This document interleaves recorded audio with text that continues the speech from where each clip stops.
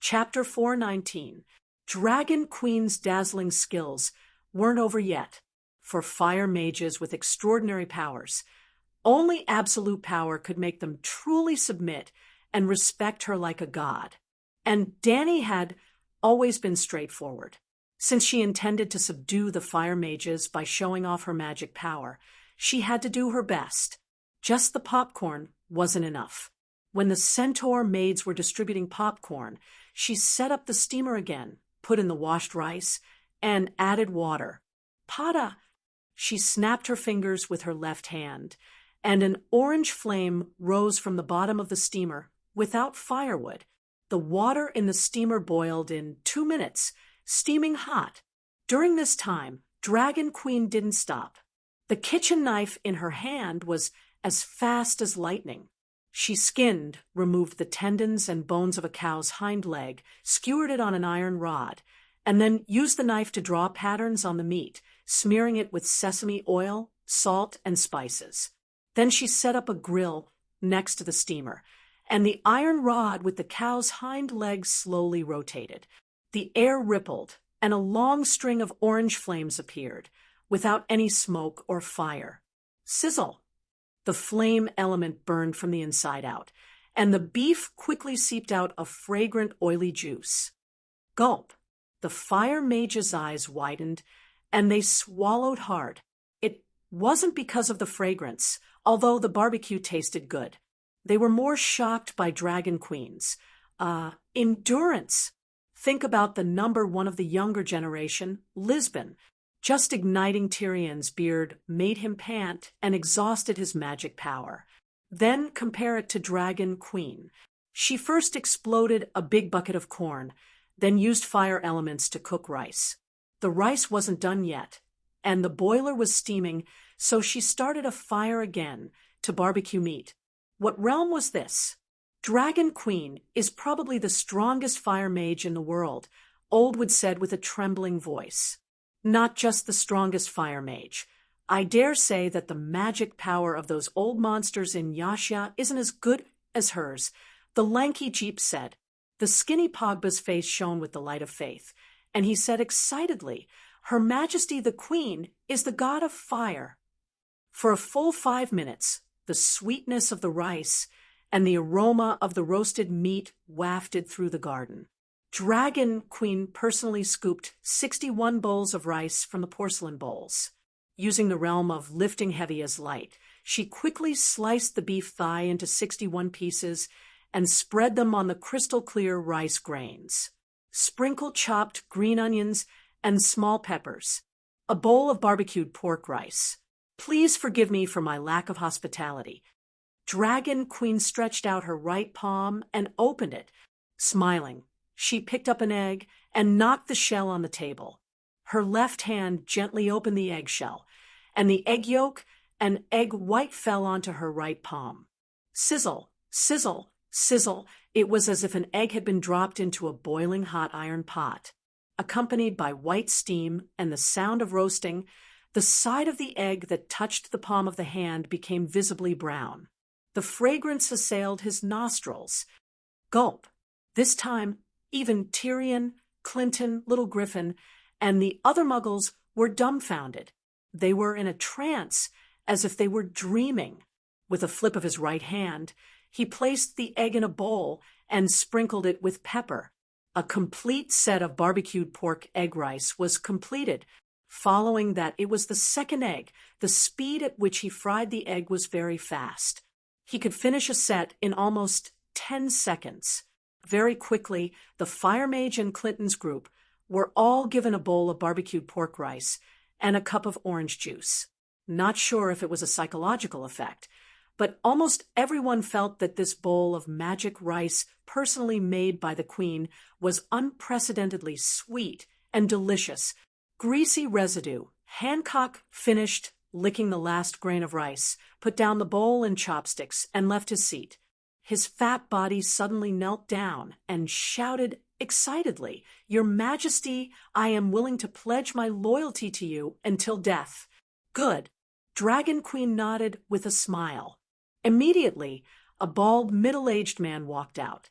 He first knelt on the ground and kowtowed 3 times before saying, "Your Majesty, I surrender myself to you. I am a spy from Volantis. I took 200 gold coins from the Alliance to destroy your stockpile of wildfire. Please punish me." Dragon Queen waved her hand. Immediately, an Unsullied came over to help the bald man up. She gently comforted him. "The big mistake has not been made yet. You still have a chance to turn over a new leaf. Jichi, go to the treasury and take 2,000 gold coins to this great mage." Plop! The bald man knelt on the ground again and cried, "Your Majesty, I don't want gold coins. I only beg you to give me a chance to redeem myself. I am willing to pledge my loyalty to you even if I have to sacrifice my life. Your Majesty, I want to confess to you. I am also a spy. I am responsible for sending your information out through messenger crows." Another fire mage walked out and knelt on the ground to surrender. "Me too, burp same." The 5th fire mage cleaned up the rice in his bowl and burped, "I surrender myself. I am a spy. I am responsible for spreading fake news in the city." In a short while, all the fire mages knelt on the ground. They either confessed their identities or swore their loyalty to the Dragon Queen. Ha ha ha. Danny pretended to be bold and laughed 3 times. She left her seat and walked to the kneeling mages. She raised her hands and said, "Great mages, please rise. From now on, I accept your loyalty. You are all members of the Royal Mages. From now on, there will be a place for all of you at my fireplace and dining table. From this moment on, my glory is your glory. Thank you, Your Majesty. I Woodward, I Pogba, I Hancock, I Jeep, I swear allegiance to Her Majesty, Queen Dany Liz Targaryen. Swear allegiance to her and never leave her side." More than 50 fire mages used the Valeglia language with a local accent and blurted out the firmest oath. The little devil looked confused. Scholar Sai, Sister Lamore, and Clinton were all stunned. Little Griffin's eyes widened, and his fists were clenched. The Dragon Queen personally walked forward and helped the new subordinates up one by one. She asked for their names and comforted them. After more than an hour, the sky darkened. Danny roughly understood the names and magic levels of these fire mages. Yes, she could judge the depth of their magic and the level of their meditation techniques through their eyes. When I disguised myself and entered Volantis, I promised Great Mage Pogba and Great Mage Wood that Dany Liz, who defected to Slave Bay, would receive a reward of 1,000,000 gold coins. "Targaryen, your words are like a mountain." Her expression was firm and her voice was sonorous. With her hands behind her back, Dany walked back and forth in front of the fire mages. She smiled faintly and said, "Chi-Chi, 54 fire mages, 20,000 gold coins for each of them. That's almost 1,000,000 gold coins." The fire mages were shocked and in disbelief. When they saw the confirmation in the Dragon Queen's eyes, all of them were delighted. 7 gods above. The little devil held her forehead. "I also want to shout, 'Long live the Queen.' I don't know if she will accept my allegiance." Clinton glanced at little Griffin with a serious expression and sighed helplessly in his heart. This Dragon Queen's methods are not that brilliant, but they are simple and practical and very targeted. She seems to be an old hand in the game of power. Compared to her, little Aegon is too immature. The afterglow of the sun completely disappeared under the sea in the west. The sky was dyed a deep indigo, and the moon showed a faint outline in the sky. Astapor by the sea was already brightly lit. Chi-Chi left the top of the pyramid with the fire mages. The centaur maids would arrange a place for the fire mages, and according to the Queen's orders, the 20,000 gold coins would be distributed tonight. Clinton and the rest of the 7 did not leave. They had not even clearly explained their identities. Jorah Mormont took off his helmet and pointed at the dwarf who was standing by the wall and looking at the scenery. He shouted, "7 levels of hell, little devil! Where did your nose go? Why are you here? How dare you come here?" Well, in the days when the Dragon Queen was not in Slave Bay, the agricultural production did not stop. According to the rhythm of 3 days of work and 1 day of rest, the farmers were led by the White Knights to work collectively. Cayuan had Beevos, Astapor had the Great Bear, and Meereen was a prisoner of Gith, so a whip was enough. Today was also the day to cultivate sweet potatoes. The Great Bear was busy outside the city until the sun went down and had just returned. Well, like Dany, the White Knight was busy practicing martial arts on the ridge of the field and did not even plant a single sweet potato. "You are." The little devil stared at Mormont for a long time. Gorgeous armor inlaid with white glaze, a white cloak that was as bright as a young girl's feelings. His heart skipped a beat, and he suddenly said, "You are the Count of Bear Island who ran away with his wife? You look quite spirited and strong. You are doing well." As expected, Mormont's face darkened. Seeing this, Tyrion immediately changed the topic, rubbing his nose and saying, "Hello, Sir Mormont. I lost my nose in the Blackwater River. I don't know which bastard it was fed to." Mormont's face darkened even more. "Your Majesty, he is Tyrion Lannister.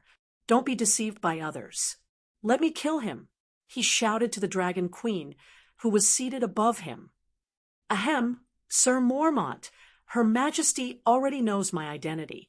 She won't kill me." The little devil laughed. "Why won't I kill you?" Dany asked curiously. "I also want to know why you won't kill me." The little devil wrinkled his ugly nose. "You invited me to a banquet and ate beef and egg rice. Unless you violate the guest's rights, you can't kill me no matter what." Clang, Mormont sheathed his sword and complained, "Your Majesty, why are you still keeping this kind of person?" Obviously, he also knew that the Dragon Queen would not kill Tyrion. Dany stared at the little devil's black and green eyes and said with a strange smile, "Because Duke Tywin is Targaryen's most hated enemy. You, on the other hand, brought him the most humiliating, most absurd, and most satisfying death in the world. This makes me very happy. It's even more pleasing than taking revenge with my own hands." Tyrion's pupils shrank to the size of a needle tip. His face instantly turned deathly pale. His lips trembled. He wanted to say something, but he couldn't even spit out a single word. The scene also suddenly became deathly quiet.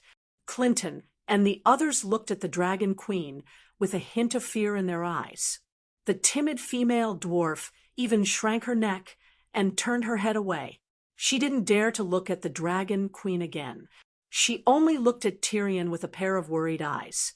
Dany seemed to be unaware of everyone's reaction. She shrugged and said in a flat tone, "What? Shouldn't I be gloating and clapping my hands in joy? In the War of the Usurpers, I'd Robert, Jon, and Aeron all have a reason to rebel. Only Lannister and Duke Tywin are absolutely unforgivable. Even lions know that debts must be repaid. A true dragon's anger should be even fiercer and crueler, shouldn't it? Blood and fire? You are the true Targaryen," Tyrion said bitterly. Chapter 4:20. "Your Majesty, Dany Rise, Tywin Lannister is indeed hateful, but you did not lose your nephew, Aegon." Determination flashed across Clinton's weather-beaten face. He stood up, pulled Little Griffin up, and introduced him to Dany solemnly. "Your Majesty, this is the son of your brother, Prince Rhaegar, and Princess Ilia, Aegon Targaryen." Say that again." Dany was stunned. "Who is Rhaegar's son with?" Little Griffin broke free from his foster father's arm, stood up straight, raised his head, and puffed out his chest. His dark purple eyes met the Dragon Queen's suspicious violet eyes. I am Aegon Targaryen. My father is Rhaegar Targaryen, and my mother is Princess Ilia of Dorne, he said loudly. Seven gods above, you are crazy. Jorah Mormont slapped his forehead and said in disbelief, everyone knows that Prince Rhaegar's children were killed by Duke Tywin.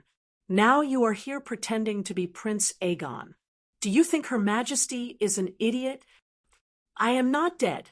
Little Griffin straightened his back and raised his neck, as if he wanted the White Knight to see his silver hair, purple eyes, and the prince's anger on his face. Tell me, what is going on? Dany asked. Little Griffin said. Before Duke Tywin entered the city, Count Varys found a drunken tanner in the stinking bay. His wife died in childbirth. The tanner had many sons, but he had never drunk golden wine. He sold his youngest son to Count Varys for a pot of golden wine from the Green Pavilion Island. After that, Varys handed the kid from the stinking bay to my mother and took me away. Varys had guessed that Tywin would harm his old friend, Aerys. Dany did not doubt this. In fact, when Tywin led his army to King's Landing, Varys had advised the Mad King not to open the gates and not to let Lannister's army in. But Grand Secretary Pycelle had long since taken refuge with Tywin. When Tywin was prime minister, he encouraged the hesitant Mad King to welcome the army of the Western region into the King's Landing. Deep in his heart, the Mad Monarch knew that his old friend was no longer trustworthy. Otherwise, he would not have planted wildfires in the city and ordered Jaime to kill Tywin and take over Lannister's army. The Mad Monarch was not stupid. He was just crazy. But at that time, Liga had already died in battle at Ruby Beach, and Ed Stark's army arrived almost at the same time as Tywin. The Mad Monarch had no choice. It was worth mentioning that the Mad Monarch's order for Jaime to kill Tywin might seem crazy and foolish, but that was not the case. First of all, this was his only chance to turn the tables. With the king's order to kill Tywin, Jaime might take over the army of the Western region. Jaime was Tywin's only son. With the army of the Western region, there was a high chance that the King's Landing could be defended. Then, when Dormartle or River Bend Tyrell's reinforcements arrived, the Mad Monarch could really turn the tables. Secondly, the Mad Monarch was born in the Golden Age of Knights. He was spoiled. White Bull, Sword of Dawn, Barristan the Fearless, and so on. A total of 9 White Knights had served Aerys. Every White Knight was brave, loyal, virtuous, and powerful. They also adhered to the belief that the White Knights were completely loyal to the king.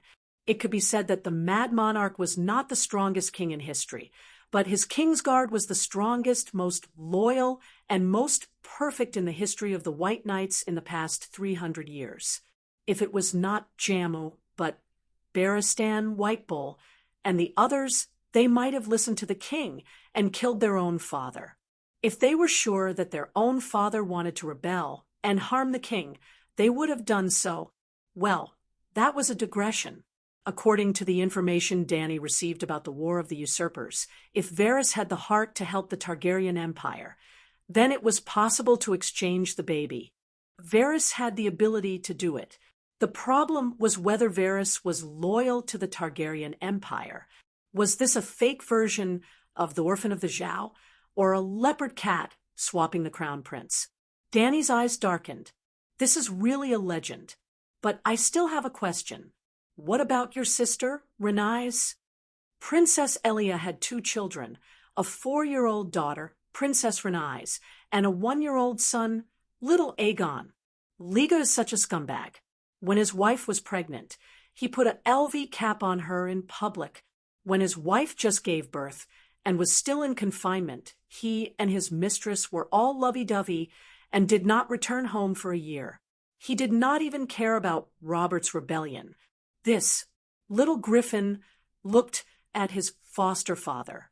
Clinton said, Princess Rhaenys is too old to disguise herself. Also, Varys was just taking precautions. He was not sure if Duke Tywin was really that crazy to kill an innocent child. As he spoke, he carefully took out a letter wrapped in sheepskin from his shirt. There was even a red wax seal on it. You can take a look at this letter. Varys gave it to you. The Great Bear went forward to take the letter. Clinton only hesitated for a moment before handing the letter to the White Knight. In front of everyone, the Great Bear pulled out a dagger from his waist and separated the wax seal. He opened it and read it before handing it to Dany with a frown. It was a letter written by Varys himself. There was only one page, but it was filled with words. He explained in detail his motive and process for exchanging the baby. At the end, he sincerely suggested that they should imitate Aegon and his sister. The Dragon Queen should marry little Aegon and continue the pure-blooded Targaryen empire. In the end, they would conquer the Westeros and take back the Iron Throne. Sit down first. Dany pondered and waved her hand. Aegon, Sir Clinton, sit down first.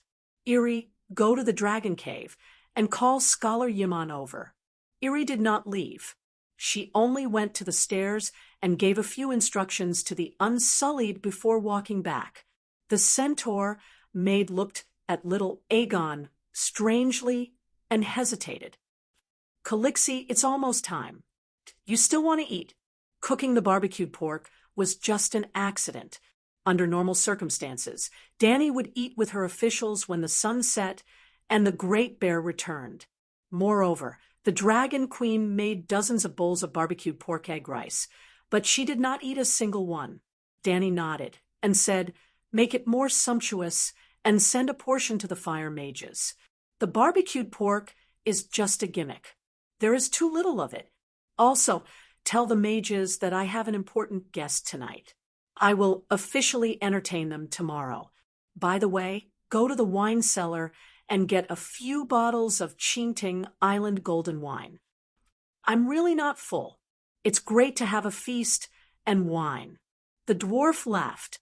Clinton, little Aegon, and the others looked solemn and pursed their lips. Tyrion, however, recovered from his earlier gloom and was laughing and joking again. "Scholar Yimmon, which scholar is it?" "It can't be the scholar. I think the one on the Great Wall, right?" He blinked his heterochromatic eyes and asked curiously, he still remembers you." Dany laughed. "The Seven Hells. Your Majesty, you really went to the Great Wall? What did you go there for? To see the deviant ghosts?" Tyrion exclaimed. Jorah Mormont dragged a chair and sat down beside Dany. He looked at the little devil with a strange gaze. "Not to mention the Great Wall, I also went to the Old Town, King's Landing, and Hudgien. Just a few days ago, I even saw your sister." Dany said. Tyrion's expression changed. It was a very complicated expression, not knowing whether to be happy or sad. He said in a low voice, "You killed her. Do you want her to die?" Dany asked curiously. Tyrion did not hesitate. "Of course," he said. "A headless sister is the cutest sister of all. Beast. Only a beast would kill his nephew, father, and even his own sister." Jorah said disdainfully. Not only was Tyrion not angry, he even smiled proudly and said, "Knight, you weren't here just now, so you didn't hear how the Queen appreciated me shooting Dad. I think Her Majesty needs a cute little beast like me who kills both her king and her own family." Dany stared at Tyrion's eyes for a while and shook her head. "Joffrey wasn't killed by you, and killing Tywin wasn't your intention either. Maybe you really did have that impulse, but now you seem to be on the verge of regret." "I never regret it. I will always remember the moment I pulled the trigger. That was my happiest moment." The little devil shouted. "Looks like you really do regret it." Dany nodded. "That's right. Patricide is too much of a violation of human ethics. Normal people can't stand it. Tyrion opened his mouth wide, not knowing what to say. "Joffrey wasn't killed by him?" little Aegon suddenly asked. Dany glanced at the suspected nephew and shook her head. No. Why? The little devil was puzzled. No one would kill their king and their own family in public. At least you wouldn't be so stupid and crazy. Hee, but my sister, father, and brother all think that I'm that stupid and crazy. The little devil opened his mouth and revealed an ugly smile. To be honest, I think your sister and brother here. Dany pointed at her temple. It's empty. No, it's not empty. It's stuffed with shit. The little devil put on a straight face and corrected her. Hee, the little devil's expression changed. He asked again, Are you saying that my father knows that I've been wronged? It's obvious. Clinton was shocked. Then Duke Tywin, why? Now you understand why I can pull the trigger. The little devil's face twisted as he laughed. He asked again, Tell me, how did my sister die? Was her head chopped off or eaten by a dragon? I didn't kill her. Why? Didn't you say that the blood feud between Targaryen and Lannister could only be cleansed with blood? Could it be that my sister also killed a certain Lannister and Jaime to win the queen's favor? The little devil was puzzled. Something like that. Dany nodded with a smile. She really killed Jaime.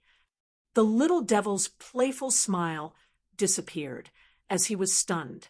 Dany said with a smile, He's not dead yet, but with the speed at which your sister finds wild men, something will happen sooner or later. I realize that your sister is so stupid and crazy that she's more useful to me alive than dead. One Cersei is more lethal to Lannister than 3 Megalosaurus.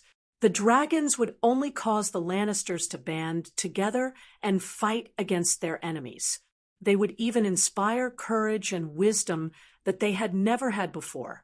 But your sister... Ha. Dany laughed under Tyrion's stunned gaze and said happily, Watching your sister perform on the Iron Throne is far more enjoyable than watching a stage play. Watch her destroy the foundation of Casterly Rock City step by step and establish strong enemies. Watch her throw away the prestige and glory built by Lannister's ancestors.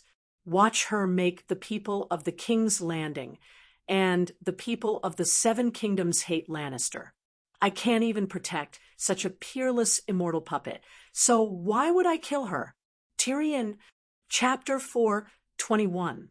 Your Majesty, you are ruthless. Tyrion stared with his strange eyes and said dryly, Not just Tyrion, even Clinton, little Aegon, Sister Lemore, and the others looked at the Dragon Queen in horror, deeply shocked by her words. What am I ruthless about? I didn't do anything. Your sister is stupid and crazy. What does it have to do with me? Dany glared back at the dwarf. Everyone was stunned when they heard this. Thinking about it carefully, wasn't that right? The Dragon Queen didn't do anything. She was just watching the show. Was she supposed to help her enemy Lannister clean up the family so that Casterly Rock would prosper and Lannister on the Iron Throne would remain strong forever? Tyrion's face was twisted. His 2 black holes were sometimes flat and sometimes round. It was terrifying. Finally, he sighed helplessly and muttered, I really should let my father hear the Queen's words. It's the father's fault for not teaching. It's your father's retribution for raising you 3 siblings. Dany smiled lightly. Tyrion sighed again and asked curiously, What stupid thing did my sister do recently? Your sister put 3 LV hats on your brother and planned to give one to her son. She actually arranged for her lover to seduce Tommen's wife and share an adulterer with Queen Marjorie.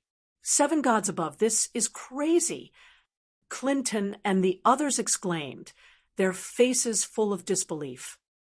What's the purpose of her doing this? She can't be communicating with her daughter-in-law Marjorie through that adulterer, right? Tyrion grinned. Cersei used a price of 900,000 gold royals to allow the church to rebuild their armed forces.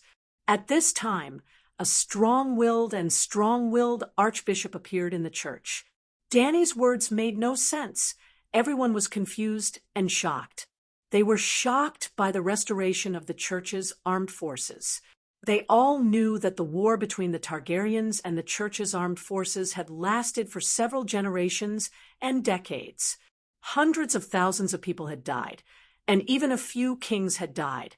After paying a huge price, they were finally able to strip the church of its legitimacy. Even someone as devout as Saint Bailey had never thought of restoring the armed forces of the church. But when it came to Cersei, she didn't feel bad about selling off her grandfather's land. Cersei has gone mad. Clinton sighed. Tyrion rolled his eyes and said, "I understand now. This is my sister's style.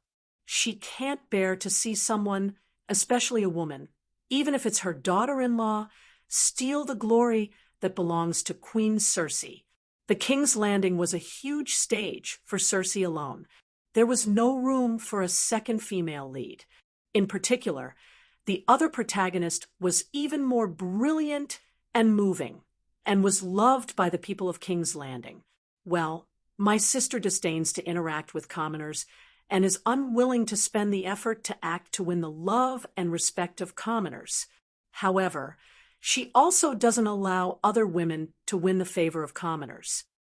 Hee hee. So she wants to perish together with Margaret and roll in the toilet together? Dany laughed. Tyrion said with a complicated expression, "Cersei thinks she can control the archbishop and let the adulterer report Margaret to the church? If the church still has power, then only the archbishop is qualified to judge the crimes of the royal family." Well, you continue to guess. Guess your sister's ending. Dany nodded with a smile. "Your Majesty, you said that the new archbishop is tough." Tyrion looked incredulous and said in shock, "Did he not only accuse Margaret, but also announce my sister's crimes? That adulterer, he confessed my sister's crimes?" "Sigh, you still underestimate the Great Sparrow. He didn't just announce her crimes." "The Great Sparrow is the archbishop's name," Dany added. Tyrion's face changed and exclaimed, "Impossible? Even if the Great Sparrow restored the armed forces of the church, how much power can he have in such a short time? How can he be a match for the Iron Throne? My father left at least 2,000 of the best Western soldiers in the King's Landing. What's impossible? What did the Great Sparrow do to Cersei?" Little Aegon hurriedly asked. "Cersei was arrested by the Great Sparrow and locked in the cathedral for several months. In the end, she was paraded naked in the King's Landing to atone for her crimes. Everyone saw it." Dany laughed. "Ah, that's too scary." Little Aegon was shocked. Clinton said with a straight face, "It's true. Cersei's living is more satisfying for Lannister's enemies than her death."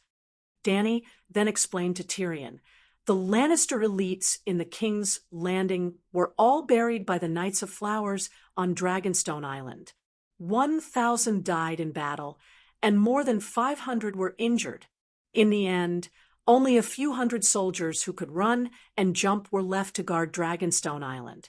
Just half a month ago, I joined forces with Tidehead Island, Crab Island, and your old subordinate Bronn Blackwater to take Dragonstone Island with 0 casualties. As expected of the elites, the 400 guards resisted tenaciously, and only 20 or so survived. Your uncle thought the ransom was too high and didn't ransom them back. He's now mining in the Dragonstone mines. The 2,000 elites Tywin left in the King's Landing were all wiped out." 7 hells! Tyrion slapped his forehead and groaned. "Father, oh father, you should be grateful that I got rid of you in advance. Seeing such a stupid sister, you'll die of anger sooner or later." "What's the matter with Bronn?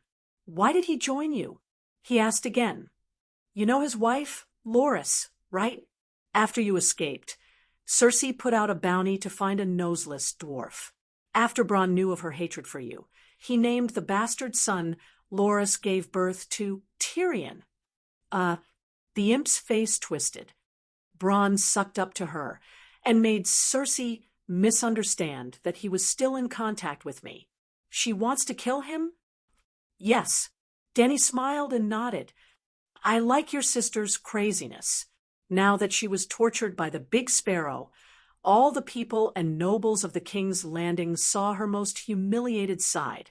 I think she has the potential to surpass my father. Little Aegon and Clinton looked at each other, as if to make sure they were not hallucinating. You know that the Mad King is your father, and you're using him as a benchmark for Cersei? Your Majesty, I can understand that you want to take revenge on Lannister, but the people of the Seven Kingdoms are innocent. The divided Westeros are bleeding, and my dear sister can only use salt to stop the pain and heal her wounds. It is time for you to strike out and end the chaos of the Seven Kingdoms at once, Tyrion said earnestly. Dany stared at the imp for a while before shaking her head. There are deviant ghosts outside the Great Wall. The long night is coming. Deviant ghosts the long night? Are you okay? Tyrion asked strangely. Could it be that the Dragon Queen also got mad? Deviant ghosts, it's real. An old voice came from the staircase. Everyone turned around and saw two Unsullied carrying a palanquin over. An old man in a gray robe with sparse white hair sat on the sedan. Beside him was a short-haired, black-haired girl. Ah, Scholar Yemont, you're really here. Tyrion was surprised and overjoyed. The sedan landed on the ground. Old Yemont walked down with Larissa's help. He sighed.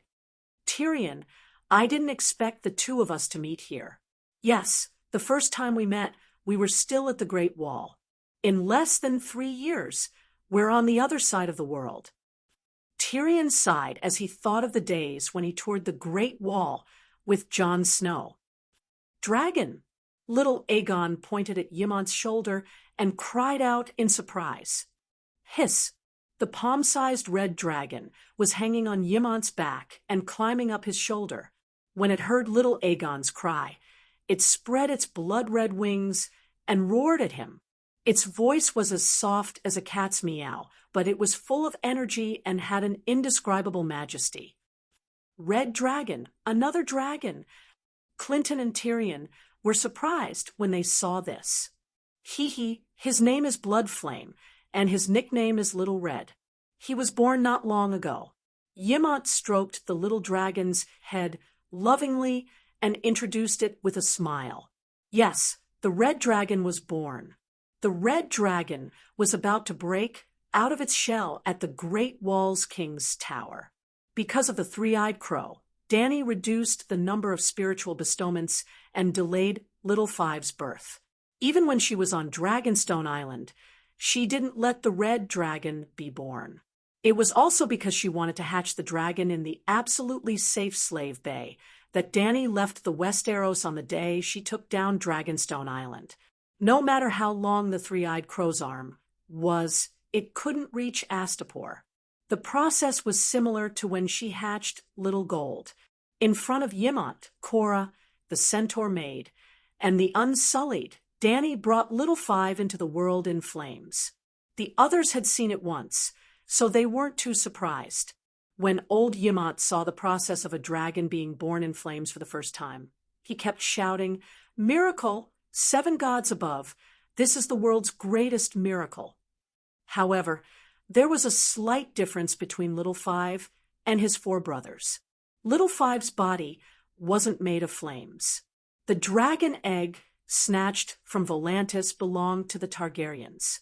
It came from 250 years ago and hadn't been completely petrified. If a dragon egg was not hatched for a long time, it wouldn't rot like a chicken egg. Instead, it would slowly solidify and turn into stone after 1,000 years. After Little Five was born, Dany was too busy. She had to use the Song of Wind to perfect the 2 meditation techniques of ice and fire. She also had to project her projection and deal with the matters of Braavos and the Narrow Sea. The work of taking care of Little Five was left to old Yemont. Just like how an old man in the countryside went to the city to help his son and daughter-in-law take care of his grandson, old Yemont couldn't be more satisfied with the young dragon. The Colosseum behind the Great Pyramid had been transformed into a dragon cave by the Dragon Queen a long time ago. It wasn't a place for the Megalosaurus to live in. There was only a herd of cattle and sheep for the Megalosaurus to eat when they were hungry. The lesson of the Targaryen Megalosaurus degenerating generation after generation in the dragon cave was too tragic. Dany had never forgotten. She wouldn't let the Megalosaurus live in the cave again. Yemont was like Dany in the past. He was training the young dragon to fly and hunt in the dragon cave.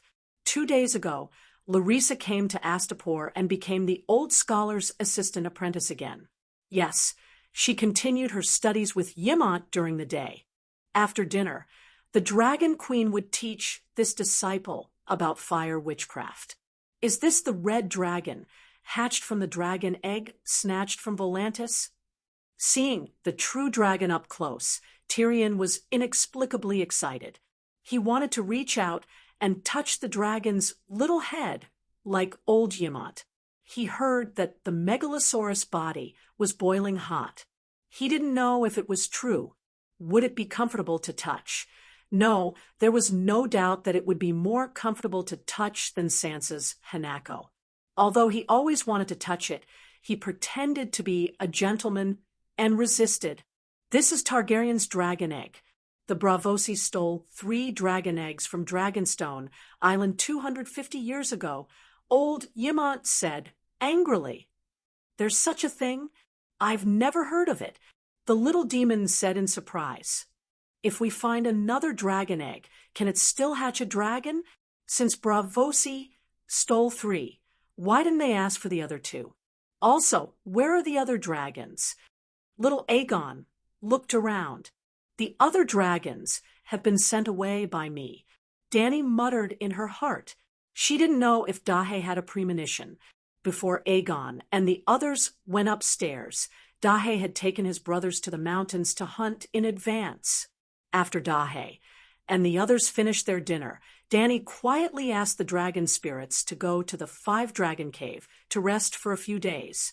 Dany planned to let the Megalosaurus return after appraising the quality of this cheap nephew of hers. The Braavosi sent the dragon eggs away and handed them to the Dragon Breeders' Association of the Allied Army. Old Yemont said helplessly. Then he noticed little Aegon's appearance and asked in surprise, "Child, are you really Aegon?" Being suspected again and again, little Aegon felt suffocated. His face turned red, and he said loudly, "Of course, I'm the son of Rhaegar, and Ilya Aegon Targaryen." "Child, don't be angry." Old Yemont sensed his displeasure and comforted him softly. "This is a serious matter. We have to be careful." The old man looked at Dany again and sighed. Varys's arrangement is not appropriate. He should have at least told Dany earlier. Chapter 4:22. At the banquet, Dany sat at the head of the table. On her left were Yemont, Jorah Mormont, Irri, and Jichi. On her right was little Aegon, followed by John Clinton, followed by the imp, Sister Lamore, Scholar Halden, Riverbend blacksmith's son Raleigh, and Tyrion's rumored girlfriend, the dwarf Fanny. In fact, Grey Worm and Dany's blood guards were outside the city. It wouldn't take much time if they were called over, but tonight's banquet was a little special. Little Aegon's identity was awkward, so it wasn't good to let too many people know before confirming his identity. However, when the centaur maids took their seats, little Aegon, Clinton, and the others still turned to look at them. In theory, maids weren't qualified to sit at the same table as their masters, not to mention that there were many guests here. Dany pointed at Irri and Jichi, who were sitting, and introduced, "The tall and strong one is Irri, and the other is Jichi. They are about the same age as me and have accompanied me for many years. They are my trusted maids, and also the first madam of Astapor. The first madam is a noble, according to the Westeros. They are court ladies with the title of count. Iri and Jichi stood up and proudly performed a Dothraki salute to the guests opposite them. At this moment, the strange expressions on little Aegon, Clinton, and Tyrion's faces disappeared. They looked at the centaur maids with a trace of respect in their eyes and returned the salute with a serious attitude. Oh, it was that realistic. The women of Slave Bay currently only had 3 ranks: young madam, madam, and first madam, corresponding to knight, sir, and count respectively. However, the titles of women only had honor and status. They didn't have land and couldn't be passed down. They were equivalent to the Westeros court knights. Currently, the highest title in Slave Bay was Clan's Count of Shattered Shackles. In terms of status, it was the same as Iri and Jichi. White knights and blood guards did not have a noble title, but their status was naturally higher than others. Dinner was sumptuous: roasted lamb chops, Dothraki blood sausages dripping with oil, fresh and tender beef and coconut soup, salmon sashimi, chopped pepperfish head, mushroom-stewed chicken, steamed crabs the size of a bowl, braised lobsters the length of an arm, roasted apples that emitted a cinnamon aroma, and fruitcakes sprinkled with sugar. There seems to be some strange food. Tyrion and the others looked at the huge fish head on the plate and looked at each other, not knowing how to eat it. In the queen's territory, the queen was in charge. She liked to mix different styles of food and eat whatever she wanted. As for how the others felt, she didn't care at all. She's already the queen, so why can't she have some privileges? After 3 rounds of wine and 5 dishes, the people at the table began to talk. Sir Clinton, with all due respect, are you Earl Clinton of Vulture's Nest Castle? Old Yemont wiped the grease at the corner of his mouth with a napkin and looked at the weathered man opposite him. Well, Dany had wanted to ask this question for a long time. John, may I ask which John are you? This was also why Jorah Mormont was not as good as Barristan. Bear Island was too remote, and the social circle was too narrow. There were too many nobles in Westeros, hundreds of earl families, and thousands of productive knights. It was useless to just remember people's names, as there were too many names. Big Bear's Bear Island was remote, and his family was very poor. Everyone knew that the poorer a person was, the less social they had. In fact, following Eid Stark to participate in the War of the Usurpers was the first time Mormont had left the Northern Territory in his life.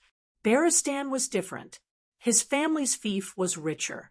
As a legendary white knight who had become famous at a young age and had a noble status, he had made friends with too many nobles in King's Landing. Therefore, when Clinton came to find him, even though he heard that Barristan was not in Astapor and knew that Mormont had always been in Slave Bay, he did not say that he was looking for Mormont. Instead, he claimed to be Barristan's old friend. In fact, Clinton was also an honest person. Everything he said was the truth. He had also heard of Jorah Mormont, who in Westeros didn't know Mormont, who had lost his honor and run away with his wife. But Barristan was really the only person he knew in Slave Bay. If old Bart was here, he would recognize Clinton at a glance. Old Yemont was also familiar with the noble families of the 7 Kingdoms, but he had been at the Great Wall for more than half a century and only knew their names, not their faces. Again, John Clinton was also very famous in Westeros. Dany, Mormont, and Yemont all knew the Mad King's Hand of the King, Prince Liga's close friend, really gay, John Clinton. It was because they knew that Clinton had been dead for many years that they were not sure if the person in front of them was really that Clinton. I am the Hand of the King, who was exiled by King Aerys, and also the Earl of Vulture's Nest Castle. The identity of the Hand of the King reminded him of the unbearable past, the Battle of the Bell. The wine in his mouth became bitter and sour. After recounting how he faked his death to raise little Aegon, Clinton said with a sad expression, "I've let King Aerys down. I've let Prince Liga down. I've let you down, Your Majesty Daenerys." Everyone who knew about the Battle of the Bell naturally understood why Clinton was apologizing and regretting it. "Sir, you don't have to apologize." Dany waved her hand and said solemnly, "You upheld your honor and did not kill the innocent men, women, and children of Shirtang Town. This behavior is highly commendable. You should be proud." "But I missed the opportunity. I let go of the best opportunity to kill Robert for nothing," Clinton said in shock. Dany looked around at everyone, taking in their expressions. "Nephew, what do you think?" she asked little Aegon. The silver-haired youth was stunned for a while and said uncertainly, "You're asking me? Other than you, who else here is my nephew?" Dany said calmly. Little Aegon looked conflicted. He was relieved that the Dragon Queen had indirectly acknowledged his identity, but he also felt helpless about her attitude toward the younger generation. Although he was indeed her nephew, he should also be her husband. "Can't she call me by my name? I'm more than half a year older than her." Although he thought so, his expression revealed most of his thoughts. This is a youth who is not very scheming. Varys and Clinton have protected him well.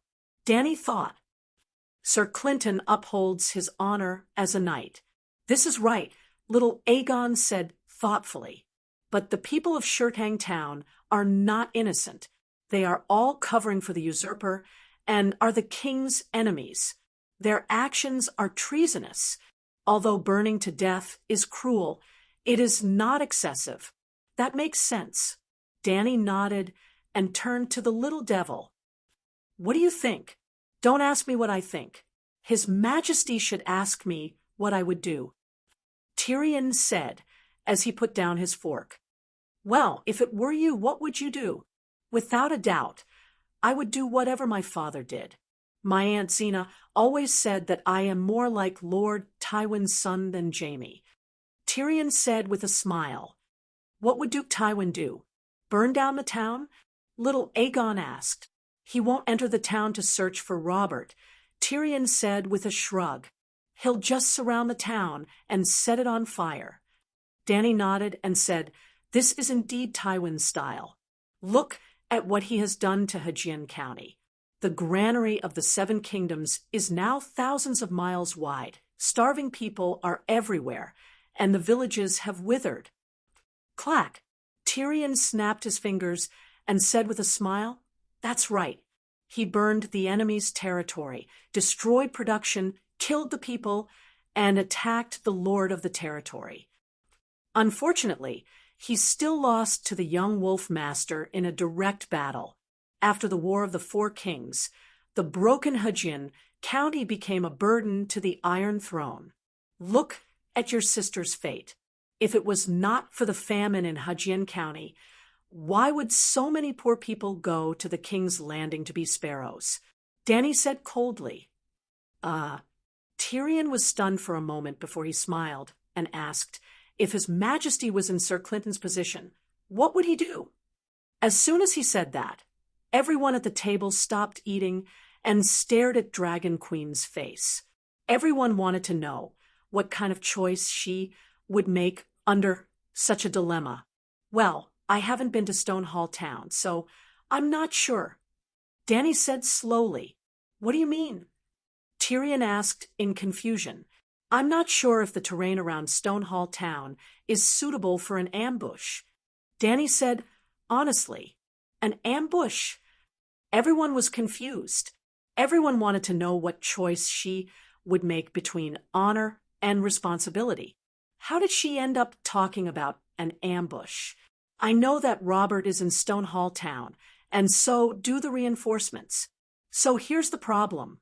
Since I know that the reinforcements are anxious to save Stonehall Town, why can't I set up an ambush at the strategic location leading to Stonehall Town? So what if I kill Robert? Hajin County, the Northern Territory, and Arryn Valley had all raised their banners in rebellion. If Robert was killed, the rebel army would become a powerful force. Perhaps without Robert, there was a chance that the rebels would surrender. But even if the rebels surrender, they will definitely ask the Iron Throne to not hold them responsible for the rebellion. They have the power to make this request. Then what? 4 of the 7 kingdoms are in rebellion, and the Iron Throne is powerless to punish them. How can the Wang family maintain its prestige? Might as well go all the way and kill all the rebels. Robert, let him stay in Stonetown. It just so happens that Stark, John Arryn, and Hoadley Tully came together.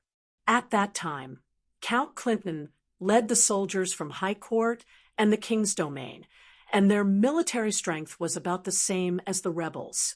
Otherwise, they wouldn't have been able to fight the Battle of the Bell into a 50-50 battle under the premise of being ambushed. In this way, they would be able to ambush the marching troops in a dangerous place. They would be able to achieve a complete victory, wouldn't they? Kill these 3 dukes and cripple the reinforcements of the 3 kingdoms. Robert of Stonehall Town will die sooner or later. Even with Robert's courage and impulsiveness, he will definitely run out when he sees the flames of war outside the town. Then, I just need to arrange a team of 20 people in advance to guard the town gate. No matter how strong Robert is, he can't fight 20 people alone, right? In this battle, the 4 dukes will all be caught. Dany looked at Tyrion, whose jaw almost dropped to the dining table, and asked, if I kill the 4 dukes and the 4 kingdoms alliance in one battle, will your father immediately kneel in front of me and call me father? Who in the 7 kingdoms would dare to covet the Iron Throne? Tyrion's eyes bulged, his mouth wide open, and he was dumbstruck. John Clinton had a dazed expression, his jaw dropping to the ground. Little Aegon felt like he was in a dream.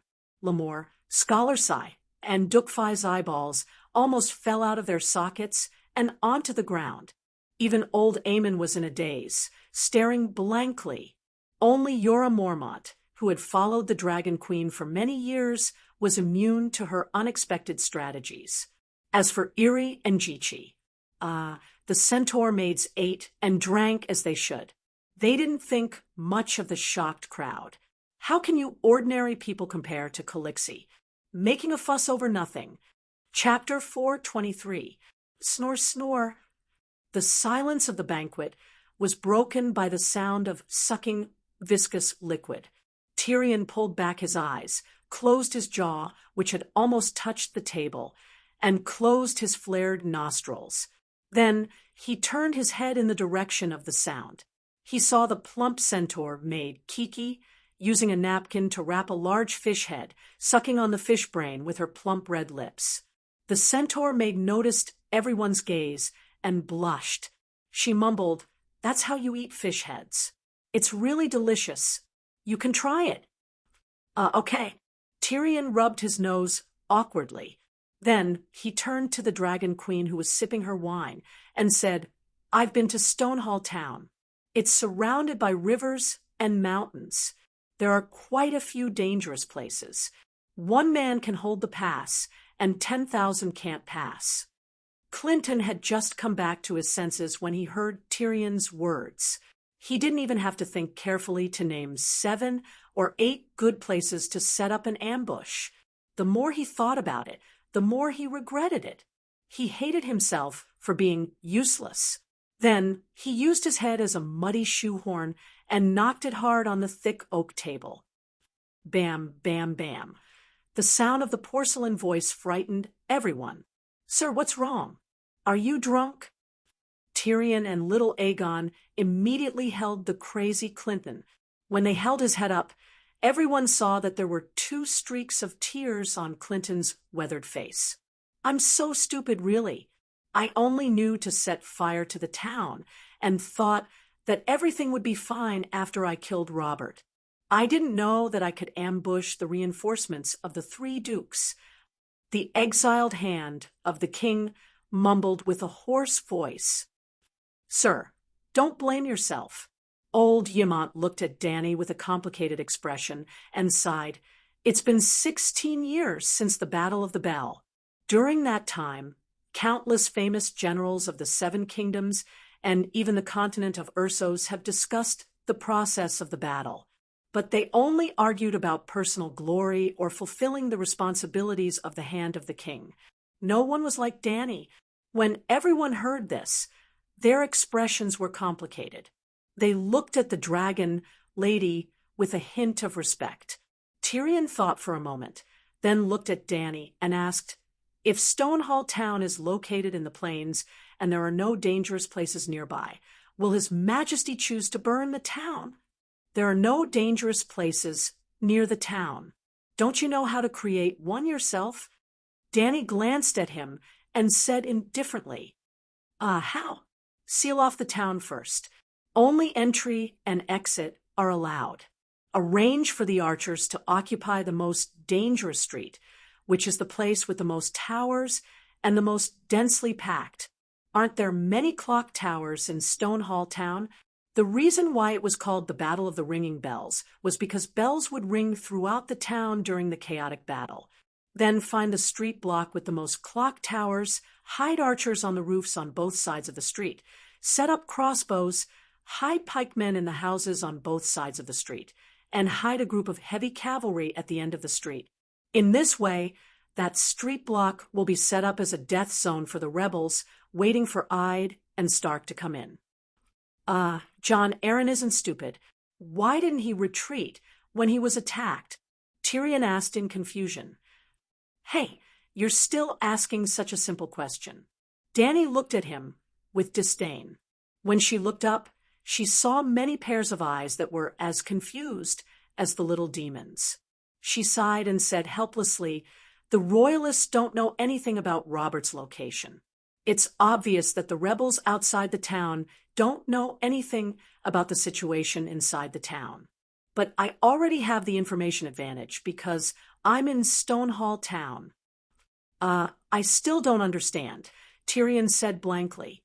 "Arrange a group of soldiers near the ambush point and pretend to besiege Robert's residence." What would Ed Stark do if, as soon as he entered the town, he heard the soldiers of the royal family shouting, "Here's Robert! Don't let Robert go! Oh, Robert's fierce! Come on, Robert's tired." "Damn, Your Majesty, you're so shameless." But even if this method didn't sound honorable, it didn't burn the civilians and didn't throw away the honor of the knights. Tyrion and the others were stunned again. But what if Robert ran out and exposed the trap? Little Aegon asked. "Didn't I say it before? The sharpshooters occupy all the clock towers, and the town is in my hands. As long as there's no evenly matched battle, if Robert dares to show his head, I'll immediately shoot him into a sieve. Then I'll shout Robert is dead, and even cut off Robert's head and put it on a spear, bringing it to the front of the army. The rebels will naturally be defeated. I don't need to tell you what to do next, right?" Little Aegon was still unconvinced and continued, "What if Robert doesn't show up and arranges for the townspeople to come out and shout?" "Sigh, as soon as the townspeople come out, the queen will know where Robert is hiding. Plus, normal townspeople don't have the guts to openly go against the king. Even if there were bold people who wanted to fight for riches and honor and didn't fear death, AI didn't dare to believe them. Because the queen can also send people disguised as townspeople to shout, 'Robert is here! Save Robert!'" Tyrion quickly followed Dany's train of thought. Dany continued, "If you don't want to kill 4 dukes in one battle, it can be simpler. You just need to ambush the archers and cavalry at the entrance of the town, and wait for the 3 dukes to come with reinforcements. Kill 1 or 2 of them, and Robert won't be able to hold back. Wait for him to raise his hammer and charge out with a roar. Then use the prepared crossbows to kill him, and the battle will be reversed immediately. That is to say, from the moment Robert escaped into Stonehall Town alone, the royalists have no chance of losing. It's just a matter of winning more or less." Bam, bam, bam. Clinton banged his head on the table again. "I'm so stupid, really. I only know that setting fire to the town and sending people to search for Robert. I didn't know that ambushing the three dukes' reinforcements would be so easy. He cried out loud. Dukefai and little Aegon quickly went up to comfort him. Dany. Yimont was gratified and happy for the Dragon Queen's unconstrained battle wisdom, but he had a reproachful expression on his face. Dany shrugged, looking innocent. Sigh, now I finally understand why the guy's army lost so badly. Tyrion scratched the back of his head and sighed as if he was glad and regretful. If Her Majesty was the eldest daughter and was born 30 years earlier, the War of the Usurpers would have had a different ending. If the Dragon Queen was born 30 years earlier with her viciousness and cunning, his father would have been reduced to ashes, and the nobles of the Seven Kingdoms, those who were obsessed with power games, would have already knelt on the ground and licked the Queen's feet. The War of the Usurpers, Balon's Rebellion, the Four Kings' Rebellion, and now the Crow's Feast were all gone. The people lived in peace, and the Westeros were thriving. It seemed beautiful, too. You can't be born 30 years earlier, or we centaurs won't have Khaleesi. Chi-Chi put down the bone and said, unhappily. Irri nodded in agreement. Dosh Kalen said that Khaleesi will fulfill the ancient prophecy and ride the Megalosaurus to unify the Dothraki Sea and become the strongest Khal in history. Dothraki also has an ancient prophecy, the child of the prophecy, Yesor Ahai. Tyrion was surprised. Irri tilted her head and thought for a moment. Maybe it's the child of the prophecy. After all, Khaleesi also said that there are deviants on the Great Wall, and the night is coming. The centaurs should also have their own child of the prophecy, but it's not Yesor Ahai. In Dothraki, it's called Ride the Steed of the World. All right, don't talk about the centaur's prophecy in front of outsiders. Dany waved her hand.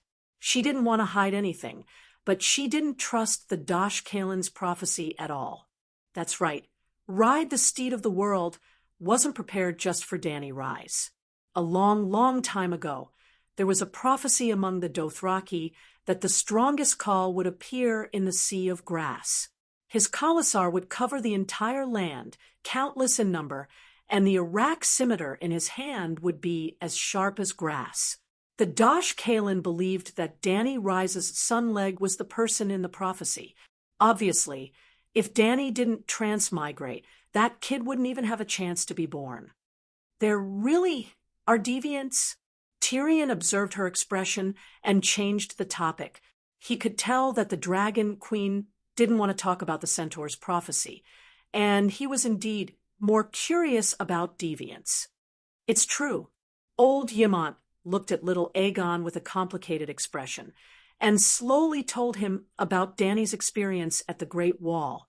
Few people knew that Prince Liga had written a letter to Yimont on the Great Wall on the day Aegon was born. Liga told Yimont that he might not be the child of prophecy, and that the newly born Aegon was the true child of prophecy. When little Aegon was born, there really was a red deviant star in the sky above the King's Landing, which happened to match Asha's prophecy. Before today, old Yimont didn't take Liga's words to heart. Liga and little Aegon died 16 years ago, and the child of prophecy wouldn't die. This meant that Liga and little Aegon weren't the child of prophecy. On the contrary, after meeting Dany, he firmly believed that she was the child of prophecy, although she firmly denied it from the beginning. But now, well, under the influence of the Dragon Queen, the old man didn't care too much about the Asha prophecy now. But the prophecy was related to the authenticity of little Aegon's identity. This was a very serious problem. If the Forest Witch's prophecy was true, the child of prophecy would be born from Aerys and Layla's bloodline. Then, excluding Dany, she was a devout believer of the seven gods and wouldn't become a believer of the Red God, so she might not be the child of prophecy. Other than him and Dany, there was a third Targaryen who had to be alive to fulfill the prophecy. and he must be of Liga's bloodline. Because the long night was coming, Viserys was dead, and Dany's offspring had yet to be born, so they couldn't become the child of prophecy. Only Liga's children fit the age. Thinking about it this way, there was a very high chance that little Aegon was real. Dany, what do you think about little Aegon? After the introduction of the other ghosts, it was already late, and the banquet was over. Irri brought Aegon, Clinton, and the others downstairs to settle down. When they heard the news about the other ghosts, they were very shocked and didn't discuss Aegon's identity anymore. Perhaps they planned to talk to Dany alone tomorrow. Then old Ymont came to Dany's bedroom. Do you think he's real or fake? Ymont asked. I don't know. Dany stroked Little Red's wings with a helpless expression. Yes, Ymont took care of Little Red during the day, but she had to sleep with her mother at night. Dany wanted to cultivate a relationship with him in preparation for the future dragon spirit. Varys definitely has the ability to cheat, but the question is whether he's loyal to us Targaryens, and whether he's willing to do so. She sighed. Chapter 4:24. There were two people in the Westeros that Dany could not see through. The first one was Stannis. Everyone said that he was resilient, upright, fair, responsible, and adhered to his duties as a minister and a ruler. After a few days of contact, Dany found that the guy was indeed stubborn, inflexible, and determined. He had a bottom line compared to most of the nobles of the Seven Kingdoms. More importantly, Erlu had fallen to such a state, but many nobles were still loyal to him. The nobles of Stormlands, the nobles of Riverbend, and the vassals of Dragonstone Island. The most classic example was Davos, the Onion Knight. The Onion Knight could be said to be the last knight with true chivalry after Aerys. During Robert's reign, among the rotten Westeros knights, the Onion Knight was the only shining point. Loyal, fearless, trustworthy, sincere, wise, loyal, dedicated. Then, the Onion Knight was completely loyal to Stannis. This did not mean that Erlu was like the Onion Knight and had chivalry, but at the very least, Erlu had some qualities that made him charismatic. But Erlu killed his brother, and Erlu sacrificed Lalo. Facing the Dragon Queen, who rode alone to the wall, the shadow in his heart began to stir. Actually, just killing his brother alone would never be enough to clear his name. Erlu seemed to have a split personality, which Dany could not figure out. The other man was shrouded in a layer of mist, a half-man. It was Varys, the 8-clawed spider. Dany did not know what he wanted or what he wanted. According to the plot of the last season of Game of Thrones, Varys wanted peace. He always stood on the side of the Westeros and maintained the stability of the Seven Kingdoms by himself. When the Mad King went mad, he betrayed him and joined Robert, who brought peace to the Seven Kingdoms. When Robert declined, he joined Lannister. When he saw that Joffrey and Cersei were even crazier than the Mad King, he joined Dany and Lys. Then, when he saw Dany Rhys burning the Westeros nobles who were unwilling to surrender with her dragon flames, he discovered that she had also awakened the mad blood and was unfit to ascend the Iron Throne and become the king of the Seven Kingdoms. After that, he planned to work with Snowball to get rid of the queen and help Snowball ascend to the throne. In the end, he died. As a traitor to Dany, Rhys died under the dragon flames. Varys' death became another example of Dany Lilith's brutality. At the same time, the dead Varys was almost whitewashed as a saint in Journey to Power. In his eyes, there was no king, only the interests of the people. Whoever was good to the people, whoever could make the Seven Kingdoms better, he would support that person. In fact, Varys became the vanguard of weakening the monarchy, denying the divine right of kings, and advocating democracy and equality. What the fuck? According to Dany's thoughts, the plot of Journey to Power was too different from the real world. The plot could not be trusted, but the characters' personalities should not have changed, and could be used as a reference. Then, could Varys' personality be used as a reference in Journey to Power? Unfortunately, she could not do it. Firstly, Varys was a foreigner. He was a Lys who grew up in the Free Cities. Why would he care about the life and death of the Westeros? Could it be that the Westeros were the center of the world, the lighthouse of civilization? In terms of technological level, cultural development, historical background, and political system, the Westeros were not as good as Volantis or Braavos. What center of civilization? That did not make sense. Secondly, Varys had once instigated the relationship between Rhaegar and Aerys, causing Aerys to be suspicious of the crown prince. At that time, there were indeed nobles who secretly discussed launching the Great Council, planning to let the increasingly crazy Aerys retire early, but Rhaegar refused. Varys' instigation forced the wise and powerful Prince Rhaegar to stay away from the court, unable to participate in the politics of the King's Landing. The country was falling apart day by day, and Targaryen's rule was in danger. Finally, when it came to dealing with Viserys and Dany Lys, Varys did not act like a loyal Targaryen minister at all. A truly loyal minister would be like Sir William Darry, raising the princess, and the prince, well, giving them a peaceful and prosperous life, teaching them etiquette, reason, knowledge, and martial skills, instead of raising them half-dead like wild dogs. While sending messages to Robert to arrange for assassins to assassinate the siblings, he secretly arranged for people to rescue them before the assassins arrived. Back and forth like this. Unsurprisingly, the once gentle second brother went crazy, and the once lively and lovely little princess became autistic. Well, Dany's second brother, Viserys, was once a sensible and refined young man who cared for his sister and was well-educated and reasonable. The former instructor of the Red Keep, Sir William Darry, raised the prince so well that he was almost a second Rhaegar. But no matter how good a person was, being hunted from the age of 13 until the age of 23 would awaken the family's mad blood.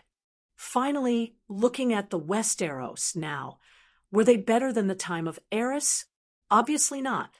Ethics collapsed. The economy withered, the government was paralyzed, and the people had no way to make a living. The Westeros today were a few hundred streets worse than the time of the Mad King. It was still the same old saying, no matter how mad the Mad King was, he would not torture the country or the people. He was also very diligent and thrifty. The national treasury was abundant, and every family had surplus food. You have warned me many times that Varys cannot be trusted, Dany said. Old Ymont nodded and sighed. Although I was at the Great Wall, I have been paying attention to the King's Landing. If not for Varys's slanderous words in front of your father, the spring of error would not have happened. Then, do you think little Griffin is Aegon? Dany asked again. This. Ymont hesitated at first. Then his expression became certain. There is at least an 80% chance that Aegon is real, and he is even the legendary child of prophecy. Old master, are you not acclimatized? Your brain. No, Astapor's climate is warm, not much different from the old town. It is very suitable for an old man like me to retire. Ymont shook his head and told her about how Liga had written to him and told him that Aegon was born on an alien planet. If the prophecy is true, then there must be someone of Liga's bloodline who survived. I am guessing that he is Aegon. The old scholar concluded solemnly. Dany looked at him strangely. The old man had guessed correctly. Liga did have a posthumous child, and his bloodline was indeed the child of prophecy. But he was not little Griffin, but Jon Snow from the Great Wall. Old master, let me ask you something. Dany thought for a while, and decided to give a little spoiler, in case the old man really poured his heart out to the unknown little Griffin. You really think Liga kidnapped Lyanna? She asked. That counts as abduction. Old Yimant's expression changed, and he said hesitantly, "With Liga's character, I did not believe that he would do that, but this is the truth, and everyone knows it." Danny shook her head and said, "Liga is handsome, noble, melancholy, gentle, and powerful in martial arts. He can play the piano, sing, recite poems, and paint. There is no girl in the Seven Kingdoms who does not love him. Lyanna is a little girl from the north who has never seen the world. How can she resist the temptation of a man of the highest quality? If Liga is really interested in a woman, why would he need to snatch her? My second brother Viserys, at his craziest, would only use his good looks and those flowery words that no one would believe to trick a woman's body. Forcing a woman is too low class. How can Liga do something like that? Could it be that they are in love with each other?" Yimant said in a low voice. "Let me ask you again, how long has Liga and Lyanna been together?" Danny said, "Almost a year has passed since he abducted Lyanna and appeared in front of the world again." After Yimant finished speaking, he was stunned, and a complicated expression of shock and absurdity gradually appeared on his face. After a long while, he said in a dry voice, "Are you saying that they might have an illegitimate child?" Danny shrugged and said with an indifferent smile, "A man and a woman alone together for a year. They can't just look at the stars and the moon every day, can they? Actually, I am very puzzled as to why no one in the Seven Kingdoms has ever suspected the illegitimate child. Could it be that you have all been brainwashed by the three-eyed crow?" This, old Yimant came to a sudden realization. This is really possible. If the illegitimate child is the child of prophecy, the three-eyed crow might have really sealed off the news about him to protect the identity of the child of prophecy. When Danny saw the old man's expression that said, "It's not that we are too stupid, it's all the three-eyed crow's fault for distorting our minds," the corners of her mouth couldn't help but twitch. Let alone the three-eyed crow. Even if 10 true gods worked together, they would not be able to influence the minds of millions of Westeros, she said in annoyance. Then why didn't we think about the illegitimate child? It can't be that we are all idiots, right? Old Yimant retorted, "We are all idiots." Danny wanted to say this. The old man's expression turned grave, and he said in a deep voice, "The more I think about it, the more I feel that something is amiss. There are too many loopholes. There should have been 3 white knights by Liga's side: White Bull, Jiro Hyder, Dawn Divine Sword Arthur Dayne, and Helen Castle's Sir Oswer Hone. But when he appeared at King's Landing, he was alone, and he left the white knights in Dorne's blissful tower to look after them." His expression changed drastically, and he spat out a name in disbelief: "Lyanna." Liga asked the 3 white knights to look after Lyanna. But why? And eyed Stark, he brought people to Blissful Tower to look for his sister, but he only brought back Lyanna's corpse. All the white knights died in battle, and I'd kept silent about the battle. How did Lyanna die? Yimant slowly closed his eyes, and after thinking for a while, he slowly opened them again. A look of disbelief flashed across his blue eyes, and his lips trembled as he said, "Jon Snow." When I'd returned from Dorne, other than Lyanna's corpse, he also brought back an illegitimate child. Lyanna died in childbirth, and the child is Liga's. 7 levels of hell. The old man held his head and moaned softly, "No wonder I feel an inexplicable sense of closeness to Jon. No wonder Jon's birth mother has always been a mystery, and I'd Stark never mentioned that woman and did not even mention her name to Jon. This is not normal. It is not logical. Why didn't we suspect it before? A handsome man and an adult woman have been together for a year. Both of them are healthy, and both of them desire each other. What can they do? What can they do? Giving birth to an illegitimate child is a matter of course. Why didn't anyone think of it before? Three-eyed crow, blind in Riverwind. It's all him. He's the one who's controlling everything in the dark." Old Yimant said through gritted teeth. Old Yimant's reaction shocked Danny greatly. She did not expect that the old man would instantly discover the truth with just a few hints, and she did not even give any more hints. It was completely based on the old man's wisdom and experience. Could it be that the old man's IQ soared after he left the Westeros? Danny, did you already know about Jon's identity? Old Yemont suddenly raised his head and stared at Danny. Chapter 4:25. Danny, did you already know about it? Yemont's eyes lit up, and he looked at Danny. Know what? I don't know anything. Danny had to deny it, of course.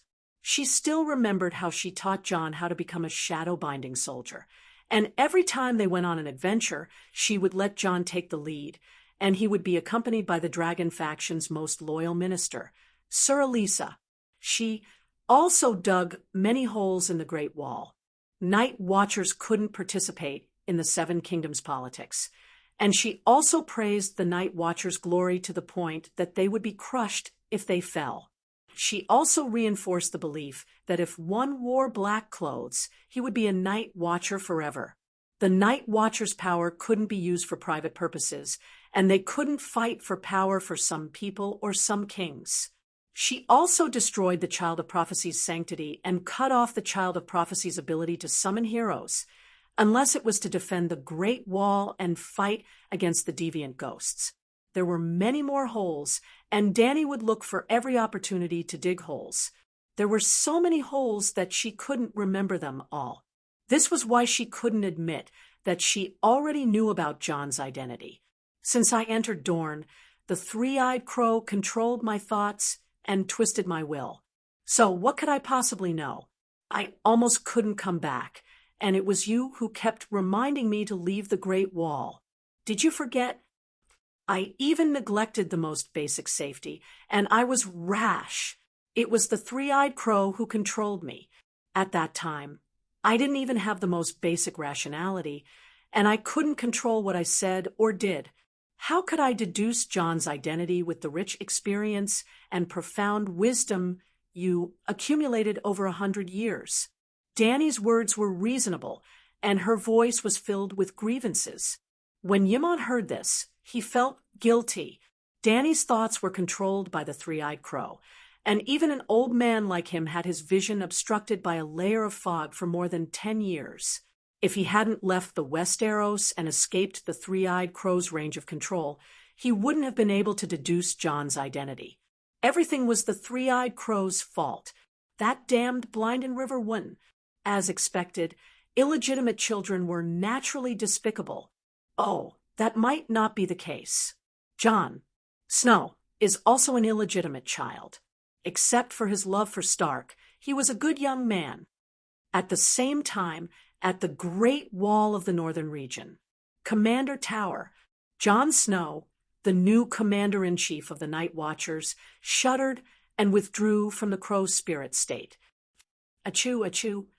Jon blew his nose and murmured, I can't sneak out in the middle of the night to fool around with Jacqueline anymore. Now that I'm the commander-in-chief of the Night Watchers, I should lead by example. I can't. Well, Mole Village has prospered a lot lately, and a lot of prostitutes and peasant women who couldn't get along in Hearthstone and Carho have come to Mole Village to make a living. The Queen kept her word and gave the Night Watchman silver deer every month. The money was all spent in the Mole Village. Moreover, the Queen had said that a man's normal physiological behavior was not a big mistake. After all, the long night is coming, and the men of the Night Watchers are going to fight for their lives. A little mistake is not a mistake. After murmuring like this, Jon felt at ease again. At most, he would reduce the frequency of his dates with Jacqueline. Jon sat behind the desk and said to the empty chair opposite him, Lord Mormont, please help me tell Jacqueline that I won't be going to the top of the Great Wall to meet her tonight. I have a cold. Jon, you've been led astray. Jon, you've grown up. You're a man now. Jon blushed and said helplessly, I don't want to either. It's Jacqueline. She said that if I don't go to her, She'll come and steal from me in the middle of the night. Liar, liar. Think about it. You really want her. I saw it and heard it. You still want Vane. No, no, I don't want Vane, John quickly denied. Think about it. You used my body to peek at her bathing and watch her do herself. You want to go? Stop it. John's face was as red as monkey's, but he quickly changed the topic. Corn, Lord Mormont, do you want corn? Corn. There was no one in the office of the commander's tower except for John. But someone responded to him. In the identity of the former commander-in-chief, Dio Mormont, he responded to him. Flap, flap, flap. A big black crow flew up from the back of the chair and flapped its wings around John, cawing, John, corn, corn.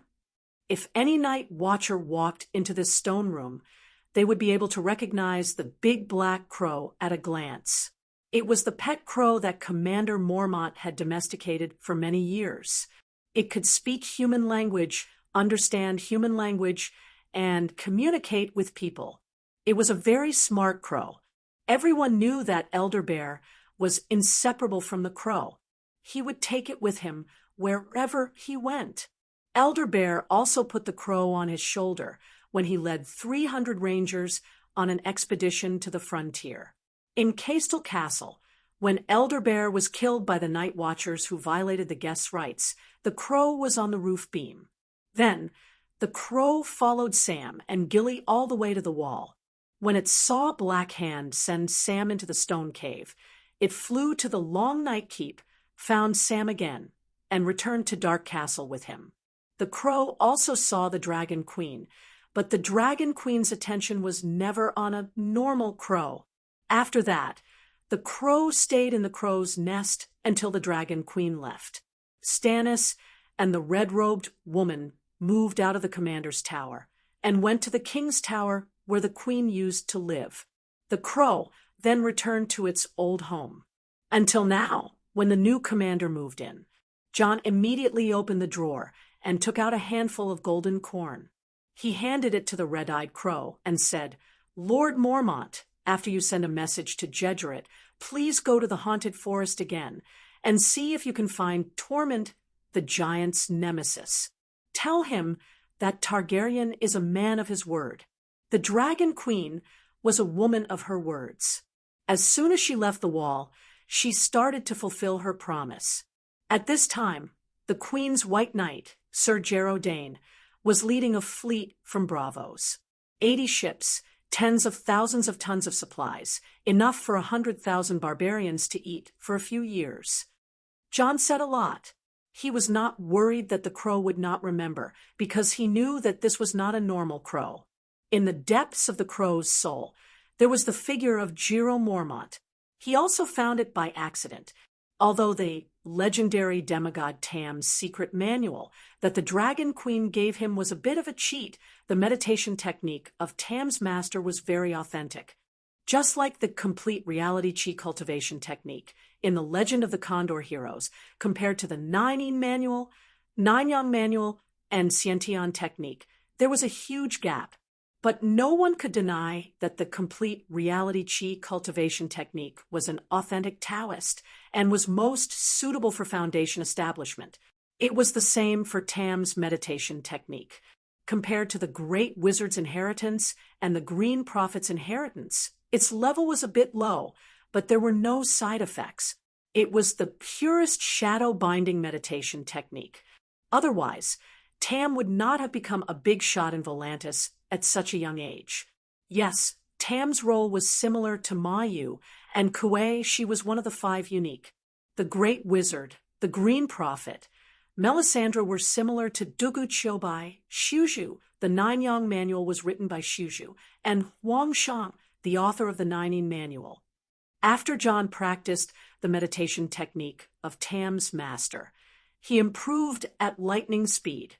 How could it not be? He was the child of prophecy, and there was no doubt about his talent.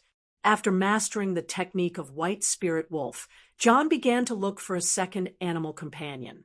It would be best if it was a flying eagle.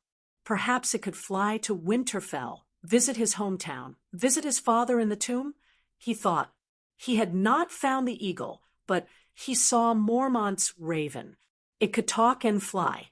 This big black crow was not inferior to the goshawk. Then his soul entered the raven, and he was shocked to find old Mormont's figure in the depths of his soul. Old Bear was also a shapeshifter. John was shocked at first, but after thinking about it carefully, he felt that it was reasonable. Mormont and Stark were both from the Northern Territory. They had pure ancestral blood and had believed in the old gods for thousands of years.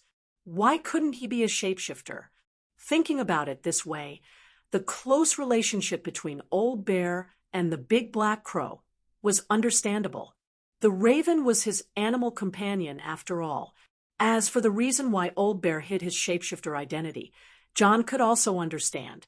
If White Spirit was not too conspicuous, and if the savages knew that he was a wolf spirit, he would also want to hide his shapeshifter identity.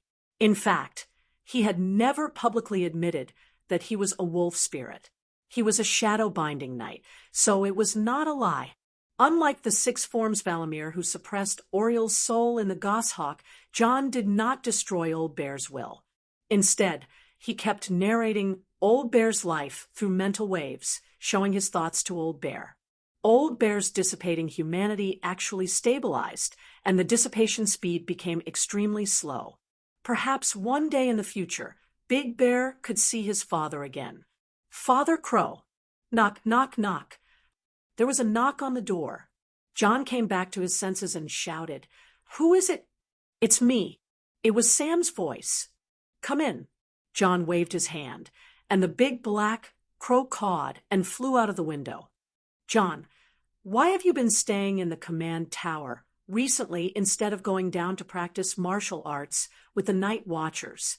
Galen wanted to come up to you several times, but because of your identity as the commander, I stopped him."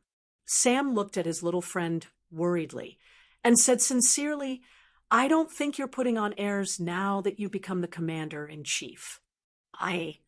John's pale face turned even paler. "Sorry, I'm a little busy. Sir Jarrow Dane's fleet will arrive at the East Sea in about half a month. There's a lot of supplies. No, are you hiding something from me?" Fat Sam interrupted him, looked at him carefully for a while, and said in surprise, "Your face is so pale. Are you sick? Do you want to find Dr. Perez, Dan?" "My face." John's heart sank. He rubbed his cheeks, and his expression was uncertain. "I'm a little afraid of light. The sun stings my face, so I don't want to go downstairs during the day," he said in a low voice. "Afraid of light? Why?" Sam was puzzled. "It seems to be binding." John's eyes flashed, and he changed his words. "There's a problem with my magic cultivation. Why did the shadow binder wear a mask? To be mysterious? The shadow children of Yasha were not just for show. Yasha in the Far East had been in the shadows for thousands of years, and it had almost never seen the sun. Without the sun, there was no way to grow food. In fact, the Yasha residents not only bought food from the sea, but also brought in fresh water from the outside. The water in Yasha was black, and it shone with a light green phosphorescence. It had powerful magic radiation, and it was a curse to ordinary people. A shadow binder born in such an environment would definitely have an allergic reaction to the normal world. Chapter 426. John needed a mask. After understanding John's predicament, Sam suggested the same thing. "Do you know Captain Morona of the Wildling Camp? She's a witch warrior and wears a white weirwood mask all day long. She's also known as the White Mask. John, you can learn from her." Sam said, "Mask, I know about masks." John covered his face and sighed. How could he not know about masks? The legendary demigod Tam had already mentioned this in his diary. After becoming a shadow-binding knight, he had to prepare a mask as soon as possible. However, it didn't mean that shadow-binding knights couldn't see sunlight. Wasn't Melisandre also a shadow-binding knight? When had she ever been afraid of sunlight? Shadow-binding knights controlled the power of shadow and fire. If they could learn a high-level fire spell and develop it to a certain level, shadow-binding knights would no longer be afraid of sunlight.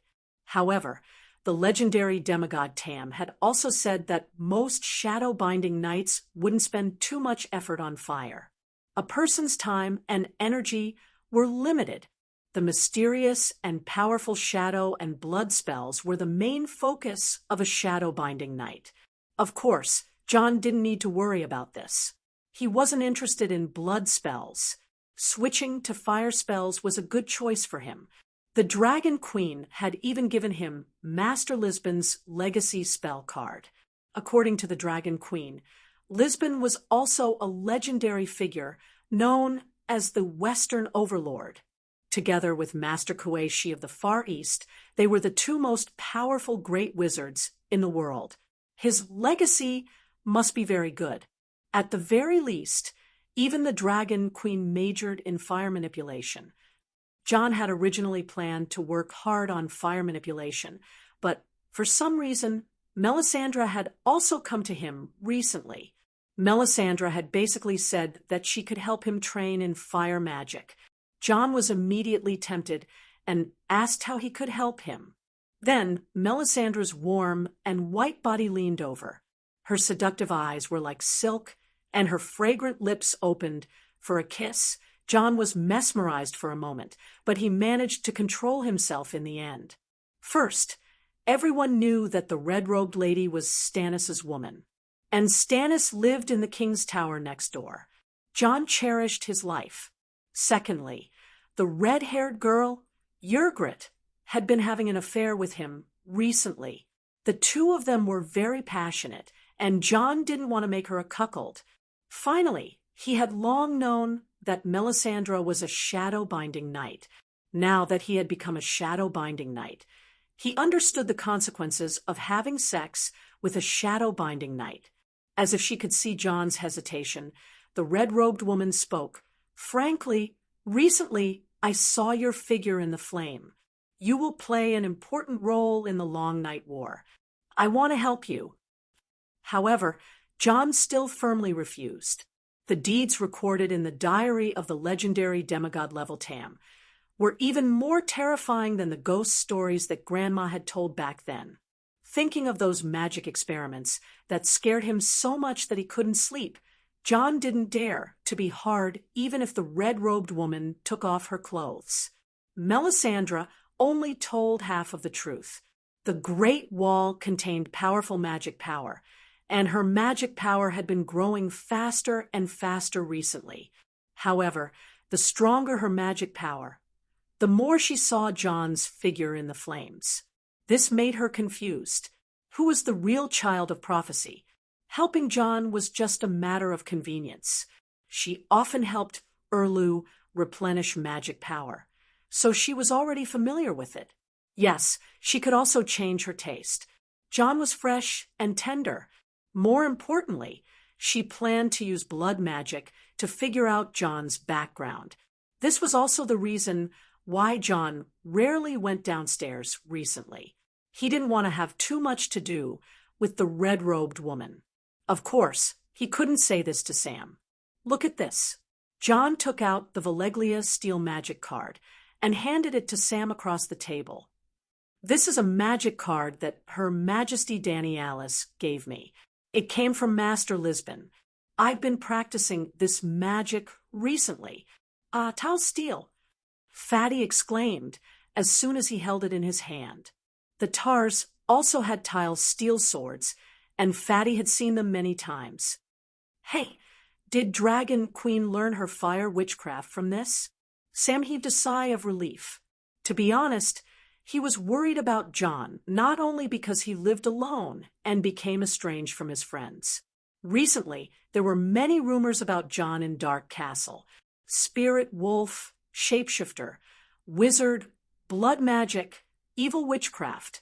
The black-robed brothers were afraid of their commander-in-chief.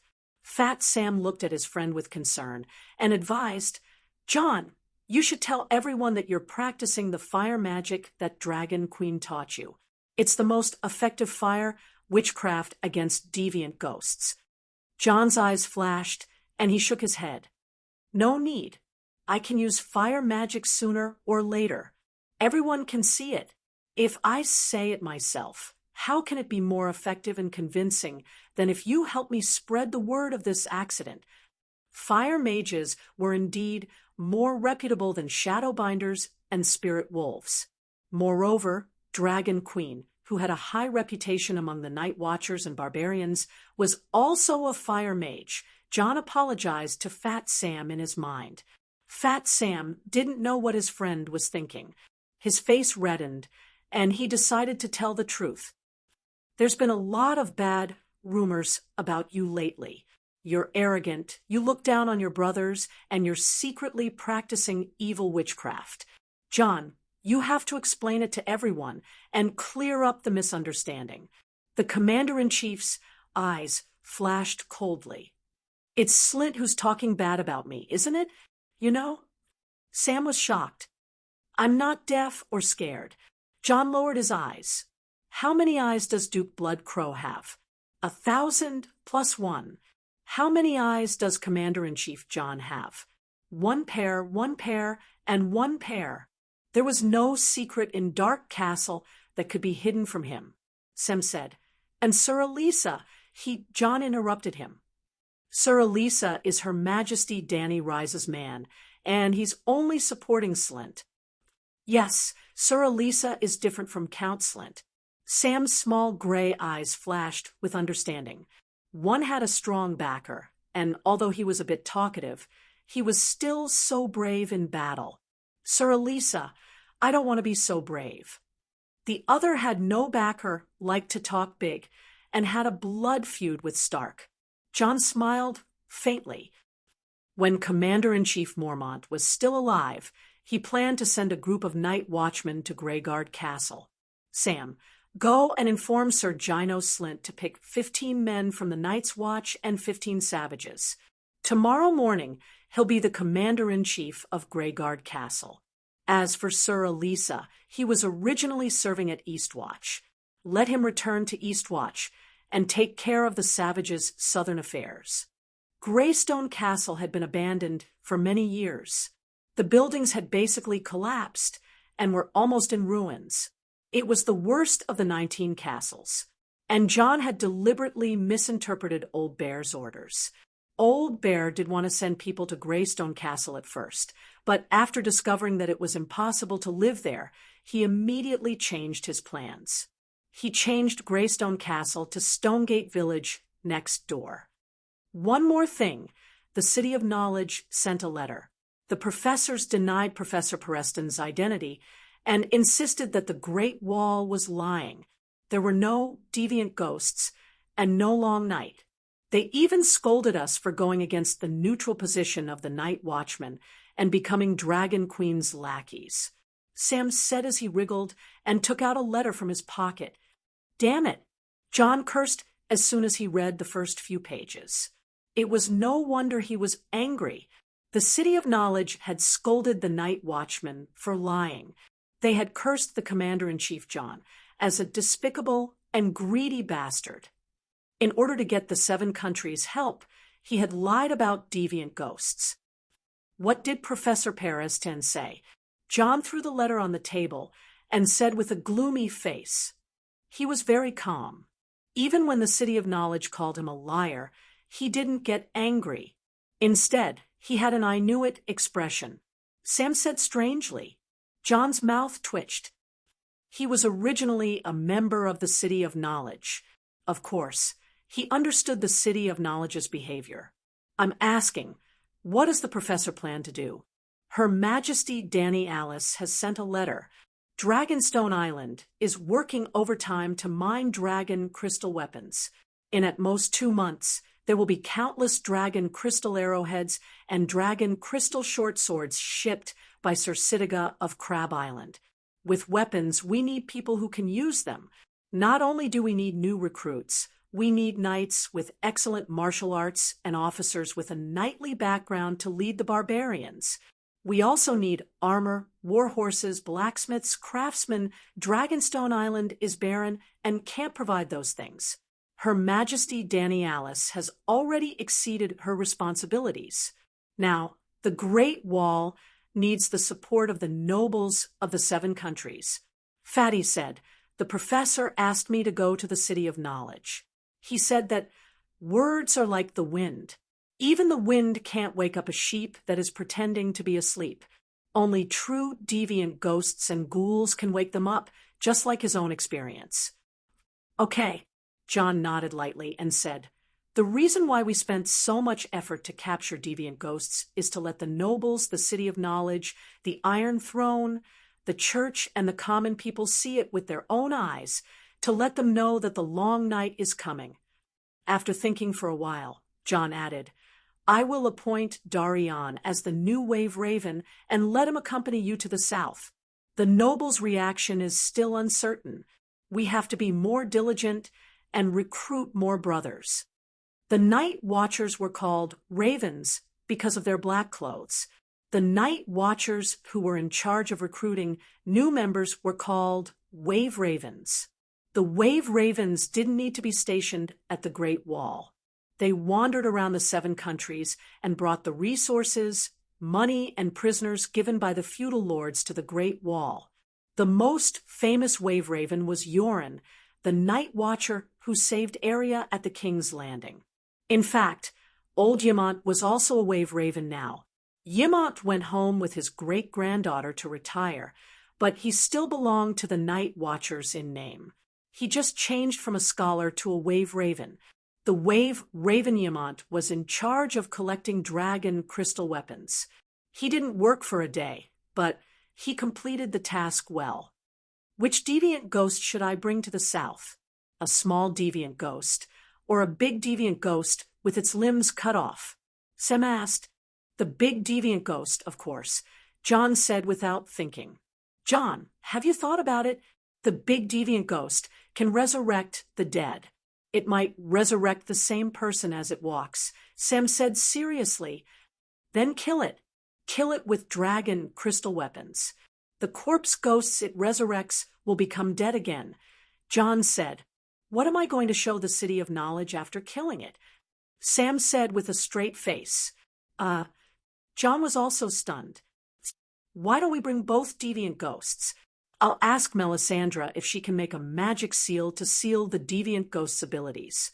Sam nodded and asked again, when do I leave? When White Knight Dragon Queen arrives. I'll go south with the barbarians. Or, John immediately said, the sooner the better. Prepare your luggage tomorrow and leave the day after tomorrow. Go to the East Sea Watch first and ask Carter Parker to arrange a ship to send you to Bravos. Then, hire a fast ship from Bravos to the old town. But if I bring deviant ghosts and corpse ghosts, will they allow me to board the ship? Sam hesitated. We have money. John reminded him. He waved his hand and said generously, 5,000 gold radiance coins for travel expenses. It's enough for you to stay in the first-class cabin and drink Chinting Island's golden wine every day. We can lock the deviant ghosts in a box. There's no need to be so extravagant, Fatty laughed. An obscure light flashed in John's eyes. He said in a low voice, take Jilly with you too.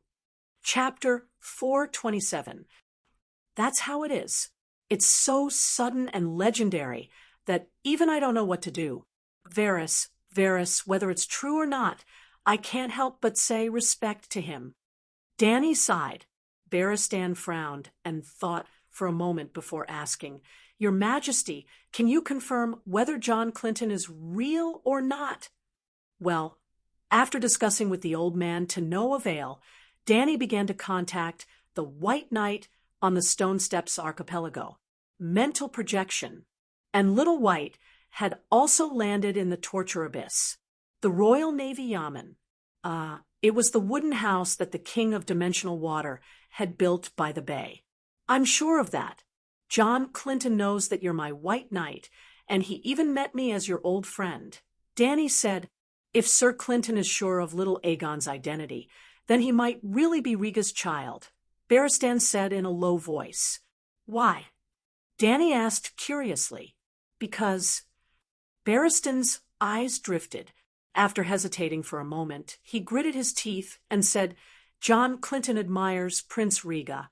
He wouldn't lie about something like this. Are you kidding? Dany's mental projection flickered like a color TV with a bad signal. Actually, this kind of thing is very common among the upper echelons of Westeros, such as Duke Renly and Knight of Flowers Loras. Even in Slaver's Bay and Cayuan City, aren't there many beautiful boys? Barristan's tone was strained as he said something that even he found hard to accept. Indeed, it's time for Big Sparrow to clean up the Westeros. Dany sighed with a hand on her forehead.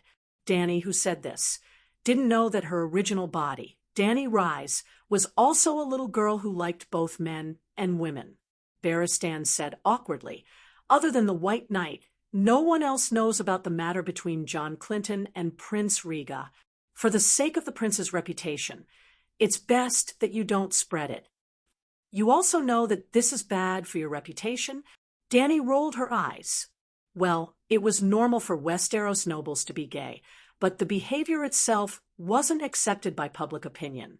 The Church of the Seven Gods explicitly forbade XX between people of the same sex. Committing the crime of homosexuality was almost as serious as selling slaves. But in the decades of brutal war against the armed forces of the Church, Targaryen had almost pulled out the backbone of the Church. Monarchical authority completely suppressed theocracy, and the Church of the Seven Gods became a potted plant in the hands of the king, where he could plant it wherever he wanted. Without a backbone, the Church began to rot from the inside. The archbishop became a frequent visitor to the brothel, and deceiving beautiful little boys became their specialty.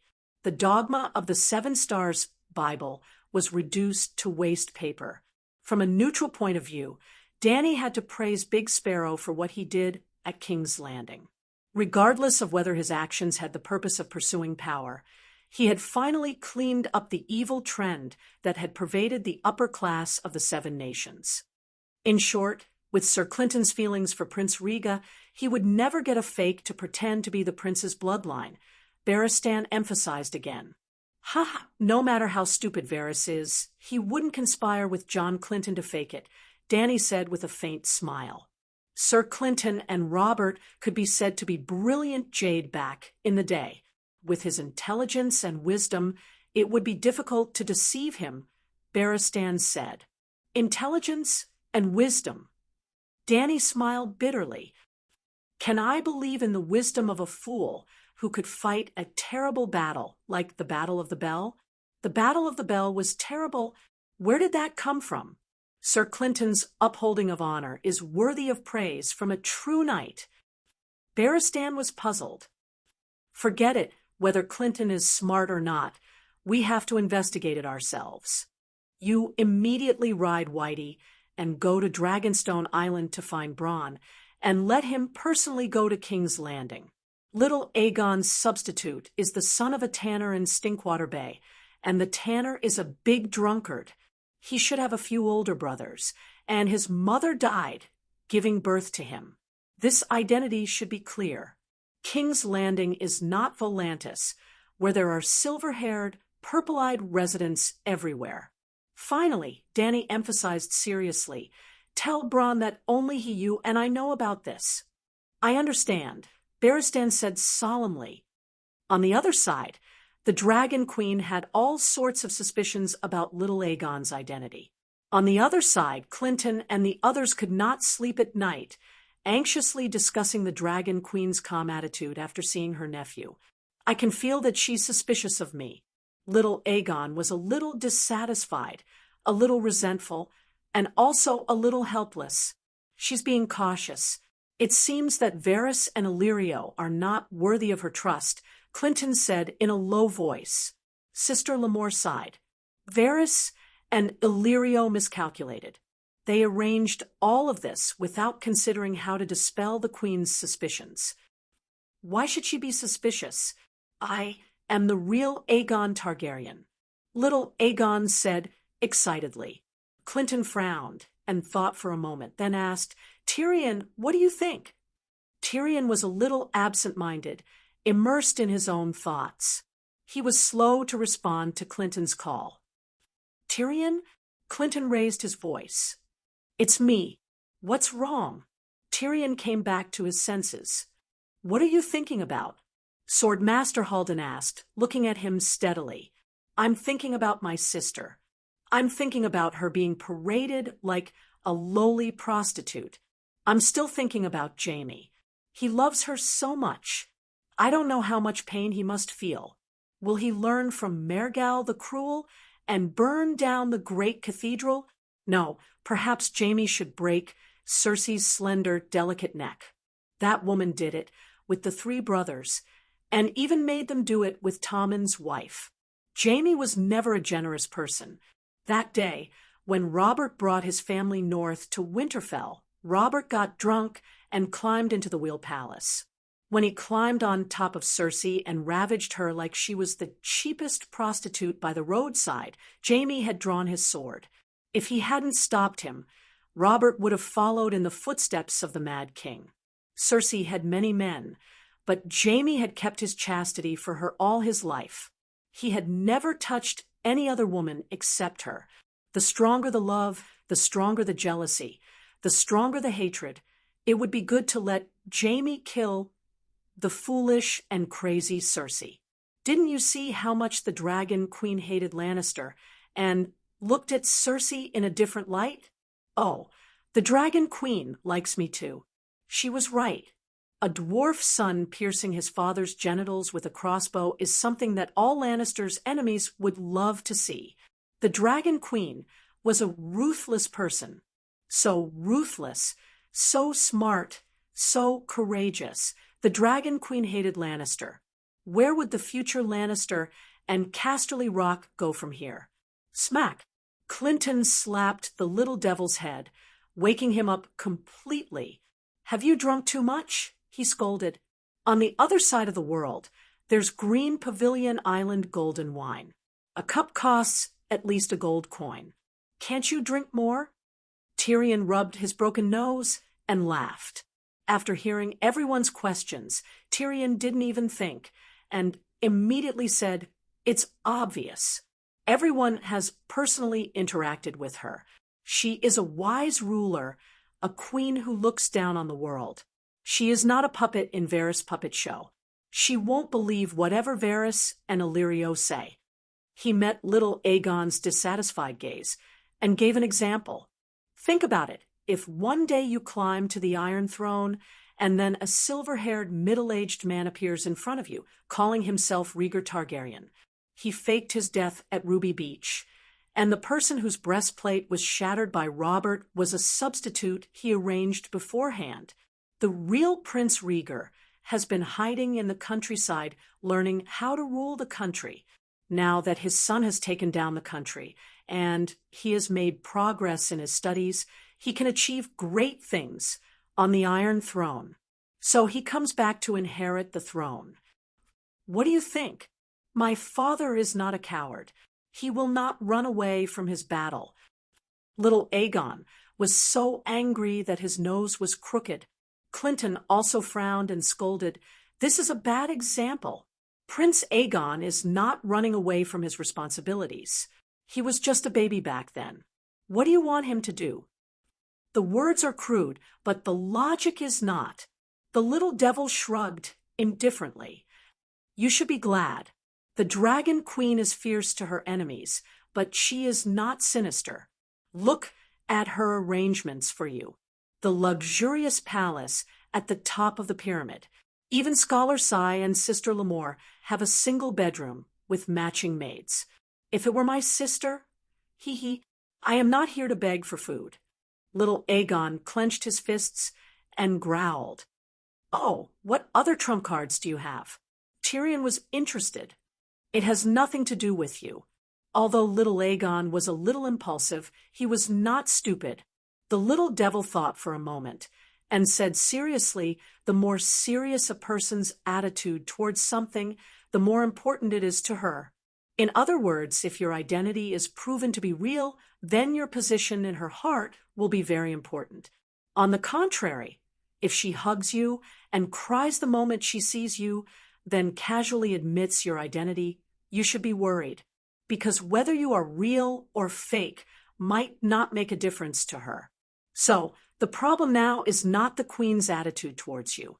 In fact, her attitude is already very good. The key is, other than the silver hair and purple eyes, other than Varys, who is not trusted by any Westeros, is there any other evidence? The dwarf guessed wrongly. The Dragon Queen placed great importance on the authenticity of Aegon's identity. He was right, but it was not because of her feelings. The main reason was that she did not want to be deceived and played by Varys. No matter if Aegon was real or fake, his influence on her was limited. If Aegon was really Liga's son, she would at most take care of his 3 meals a day. It was impossible for him to have her dragons or her soldiers. But if he was fake, you don't trust Varys? He saved you. Little Aegon asked curiously. I believe that the other ghosts will not trust him either. The little devil pouted at Clinton, who was deep in thought. Ask your foster father if he trusts Varys. Let me tell you, little prince, if you really go to the Westeros one day, please remember this proverb: the loyalty of an 8-clawed spider, the love words of a prostitute in the King's Landing. There is such a proverb. Clinton stared at him. Proverbs are always spoken by people, and I am the first person to say it. Tyrion pointed at his ugly nose and laughed. After thinking for a moment, Clinton asked, if it was you, what kind of evidence would you need to believe in Aegon's identity as prince? The dwarf only recognized your identity and guessed my identity from my dyed blue hair. Little Aegon said, I'm a little smart, and I'm a simple person. I trust people easily, Tyrion said with a straight face.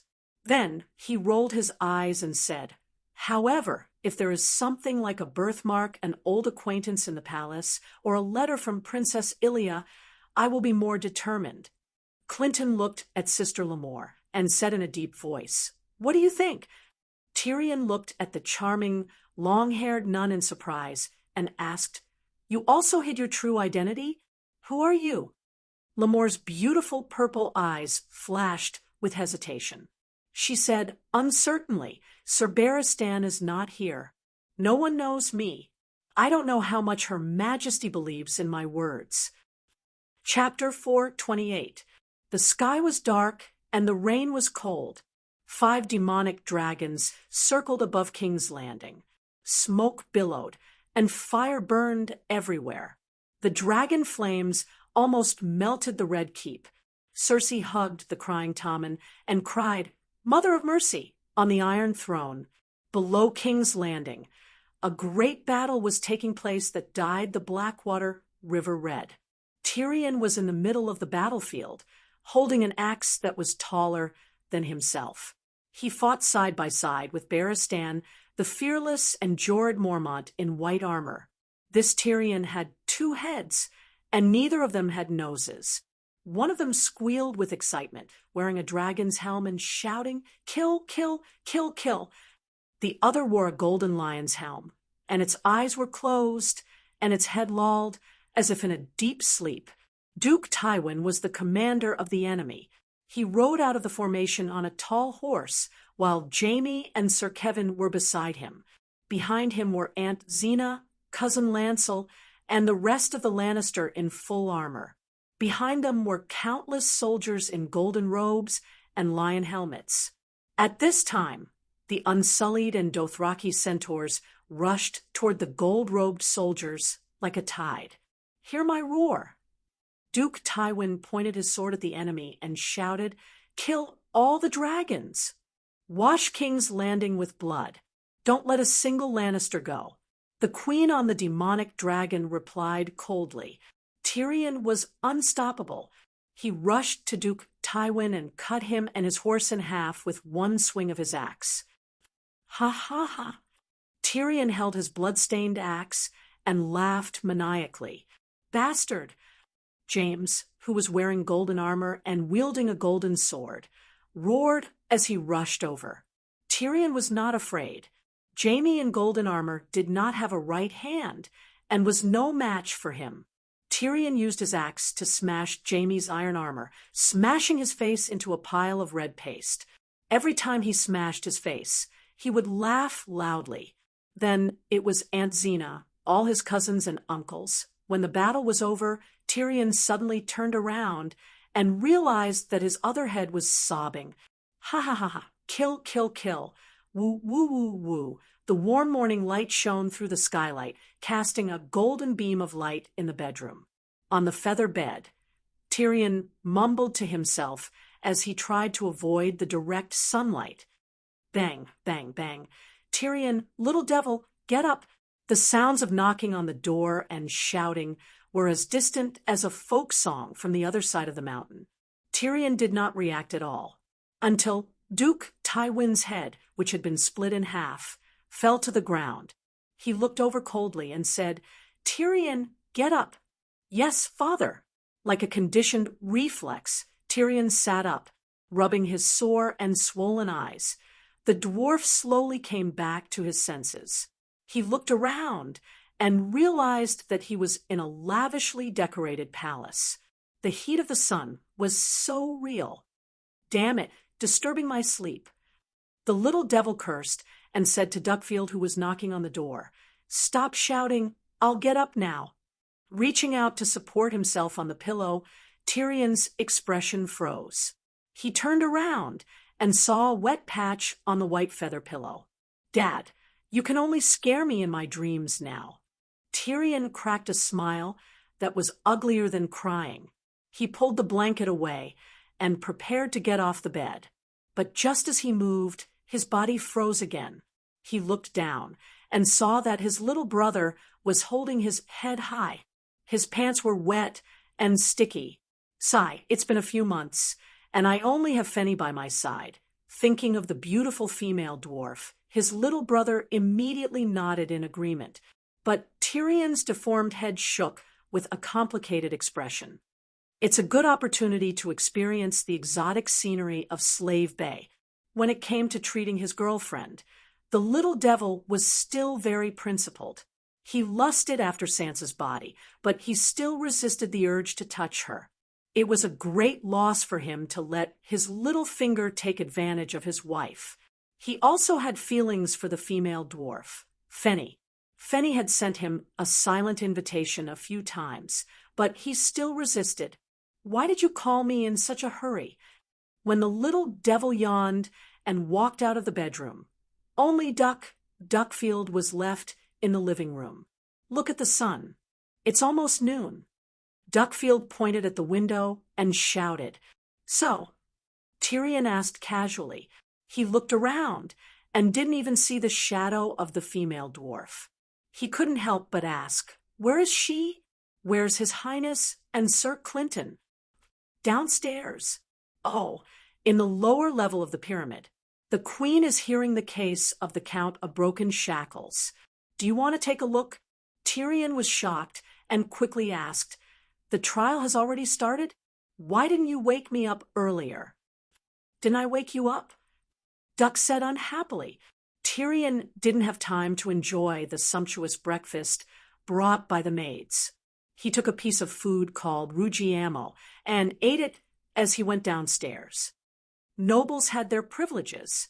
Otherwise, why would they work so hard to climb up? Even if Tyrion came late, he could still easily find a place to watch. The trial process was not open to the public. Other than the nobles, there were no other spectators. The trial hall on the second floor was empty. The shackles on Clan's hands were also removed, and his prison uniform was changed into a comfortable dark-colored sweater. The Count of Broken Shackles sat in the middle, surrounded by a ring of judges. There were a total of 27 judges, 9 nobles, and 9 government officials. There were also 9 Gith judges who chose the most famous Gith scholars from the 3 cities of Slave Bay. Yes, they had to be scholars or other professions with the ability of scholars. Only scholars could understand the Codex and Clans case. "Where's the Queen?" Tyrion came to Clinton and asked softly. After announcing the start of the trial, the Queen left. Seeing Tyrion's confusion, Clinton pointed to the judges who were flipping through the case and explained, "The trial of the nobles is divided into 3 steps: the closed preliminary trial, the public trial, and the closed final trial. Now is the preliminary trial. The main point is to compare the codex and pick out every violation of clans. During the trial, clan can refute it himself or invite scholars who understand the law to help him." The audience discussed in low voices, but the atmosphere in the hall was tense. The judges kept picking out Clan's mistakes in the case of the son of the harpy from the case, and the butcher count was not to be outdone and refuted loudly. If the judges accepted Clan's explanation, then the accusation would be dismissed, and the next round of accusations and arguments would proceed. If a judge didn't agree with Clan's explanation, or if Clan couldn't give an explanation, then the accusation would be officially filed and recorded. During the trial, it would be handed over to the chief judge to be heard in public, because there were 9 highly respected Gith judges. It was difficult to miss obvious violations of the law during the preliminary trial. "It seems quite fair," Tyrion muttered after listening for a while. Then he thought of himself in the purple wedding case. If it was according to the Dragon Queen's Codex, he probably wouldn't have a good outcome because too many witnesses' testimonies were against him. "Let's go." After listening for so long, we've more or less understood the judicial process at Slaver's Bay. "Close to noon," Clinton said in a low voice. Tyrion listened with relish and shook his head. "You guys go first. I want to listen for a while more." "Don't you find it boring?" little Aegon asked curiously. "Boring? No, it's very interesting." Tyrion held back his laughter. "Don't you understand? The Codex that the Dragon Queen created doesn't seem to target nobles, but the Targaryen family's unique Mad King. Are you crazy? How dare you say such things in front of me?" Little Aegon said angrily, "Your Highness, in terms of magnanimity, you should learn from your aunt." The little devil shook his head.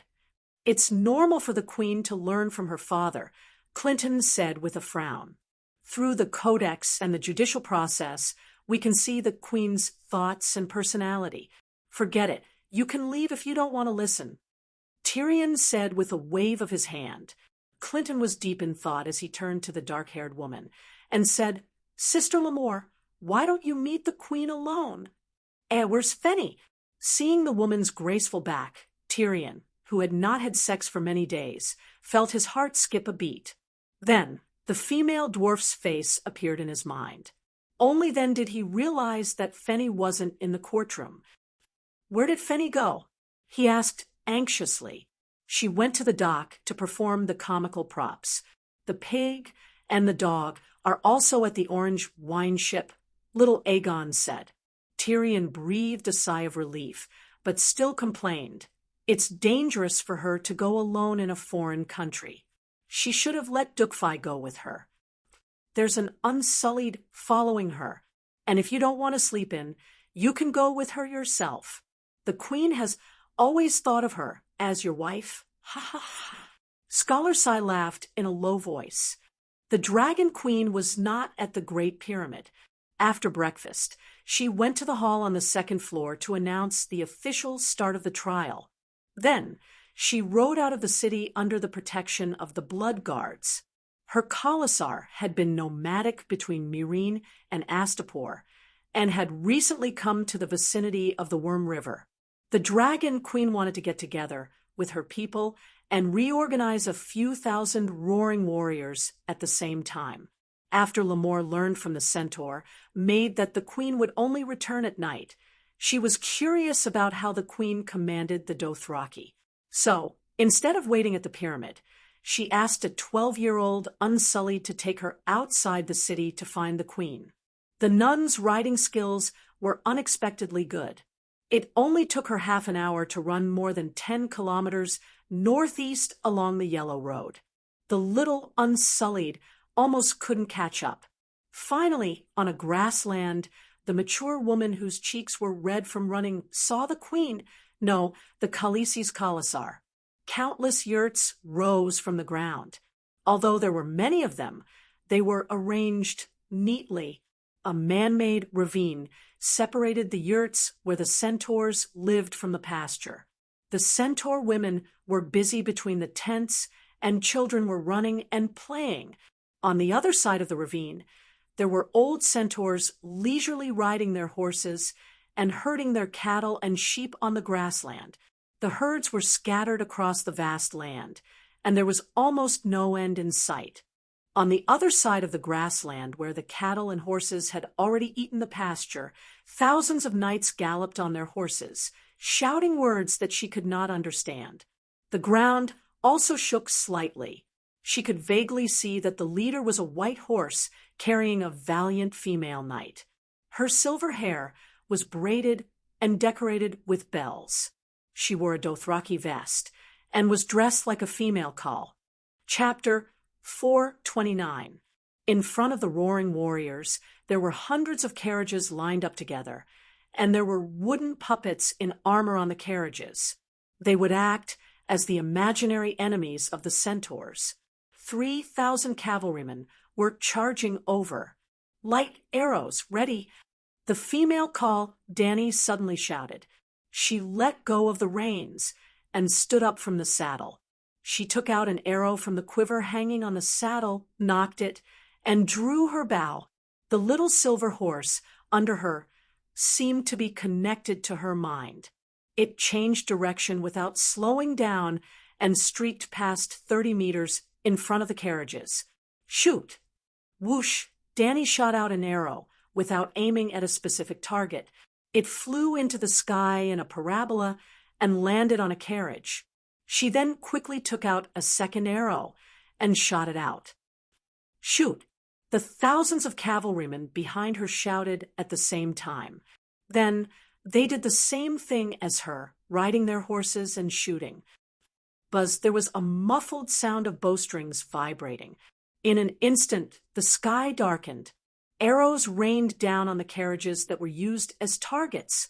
Sister Lamore stood on a hill and saw the entire process. The centaur cavalrymen were like a flexible snake that slithered in front of the carriages. Their movements were smooth and fast. It was as if all the cavalrymen were controlled by a single will, starting from Dragon Queen to the last cavalryman leaving in an arc in front of the carriages. It took about 2 minutes. Then 2 minutes of continuous arrow rain fell from the sky above the carriages. What was terrifying was that the density of the arrow rain was uniform. There was no more and no less. This meant that the 3,000 cavalrymen were maintaining the same rhythm as Dragon Queen. Then they shot 2 more times at high speed. They used a short arrow and a heavy arrow respectively. Then the cavalrymen disbanded. Khaleesi brought the Blood Alliance into the carriages to check the effects of the attack. 3 different types of arrows were used for the 3 mounted archery missions: light arrows with bamboo shafts, heavy arrows with thickened arrowheads, which were armor-piercing arrows, and short arrows made of thin brambles. The arrowheads were shorter, but heavier than the light arrows. The Blood Alliance guard, Rakarov, reported to Khaleesi, "The light arrows fly the furthest, and the armor-piercing arrows have the shortest range. But the light arrows have almost no killing power. They can only pierce through 1 layer of leather armor. Most of the short arrows could pierce through leather armor, and a few could even pierce through mail armor. Only the armor-piercing arrows are effective against plate armor and arc-shaped shields, but their range is limited.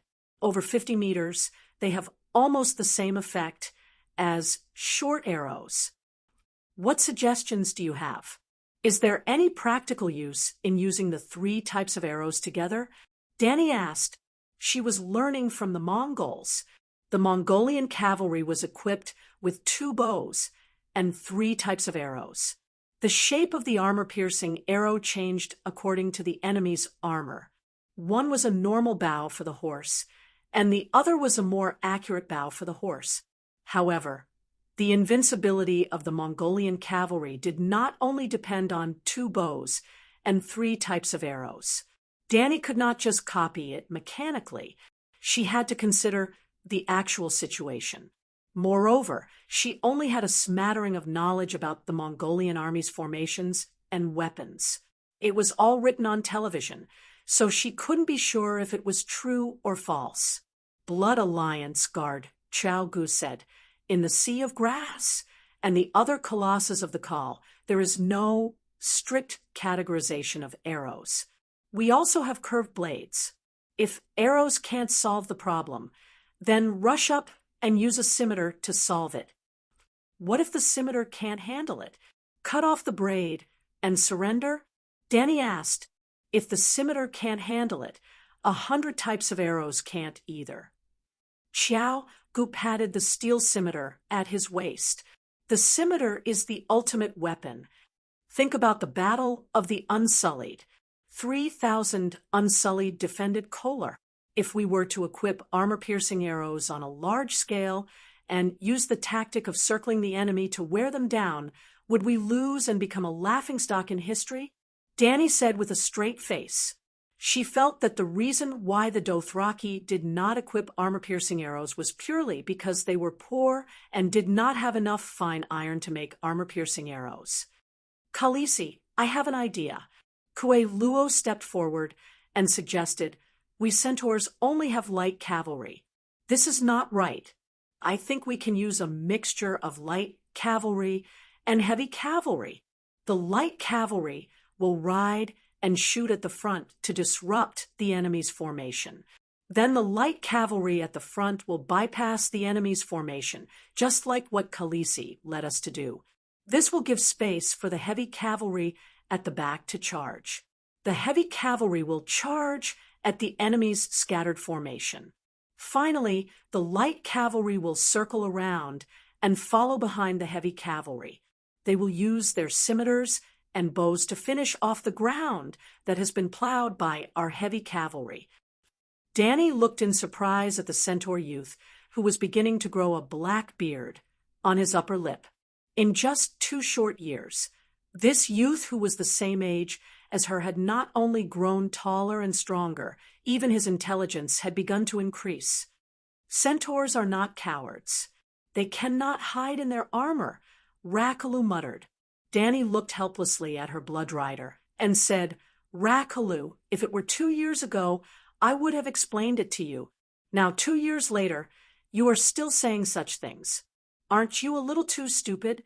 You are the same age as Kuei Luo, and you are not as big as him. How can your intelligence be inferior to his?" Kuei Luo was nearly 2 meters tall, and his chest was as thick as a wall. He was 1 size larger than the 2 blood rider. He eats dragon essence every day. Of course, he is tall. The people in the Megalosaurus Guard are all big, Rakalu said. "Really?" Dani looked at Kuei Luo in surprise. "It seems that dragon essence makes us stronger and perhaps smarter. However, I have been learning mathematics and history from Scholar recently.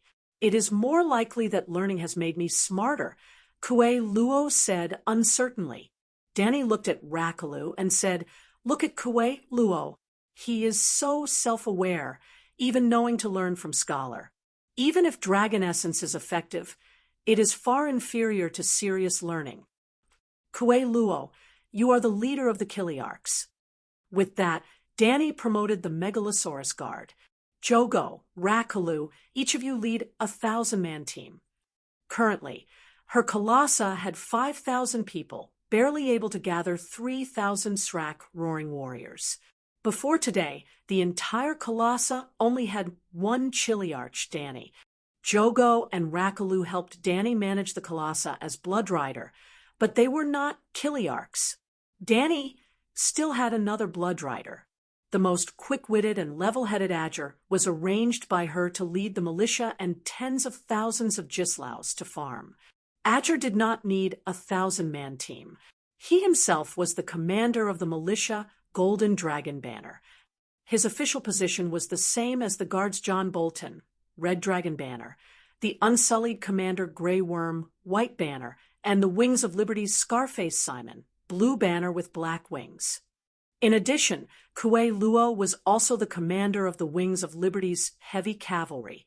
He had 500 iron guards under him who were responsible for protecting the Queen on the battlefield. These were only the regular troops, numbering close to 50,000. However, in this period of great agricultural production, the regular troops also needed to farm.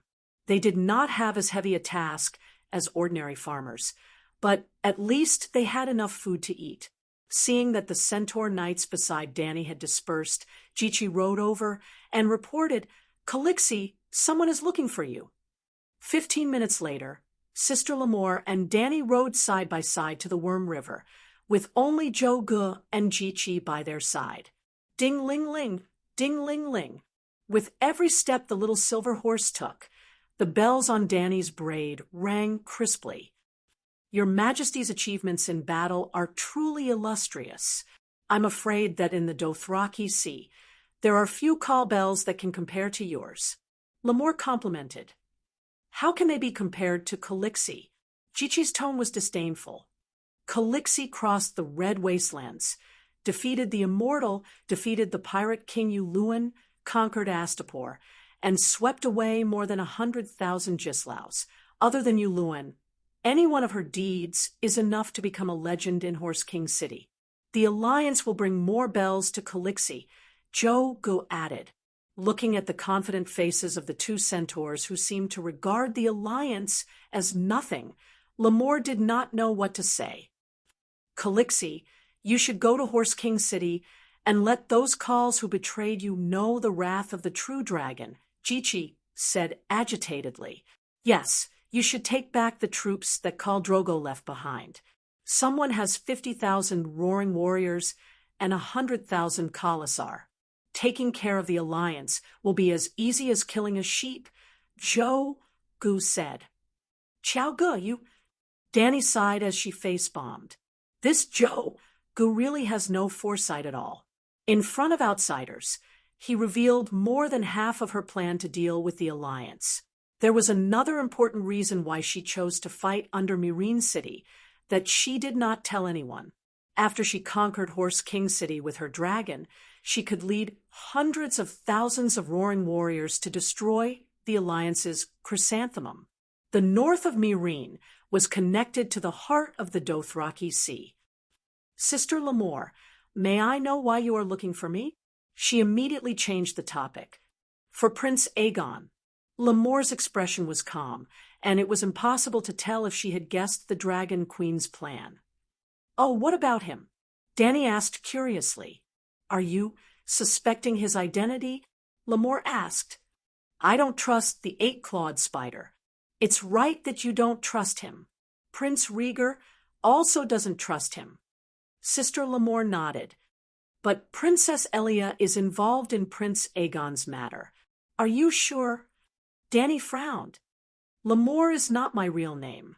I am Princess Elia's female companion, and I grew up with her. Before King's Landing fell, Her Highness sent a request for help to Starfall City, asking me to help her raise Prince Aegon." Lamore's voice was calm, but her words were like a bomb in Dany's head.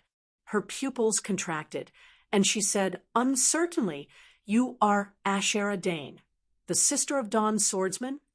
No wonder the simple gray nun's dress could not hide this woman's grace. No wonder she was still so beautiful, even though she was almost 40. So she was Ashera Dane. She was the most dazzling woman in the Heron Castle tournament back then, a peerless beauty who attracted Barristan and eyed Stark's bootlickers. "Yes, I'm Ashera. I'm sorry, Your Majesty. I didn't mean to hide my identity from you. It's just that other than Barristan, no one can prove my identity, and I'm not as famous as Sir Clinton." Asherah said, apologetically. No, you're far more famous than Clinton. Arthur Dane's sister. Barristan's crush. Ed Stark's rumored girlfriend. Prophesied child Jon Snow's rumored mother. When I passed by Dorne, I even went to Starfall City to pay my respects to the white stone sword pagoda that killed you. You're very famous.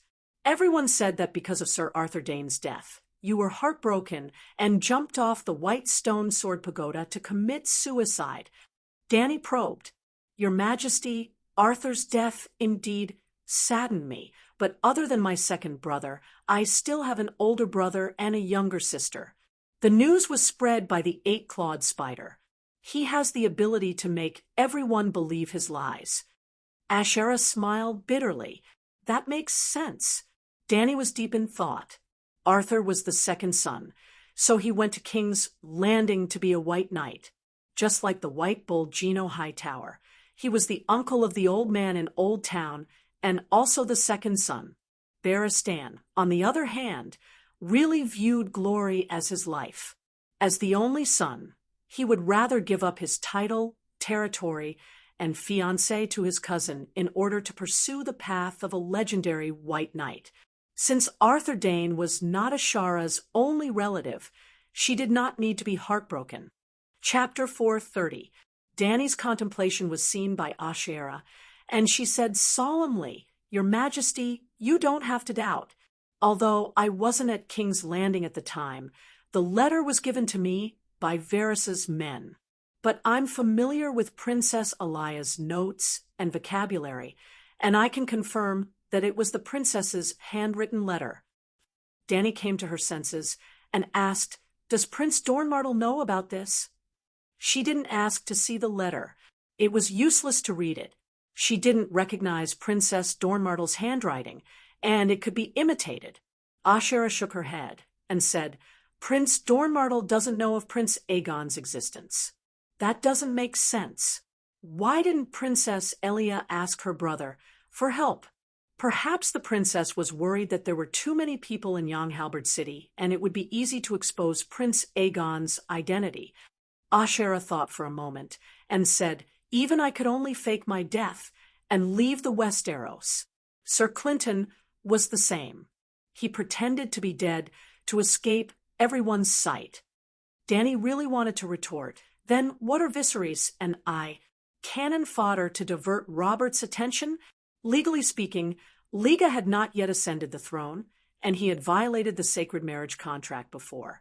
So he was not qualified to become king again, refer to the first male generation who broke off the engagement, Prince Romfrey. Then, Viserys was the true and legitimate crown prince. And how did Varys and Illyrio deal with Viserys? They sold Dany and Lysa slaves to Horse King Drogo in exchange for the Dothraki invading the Westeros and taking the Iron Throne for Second Brother Way. If Second Brother Way didn't die, Drogo didn't die, and the 50,000 roaring warriors would successfully take King's Landing.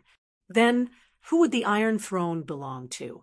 At that time, Second Brother Way, Dany, Lys, and the Horse King would not have a good ending. To put it bluntly, Second Brother Way and Dany, Lys were just chess pieces on Varys's chessboard, the vanguard of the king paving the way for the true dragon. Dany didn't know where Varys got the courage to let little Aegon see her. Were he and Illyrio the only two smart people in the world, and everyone else was a fool? Couldn't she see through his sinister intentions? To tell the truth, before little Aegon had appeared, Dany had felt a pitifully small amount of gratitude toward Illyrio. Even if he had sold Dany and Rhys, even if he had the same intention as Lubuwe, he was still seriously helping the Long family restore their country. Selling Dany Rhys to the Horse King could be seen as him not being strong enough to restore the Targaryen Empire on his own.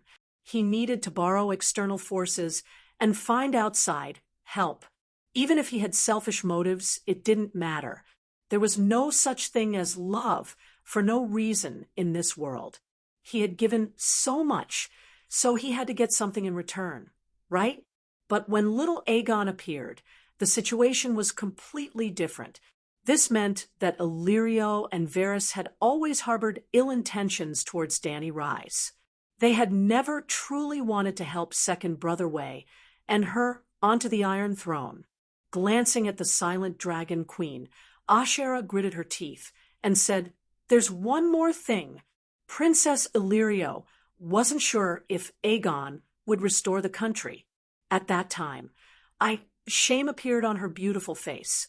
She lowered her eyes and said in a low voice, 'I got pregnant before marriage and gave birth to a stillborn girl. But outsiders didn't know about this. I only told Princess Illyrio. She wanted me to announce to the public that little Aegon was my child.'"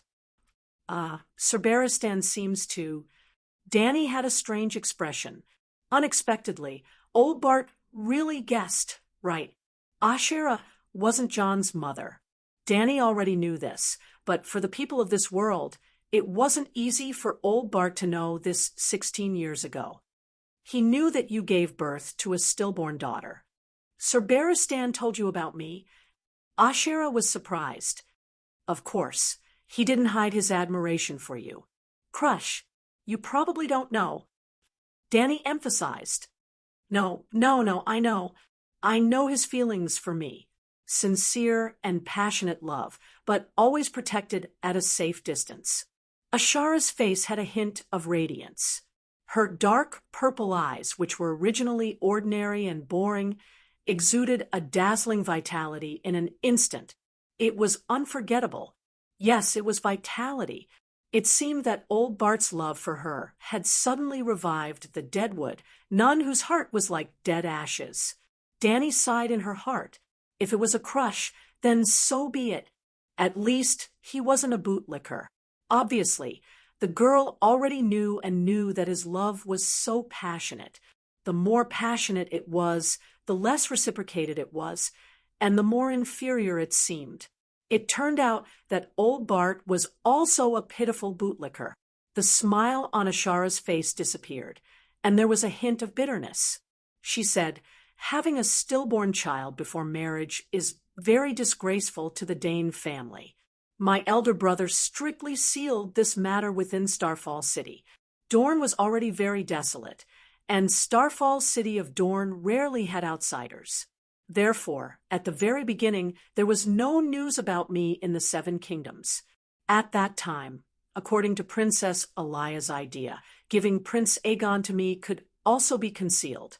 But before Varys brought the little prince to Starfall City, another person unexpectedly came to find me, a person I couldn't avoid. Eddard Stark, he is the father of your daughter. So before Aegon was delivered to you, he already knew about your difficult labor, and knew that the baby was a girl." Dany said strangely, "Isn't this too melodramatic?" "It's Eddard. Eddard is carrying Arthur's sword, Dawn, the clan sword of Starfall City." Ashera nodded at first, then shook her head and said, "But Eddard is not the child's father." Her expression was somewhat hesitant, as if she really didn't want to reveal her lover in public. But Dany was so shocked that she didn't notice her hesitation. Even if she saw it, she would pretend not to see and continue to ask, because old Barth always thought that he was cuckolded by Eddard, and he could tolerate being cuckolded. But Eddard abandoned Ashera, whom he regarded as a goddess, and even made the goddess commit suicide with a broken heart. This somewhat challenged the bottom line of a loyal bootlicker. Therefore, every time Eddard was mentioned, old Barth's resentment was almost as heavy as Big Bear's. Big Bear blamed Eddard because he had worked for Eddard for decades, but he wanted to chop off his head for a few poachers. But he didn't think that Eddard, who he thought was a scumbag, was actually also a pitiful bootlicker. Yes, in that wrong spring at the tournament in Hellenberg, Liga mistakenly fell in love with Lyanna, and Eddard and Barristan also couldn't help but fall in love with the dazzling Ashera. Old Barth once recalled that at the banquet of the tournament, Eddard blushed and peeked at Ashera many times, and the adoration in his eyes almost flowed out. At that time, old Barth was also peeking at Ashera. Eddard's eldest brother, Brandon, saw his younger brother's love for Ashera, and repeatedly encouraged his younger brother to ask Ashera for a dance. Ide's face was so red that it was about to drip blood, but he was so nervous that he couldn't move. In the end, it was Brandon who walked to Ashera's side and told her that his younger brother admired her and wanted to dance with her. That night, old Barth saw with his own eyes how happy Ide was when he danced with Ashera in the crowd. Don't doubt that old Barth knew so much. A bootlicker who couldn't know every blade of grass and every tree around the goddess like the back of his hand wasn't a qualified bootlicker. Old Barth believed that Ide's love for Ashera was no less deep than his own. In this way, he could continue the lonely and glorious life of the White Knight and give the true love of his heart to the simple and honest northern boy Ide. Who would have thought that the simple and honest boy would become a scumbag and kill the goddess? So he hated Ide's hypocrisy, hated himself for trusting the wrong person, hated himself for not taking the initiative to confess to the goddess, hated himself for not defeating Rhaegar and giving the crown of love and beauty to Ashera. Not only did he confess to the goddess, but he also helped the prince escape disaster. Whose child is it? I mean, the person you loved back then. Dany asked repeatedly. Hesitation flashed in Ashera's eyes, and she said in a low voice, "Brandon." "Huh, which Brandon?" Ashera lowered her eyes and said, "Brandon Stark, Ide's eldest brother." The expression on Dany's face was wonderful. Never would she have thought, really never would she have thought. In the wrong spring, Cersei was not yet an adult, little Rose was just born, and Ashera was the #1 beauty of the Seven Kingdoms. It was normal to be admired by Brandon, but he clearly knew that his brother took her as his first love, and he himself was engaged to Catelyn Tully long ago. What a scumbag to encourage his brother to confess to the goddess while secretly miserable, too miserable. The honest Ide and Barristan were miserable. No, Ide was even more miserable. Ide probably knew that his brother got the goddess pregnant. No, it was not necessarily Ide who was more miserable. After Brandon was killed by the Mad King, his fiancée, Catelyn Tully, was taken over by Ide. The elder brother made his younger brother's first love a cuckold. The younger brother made his dead elder brother's fiancée give birth to 5 children for him. The cycle of karma, retribution. I knew that you were pregnant with Brandon's child, so he came to visit his brother's illegitimate child. Then, when he found out that the child was having a difficult birth, Varys changed his mind and let you fake your death to leave the Westeros. Dany asked her questions skillfully, hiding the gossip she really wanted to know in the serious business. Varys and Princess Elia had different thoughts from the beginning. Elia hoped that the young prince would live a peaceful life, while Varys hoped that Prince Aegon could restore his kingdom. Whether Ide went to Starfall City or not, the result would not have changed much. Ashera said with a complicated tone. "Oh, right. Did Ide go to Starfall City alone? He also brought back an illegitimate child from Dorne, Jon Snow. Many Westeros think that Jon is your child." Dany said, "Ide wasn't alone. He had a knight named Holland Lyde, a lover named Vera, and a boy, the Jon Snow you mentioned." "Lover?"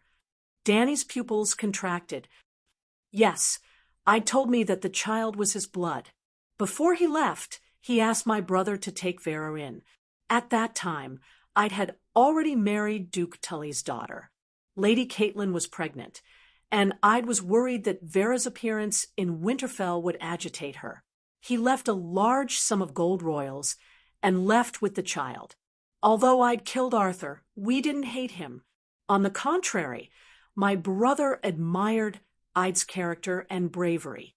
Not only did he take Vera in, but he also made her Ide's wet nurse. It's my brother's son, Ide Rick. He was born 2 years after I left the Westeros. Ide defeated Arthur, showing his bravery. I'd followed the etiquette of a knight and personally returned Arthur's sword, proving his integrity and honor. My elder brother has always admired him, so he decided to name the child Ed a long time ago, Asherah explained. I'd Rick and I'd were nicknamed Ned, just like Danny C. and Danny Lee's. Their nicknames were Danny. Chapter 431. Is Vela still in Starfall City? Danny asked again. If nothing unexpected happened, she should still be here. My elder brother is very good to her, and arranged for her to marry a knight instructor under his command. I heard that she gave birth to several children. Danny could not help but admire I'd to be able to think of settling Vela in the remote Starfall City.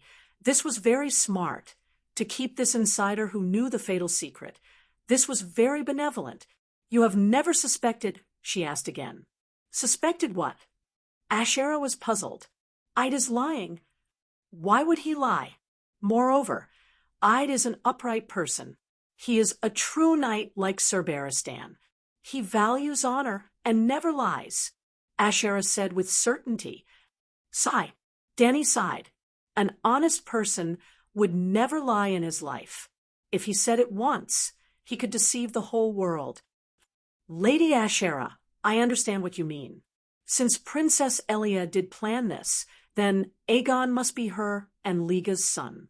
Danny said seriously, hearing the Dragon Queen personally admit little Aegon's identity. Asherah finally let out a sigh of relief. It's getting late. It's time for lunch. Come with me to the camp to taste the Dothraki delicacies. The Great Wall Commander's Tower. John, his face pale, pushed Gilly into a corner of the room, her face full of fear. John's gray eyes showed that he could not bear it, but he still hardened his heart and said, There is not much danger. When Sir Gerald Dane's fleet arrives, your son will go south with the freedmen. Ho ho ho. Gilly sobbed softly. Why not someone else? Why me? You are the barbarian prince's wet nurse. He and your son are inseparable. Stannis cannot tell who is who. Moreover, you are braver than the other freedmen. Gilly looked at John hopefully and said, The barbarian prince can rely on the Dragon Queen. You also said that the Queen's fleet is coming, so the King of Hearts doesn't dare to touch him. John let go of Gilly and paced back and forth in the room with an irritated expression. He worriedly said, You don't understand how much the Dragon Queen's dragon stimulates Stannis. If he wanted to summon the magic dragon, he needed the king's blood. He needed a large amount of the king's blood. He even told me what he thought without hiding it. Mance Rayder can balance the barbarians beyond the Great Wall, so he's not in danger for the time being. But his son might not be. Where's the Queen? Doesn't she care about this? She's at Slaver's Bay, too far away. Even if she wanted to interfere, it would be too late. Rest assured, when Stannis does indeed intend to sacrifice the little prince, I will tell him the truth. Your son doesn't have the royal bloodline. Even if you sacrifice him, you won't get Lalo's response. At most, Stannis will be angry with me, but he will not harm your son. I swear I didn't lie to you. John comforted her. Your oath is useless. I will only believe it if the Dragon Queen swears it. Gilly said.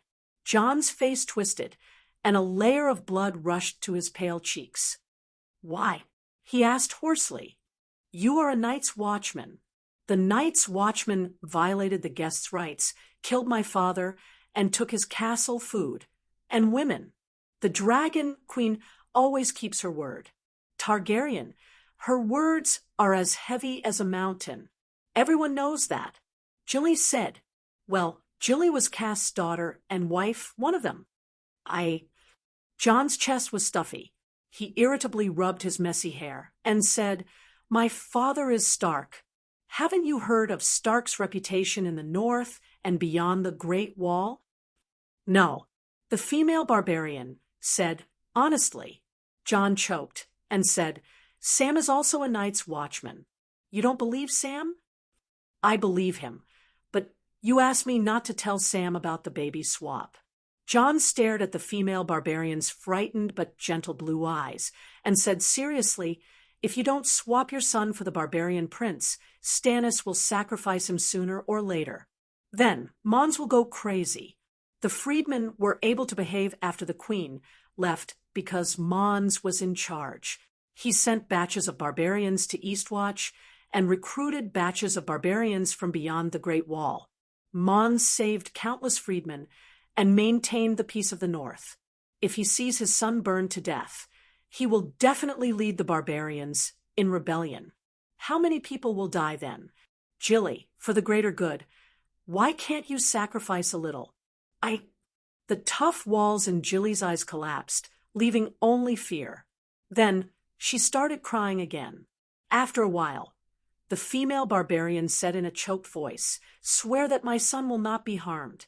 "I swear." John sighed in relief. Knock, knock, knock. Not long after Gilly left, someone knocked on the wooden door of the office. John's dark eyes lit up as he recovered from his depressed self-blame. He asked, "Who is it?" "Lord Commander, it's me. Sardine, come in." The door was pushed open, and a beautiful boy came in.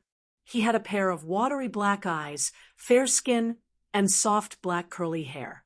He was as pretty as a girl. Sardine came from a brothel in the old town.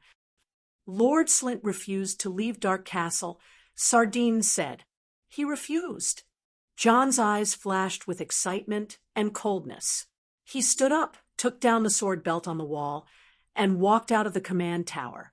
Considering that winter was coming and the snow would cover the houses and roads, the Dark Castle decided to use underground tunnels and cellars. The tunnels were densely packed and connected to all the storehouses and towers. The cellars were spacious and sturdy. The largest one could hold hundreds of people. At this time, Slint was in a cellar that was used as a dining room. Under the dim yellow light, he was drinking oatmeal while laughing and chatting with a few night watchers. The arrival of the commander made everyone in the hall quiet down. The sound of chewing, chatting, laughing, and the sound of spoons colliding with bowls suddenly disappeared. The night watchers, barbarians, and the knights of the deer party all opened their eyes wide and stared at John, who was walking in front of Slint. "Lord Janos, you refuse to go to Greyguard Castle?" John asked calmly. "You little brat, go yourself." Slint did not take the commander seriously at all. He laughed and said, "You have the mark of a beast on you. The dire wolf is the evidence. If you ask me, a piece of trash like you should go to Greyguard Castle. Stay away from us righteous people who worship the gods. Get lost, bastard." Ha ha. The coldness in John's eyes turned into murderous intent. He asked loudly, "You refuse to carry out the commander's order?" Slint's fat chin trembled a few times. He raised a finger and laughed contemptuously. "Bastard, fuck your ass." He he. Eliza and a few of the dragon party's followers laughed softly. The cellar was filled with a cheerful atmosphere. "Very good." John nodded calmly and turned to his companions behind him. He ordered, "Take Lord Janos to the stable." "Let me go. I have friends in King's Landing." "I am Duke Tywin's man," Slint threatened loudly, but he was still dragged by melancholy Eddie and stupid Ox Gylan to the courtyard. At this time, everyone in Dark Castle came out to watch. Even Stannis was standing on the steps of the king's tower next to Melisandre. They were surrounded by a group of knights. Slint thought that John was going to tie him to a horse and forcibly send him to Greyguard Castle. He shouted, "I will not surrender, bastard. I will not go to Greyguard Castle, even if I die." "You are wrong." From the stable door, John dragged out a thick oak plank covered with slash marks. It was used by the stablemen to cut the horse's grass. "Eddie, hold him down." He pulled out a long claw from his waist and pointed at the board. Everyone was shocked. Slint's face suddenly turned pale, and he was scared out of his wits. In a daze, he was dragged to the entrance of the stable and pressed on the chopping board. Then, the cold and rough board on his face woke him up. Slint struggled like a carp out of water. He begged, "No mercy! My lord, I beg of you, please have mercy. John looked into his eyes, just like I had taught them since they were young. If you want to take someone's life, you should at least look into his eyes and listen to his last words. If you can't do that, then maybe he doesn't deserve to die. Father, he deserves to die. Not only can I look into his eyes, but I can also look into his eyes. Right now, I dare to look into the eyes of the Grim Reaper." Crack! The long claw didn't seem to be slowed down at all. Slint's head rolled on the ground, leaving a trail of blood behind. Go now." Sir Elisa's face was pale, and his eyes were filled with fear. He urged his younger brother, "Go to the East Sea now. If the Queen doesn't come back, I will never come to Dark Castle again." This guy, the red-nosed old professor on the crow's nest, was shocked. I can see some of her shadow in him. He is also a ruthless character. Friar Sileta, sew Slint's head back and burn it before it gets dark. John felt unprecedentedly happy, but he did not show it on his face. He wiped his claw clean with horse grass, walked past the crowd, and climbed up the crow's nest. "My lord, what are your orders?" Peresden immediately came up to him. His voice was softer, his waist was 4 degrees lower, and his attitude was 7 degrees more respectful. Seeing his expression and attitude, John sighed and said, "I want to send Sam to the City of Knowledge. Other than proving that there are deviant ghosts, I also want to recruit a group of scholars. At the very least, they must be able to read, write, and raise ravens. With the Queen providing us with a large amount of resources and loaning the young cavemen, we have the ability to station people in all 17 castles of the Great Wall. The beacon towers can only send messages for emergencies, and daily communication depends on the ravens. When winter comes, the roads will be blocked by snow, and the ravens will be more important. So, I need at least 13 scholars." The ravens in this world were not normal ravens, and they were also different from pigeons. The knowledge required to manage them was no less than mathematics and literature. Other than scholars, ordinary people did not know how to raise them at all. For example, ordinary people used the same method as pigeons. They kept the ravens by their side and tied the letters to the ravens' legs when there was an emergency. The ravens would then fly back home. Scholars were different. They could tell where a raven had been and where it could go, and they could also tell them where to send the letters.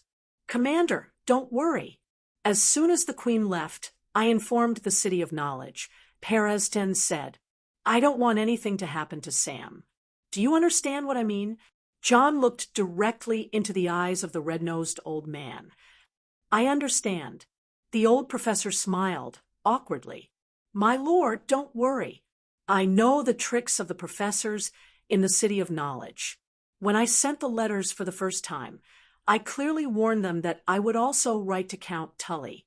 If Sam did not reach the City of Knowledge safely, the consequences would be unpredictable. Well, Count Tully is a ruthless person. He even dared to bring soldiers to threaten the Great Sparrow Church and massacre the Great Cathedral." Chapter 432.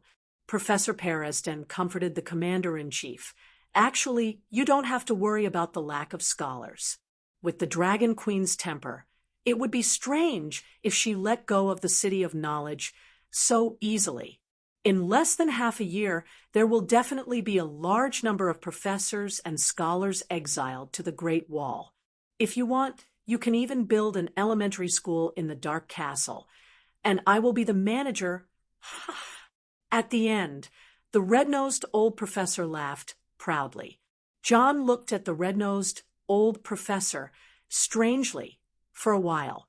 His lips moved, but he did not say anything.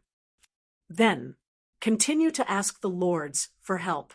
Tell them that the long night is coming and to help the Great Wall as soon as possible. John emphasized with a complicated tone, we need knights. There are too many loned barbarians. We need honorable and capable knights to manage them. The old professor shook his head and cursed, the nobles have no honor. They are all asking about the 50 gold royals. They said that if the Great Wall immediately fulfilled its promise, each night watchman would cost 50 gold royals, and they would send as many night watchmen as they wanted. Damn it, they are treating the honorable night watchers as slave traders. If they were really buying and selling slaves, a slave warrior would not be worth 50 silver deer at most. 50 gold royals is the reward given by the Dragon Queen to the night watchers after the long night. The nobles have no right to take it. John frowned. The old man spread his hands and said helplessly, I said the same thing. Then they called me a fake Peresdan. Speaking of which, I have to defend the city of knowledge. The professors and I violated the rights of the guests. We are terrible, but no matter what, the integrity of the scholars is much higher than that of the nobles. The reason why we are terrible now is because the nobles of the 7 kingdoms are 10 times worse than us. They even pulled down the lower limit of the scholars. John glared at the red-nosed old professor and said, when Sam brings the deviant ghosts to the south, the nobles will change their minds. Just like you said, the City of Hope has a higher bottom line than the knights. After leaving the crow's nest, John saw Melisandre in the courtyard again. She seemed to have known that he was going to find her, and was waiting there. John slowed down and walked over without hesitation, asking, can you ensure that the deviant ghosts lose the ability to revive the dead and not melt? Perhaps, the red-robed woman said. Maybe? John was not satisfied with this answer. I've never met a deviant ghost before, and the little deviant ghost is still in the process of being studied, but you just had to send it away. The red-robed woman's tone was also somewhat resentful. Double insurance. If you can't seal the big deviant ghost's magic to resurrect the dead, you can only let Sam kill it and then show the little deviant ghost to the City of Knowledge and the nobles of the 7 kingdoms.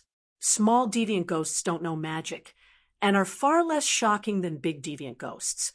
They can only be used as backups. John explained, I'll leave a seal on them and give Samuel a ruby.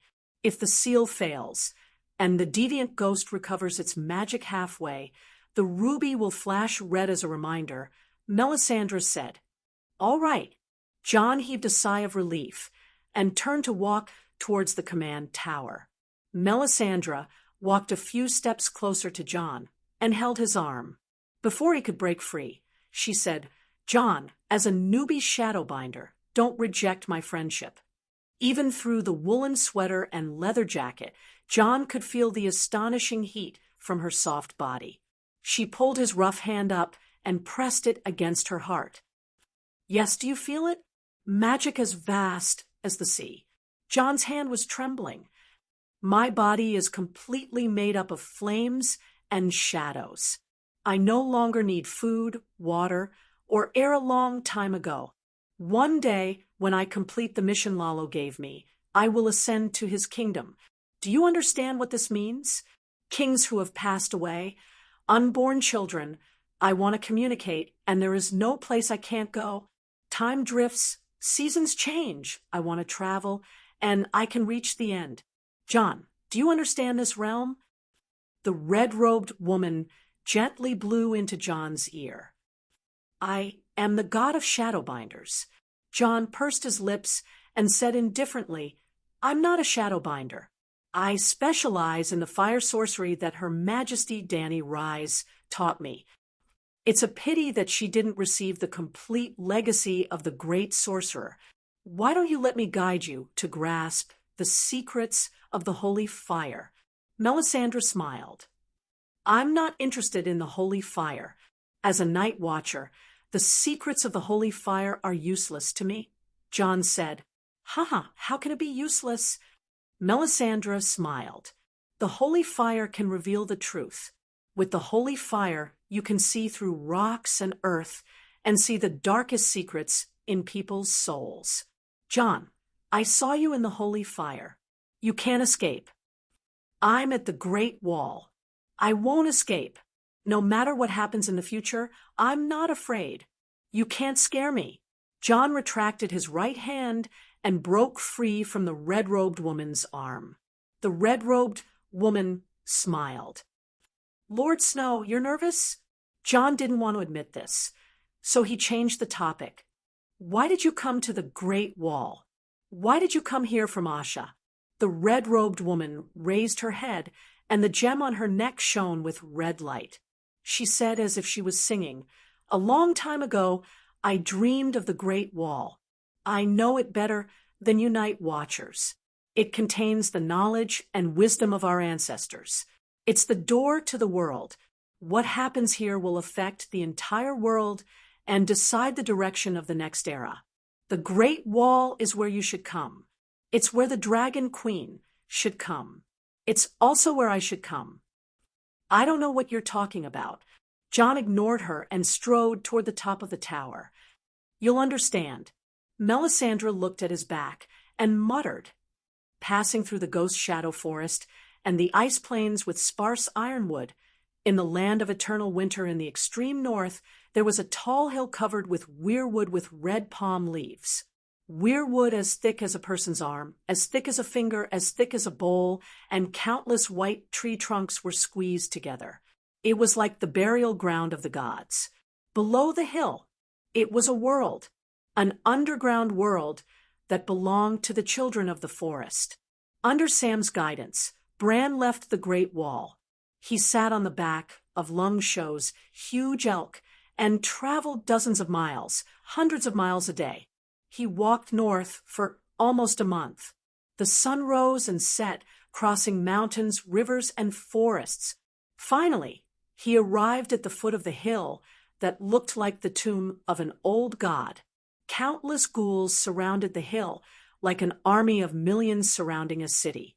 When Bran first arrived, the ghouls were buried in snow. He didn't even know how long they had been here. Lung Show was right. The cave was covered by magic. The ghouls couldn't enter, and Lung Show couldn't enter either. Only living people with warm bodies could enter. Bran saw many squirrel people.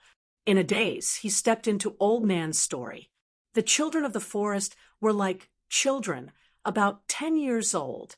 Their eyes were large and clear, and there were all kinds of colors. They were long and narrow like cat's eyes. They wore cloaks woven from leaves, and their skin was like a doe's, covered in spots. So many squirrel people, dozens, hundreds. Bran cheered. Many? No, we're only left with these people. The squirrel people had a clear, girlish voice, but their tone was very sad. Squirrel people are like children. Mara Reed said, the ancestors called us children, and the giants called us squirrels. But we're neither squirrels nor children. The children of the forest's name means people who sing praises to the earth in the original language. Long before your ancient language was born, we've been singing in our own language for millions of years, the singer said. Mara said, but you're speaking the common language. This is for him. He can't understand me.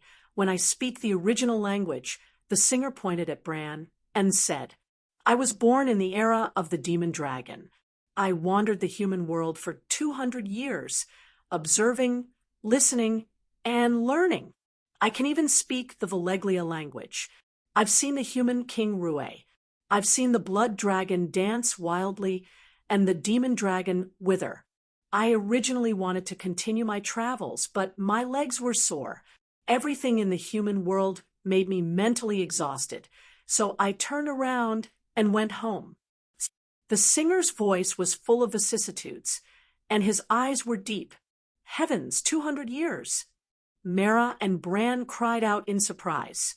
The singer smiled and said, Perhaps I can tell your story to the guests I meet in the next 200 years. The story of Bran and the story of the Dragon Queen. Who's the Dragon Queen? Bran asked doubtfully. When you become the three-eyed crow, you can see for yourself. Her story has already been engraved on the leaves and the roots of the trees, forever and ever, the singer said with a sigh. Do you have a name? Bran asked. An Ibudong. The singer opened his mouth and uttered a strange sound. If you use the original language to express it, it's just a symbol, he said. What if you use the common language? Bran continued asking. It's very long. There are thousands of words. You can call me Leaf, the singer said. The singer held a torch and led the way in front. They crossed a row of fishwood roots that were as thick and long as pythons, crossed a few underground rivers, and crossed a narrow bridge that spanned the two ends of a canyon. In the end, Bran adieu, and Leda followed the singer to a cave filled with fishwood roots. At the center of the cave, fishwood was woven into a throne, and there was a skeleton king on it. His body was thin and weak, and his black clothes were tattered and decayed. The tree roots wrapped around his body like wooden pythons. One of them went through his pants, into his withered thigh, and protruded out of his shoulder. Specks of dark red leaves grew on his skull, and countless gray mushrooms occupied his forehead. There was only a small piece of skin left on his face, and it was tight and hard like white leather. Even this piece of skin was cracking, and brown or yellow bones protruded from it. One of his eyes was as red as a pool of blood, while a thin white tree root crawled down his cheek from the other eye socket and pierced into his neck.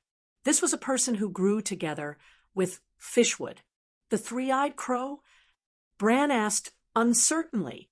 Yes, the three-eyed crow, Blinden, River Text, the Duke of Bloodcrow, and the commander-in-chief of the Night Watchers. I'm all of them. The corpse's red eyes glowed. Bran, you finally came. I observed you for a long time, and I witnessed your birth with my 1,001 eyes. I saw you take your first step, speak your first word, and enter your first dream.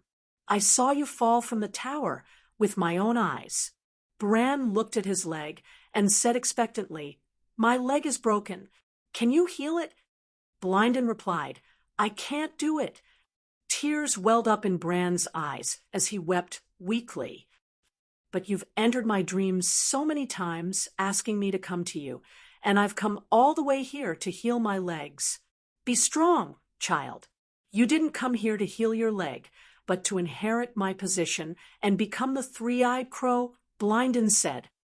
Inherit your position? When the 9-year-old Bran saw Blinden, whose body grew together with the tree roots and whose head had a mushroom, his body shivered, and he cried even harder. Chapter 433. You will never be able to walk again, Bran, but you can fly. Blinden sighed. I want to recover my health. I want to become a knight like the fearless Barristan. Bran cried. The heavens have destined that you will never become a knight.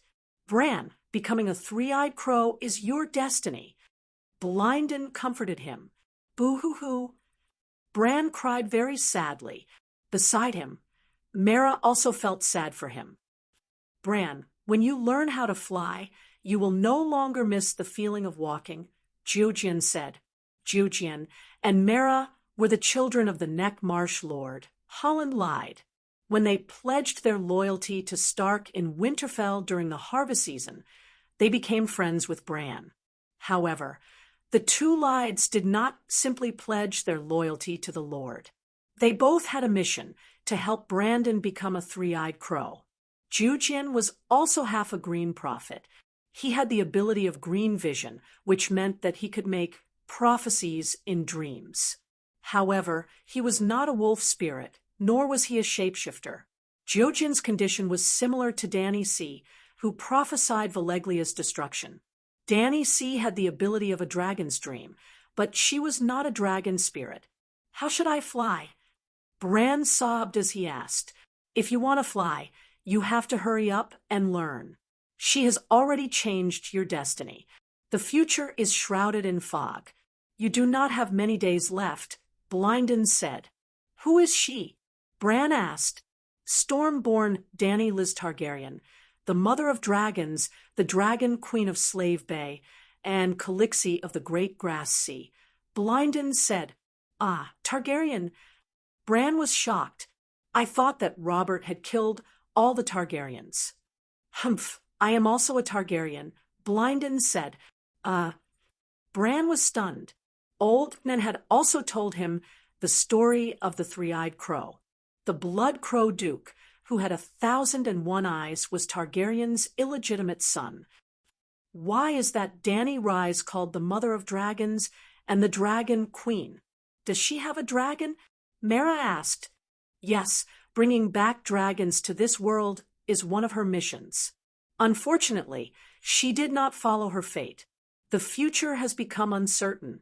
Westeros are shrouded in a layer of cold fog, making me no longer omniscient. The long night could not be ended according to the trajectory of fate. Bran, your mission is very heavy, Blynden said helplessly. Why can she go against fate? But I'm destined to be a cripple just like you. Bran shouted. Because she broke free from fate. I also want to break free from fate, Bran announced loudly. Blynden looked at Bran, who was full of fighting spirit with his blood-red eyes, and said, You can. If you study hard and get all of my legacy, you will have the ability to change your fate. Just like Gwanin Bodhisattva said to Joker, you want to change your fate? Yes, with power, you can change your fate. Joker asked, Then how can I have power? Gwanin Bodhisattva said, If you wear the golden circlet, you will become Sun Wukong and have the power of the great sage equal to heaven. If you protect Tang Sanzang and complete the mission of Journey to the West, you will become the victorious fighting Buddha and have the same status as me and Tathagata. Joker was overjoyed. Where is the golden circlet? Where is Monk Tang? I will go now. Bran was overjoyed. Teach me, I will study hard.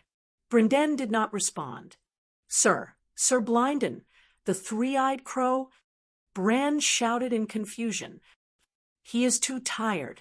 After talking so much, he needs to rest, Singer Yi said. Talking so much. Bran was even more confused. Singer Yi explained.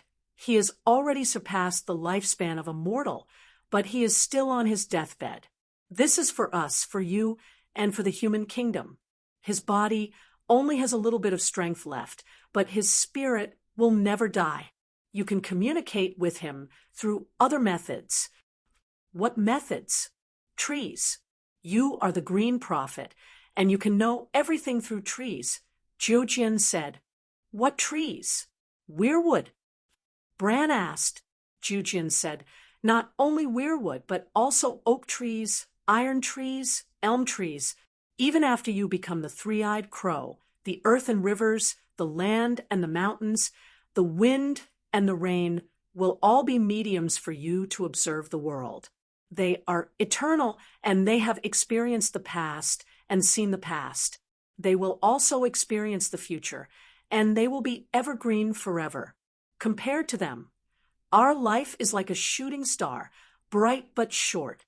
After I die, they will still be there, recording the story of time, your story and my story. And my story. I will also die. Bran, you will see my past. What is the past to you? Maybe the future to me? Mera said with a smile. Bran wanted to cry. He felt an indescribable sadness. He looked at the short 16-year-old girl in front of him and wanted to say loudly, I don't want you to die. If you die, I won't live either. He swallowed the words that almost came out of his mouth, just like many times along the way when he wanted to say, I love you to her when he possessed Adu. Only when he was in Adu's beast-like strong body did he have the confidence to say, I love you to her. He liked to see her valiant figure when she held the three-pronged frog spear to catch fish. He liked her optimism and cheerfulness. He liked her liveliness, just like how he used to be. He liked her loyalty and fearlessness. He liked her beauty, even though Mera was thin, short, and flat-chested like a little boy. He liked the smile in her green eyes when she looked at him the most. Unfortunately, he could not say it. Scholar Lewin had told him that not only could he not walk, he could not marry and have children, but he could become a scholar. He could not become the fearless Beristan, could not marry and have children. He looked forward to the three-eyed crow being able to do what Scholar Lewin could not. After all, it was the three-eyed crow. But now, the 9-year-old Bren seemed to have become an adult overnight because he already tasted the hardships and helplessness that only adults had. In the end, Bran looked at Mara expectantly and said, "You should also learn from Sir Blinden and become a green prophet with me." If she also became a green prophet, they could be together forever. Mara seemed to have seen something in his eyes. She turned her head away sadly and said, "I can't." Jujian sighed and said, "The gods only let a small number of mortals drink the green spring water, so that they can listen to the whispers of the leaves like gods and see the world through the eyes of the trees. Bran, you are one of the lucky ones who drank the green spring water. I am slightly luckier than Mara. I drank a small mouthful of the green spring water and obtained the ability of the green dream. But in your story, my part is already finished. Bringing you here was my destiny, and it has already been completed." Bran, Bran, Bran. Suddenly, a voice that sounded like a breeze reached Bran's ears. He wanted to listen carefully, but his eyes rolled back, and he collapsed on the blanket. "Don't worry, he has entered the green dream." This was the last voice that reached his ears. It was the singer, Leaf, who spoke. "Where is this? Why is it so dark?" Bran was engulfed by the abyss-like darkness, and he cried out in fear. "You are going down along the roots, and further down." Blinden's voice echoed in his ears. It was stronger and clearer than before. "Bran, don't be afraid of the dark. The strongest tree will plant its roots in the darkest abyss of the earth, and you will be the roots. Darkness will become your cloak, your shield, and your mother's milk that nourishes you. Darkness will make you strong. From today onwards, I will be your teacher, and I will teach you how to grow quickly from the darkness." "Yes, teacher," Bran replied. Black castle. Hiss, hiss, hiss, hiss. The flames in the fireplace danced like dancers, and the flames reflected Melisandre's eyes. To outsiders, the flames in the fireplace were just flames, but in the eyes of the red-robed woman, she saw something different. A corpse-like pale wooden face rose from the flames, with 1,001 blood-red eyes on it, staring at the red-robed woman. The red-robed woman did not dodge, and she faced him head-on. Suddenly, a wolf-faced boy rose from the flames. He turned his head and roared at her. Melisandre cried out softly, covering her eyes and taking a step back. Whoosh, whoosh, whoosh. There seemed to be a gust of wind in the fireplace. The flames swayed, and ashes flew. After a while, the tingling in her eyes disappeared. Melisandre put down her hands, and her face was solemn. Almost at the same time, in the top garden of the great pyramid of Astapor, under the candlelight, a small banquet was going on. Suddenly, a salty sea breeze blew from the dock, lifting the hair by Dany's ear, and transmitted a faint, dreamy voice into her ear. Looking at the Dragon Queen, who suddenly stopped talking, Clinton and the others looked at each other, not knowing what to do. "Your Majesty, what's wrong?" Old Yimok called softly. Dany came back to her senses, put down her fork, stood up, and walked to the thick parapet that was as high as her waist. She looked to the west, far away, with a complicated expression. "If I said that I just heard the sound of leaves rustling outside the Great Wall, would you believe me?" she said softly. Everyone was stunned. "Dany, what did you hear?" Yimok was puzzled. Another green prophet was born, and the weirwood was overjoyed, and the trees and mountains of Westeros were singing for him. Then, The wind brought this news to me, Dany said with a strange expression.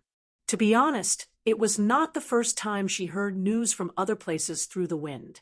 But the distance was not far, and it was close to her. And only when she entered the state of listening to the Song of Wind, there was a very low chance that she would hear it randomly.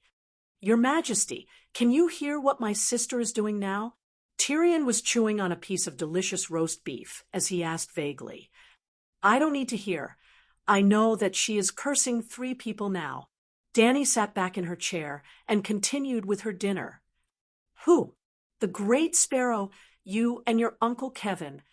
My uncle? He can be compared to me. And the Great Sparrow? Tyrion said in disbelief. Kevin took her Iron Throne. Sir Kevin became the regent. He is 10 times, no, 100 times smarter than Cersei. With him, the King's Landing will definitely be stabilized. Clinton was shocked. The imp smiled bitterly. That's the problem. How can my sister tolerate others taking her things? Her things will always be hers, and if she takes a fancy to someone else's things, they will still be hers. I'm afraid it won't be easy. Cersei has been accused of many crimes by the Church. Even if she escapes in the end, it will be difficult for her to reach the peak of power.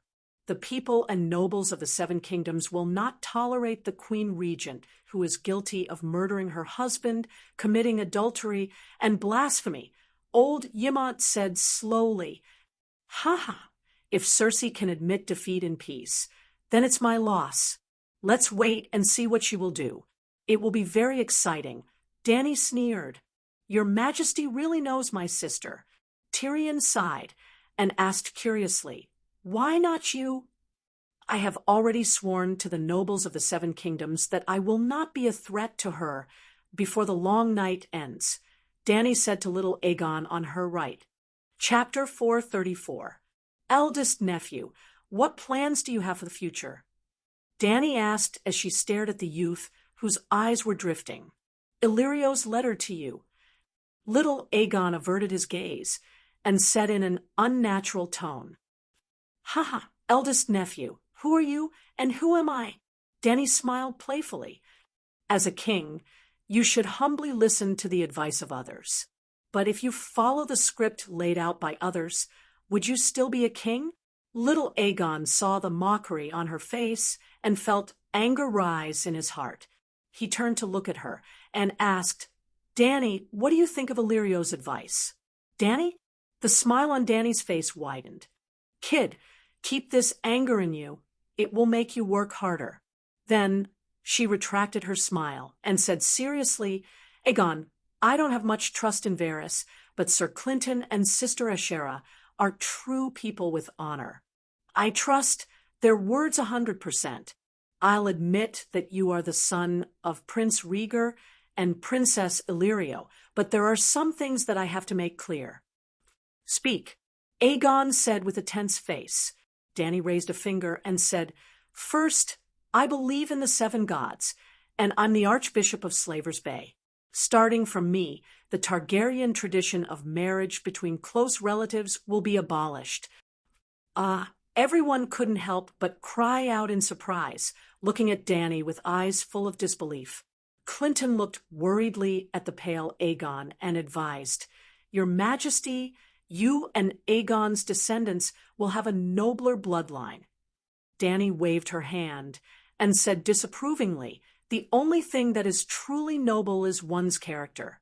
Our lifespans will end one day, and only our souls will meet the 7 gods. What does a person do to decide the nobility of their soul? Believe it or not, my father Illyrio and brother Rhaegar are suffering in the 7 hells. Their bloodline is noble enough. The 7 hells. Clinton and little Aegon looked at the Dragon Queen in horror, as if she had become a stranger who had brought them to the 7th level of hell. On the other hand, Tyrion was looking at the Queen with even more interest. Your Eminence, do you think my father is in the same level of hell as King Aerys and Prince Rhaegar? He asked with a grin. Well, Dany scratched her chin. and pondered. My dad only burned the old Stark to death and tortured the old Stark to death. Come to think of it, his main sin was his insanity. However, insanity was only an illness and not a major sin. Stranger might have him stay in the second level of hell. Then it was my brother, Sai, going against the holy marriage. This sin is quite big, at least in the fourth level of hell. Lastly, your father, who betrayed his oath by deceiving the king's landing into opening the gates and pillaging the people. He murdered the innocent Princess Lelia. He was also responsible for Waldfrey's violation of the rights of the guests. It's probably in the sixth layer of hell. That makes sense. Tyrion nodded in agreement with a serious expression. The seven hells? What are you talking about? Clinton and the others looked at the two people who were talking as if they were lunatics. I'm talking about something that everyone knows. Just because you don't say, it doesn't mean it doesn't exist, Dany said indifferently. You're insulting my father. Little Aegon clenched his fists, the veins on his neck popping out. Your father is her elder brother, the little prince, the little devil said with a grin. Little Aegon turned around and said coldly, You killed your father. You should go to the seventh level of hell. There are benefits to the seventh level. The little devil shrugged indifferently. When you go down, you can go through the fourth and sixth levels and meet your father and my father. Aegon, don't blame your aunt. She swore that she would not start a war before the long night. Ymont comforted him gently. The anger on Aegon's face disappeared. He looked calmly at Dany and asked, The long night is not certain. If the next summer comes as usual between the two of us, who will have the highest priority to inherit the Iron Throne? The moment he said this, everyone fell silent. Clinton looked at his adopted son in a daze. His mouth opened, but he could not say a word. What do you think?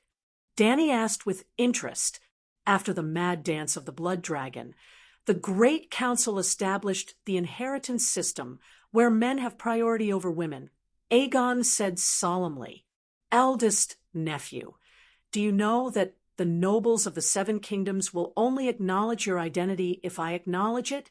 No one in the Seven Kingdoms will believe Varys' words. Sir Clinton and Sister Aishera are upright people, but integrity and honor are not as useful as a rusted sword in the Seven Kingdoms today, Dany said with a smile. You. Aegon's face paled. He said in shock and anger, You want to use this method to force me to withdraw from the fight for the Iron Throne? No, no, no. Dany waved her hand. The rule I set is the one who ends the long night is king.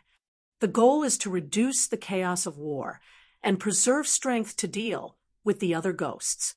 If I acknowledge your identity and let you use my declaration to recruit soldiers in the Seven Kingdoms, won't my plan to preserve the vitality of the Seven Kingdoms be ruined? Also, what will the others think? Ant will take down Dragonstone Island, use the oath to numb the nobles of the Seven Kingdoms, and then arrange for me to attack the Iron Throne? Aegon, the long night is real. Old Ymont frowned, his voice no longer gentle. Aegon tugged at his cool silk clothes and said, Look at the weather in Astapor. It's almost melting, people. Does it look like the long night is coming? How about this? Dany's eyes flashed, and she suggested, If you follow my rules and wait for the long night to come, Ant will bring you to kill the other ghosts. If we meet the other ghost king, I will give you the head and let you become the prophesied child to end the long night, becoming the ruler of the Seven Kingdoms. If you want to do it alone, you are not my son. I can't control you, and I can't be bothered to. You can do whatever you want, but I won't endorse your actions, and I won't break the oath for you. Which option do you choose? Aegon's lips moved. He struggled for a moment before turning his gaze to his adoptive father, Clinton. Clinton frowned and thought for a moment, then said, Her Majesty is not wrong. Since you have made a holy oath, You must strictly abide by it. The problem now is whether the long night will come or not. Her Majesty trusts all of you. With just one sentence, she recognized Prince Aegon as her nephew. But you don't believe her? The centaur maid, Chi said angrily. Oh, she and Iri both trusted Calixi. When Calixi said that the long night was coming, they immediately began to worry. Would the world turn dark after the long night? Should they prepare more candles? How cold would the winter be? How much blankets and firewood should they prepare? Dany's Blood Alliance guards and Kars also immediately believed her. They began to suggest slaughtering the southern horses that could not withstand the cold, and going to the Horse King city to purchase a batch of northern long-haired horses. The north and south of the centaurs were divided by the Dothraki plains. Chi-Chi's question made Clinton and the others feel awkward and ashamed. The long night is a little too sensational. It's not that we don't trust the queen. It's just that we find it hard to accept. Tyrion said something fair. Ashaya's eyes swept across the dwarf's ugly face and finally landed on the Dragon Queen's beautiful face. She asked, "If we don't immediately depart for the Westeros, how will Her Majesty arrange for Prince Aegon?" "Eldest nephew, what do you know?" Dany asked. Aegon swept his gaze across everyone's faces and said confidently and proudly, "Sir Duckfeet taught me martial arts. Sir Clinton taught me the spirit of chivalry and the skills of commanding an army. Halden is my mentor. He taught me literature, history, mathematics, and etiquette, Lemore. Sister Ashaya taught me pious faith and the principles of being a person. She is my spiritual mentor." Tyrion supported his forehead with his hand and secretly observed the Dragon Queen's expression with one of his blue eyes. Fortunately, she didn't explode in anger, and her eyes didn't become gloomy, just a little calm. Varys is really looking for death. Sending Aegon to the queen, wasn't it to deliberately provoke her, to make her compare her experience with Aegon? Tyrion raised his hand and said with a smile, "Me too, I'll play chess with the prince."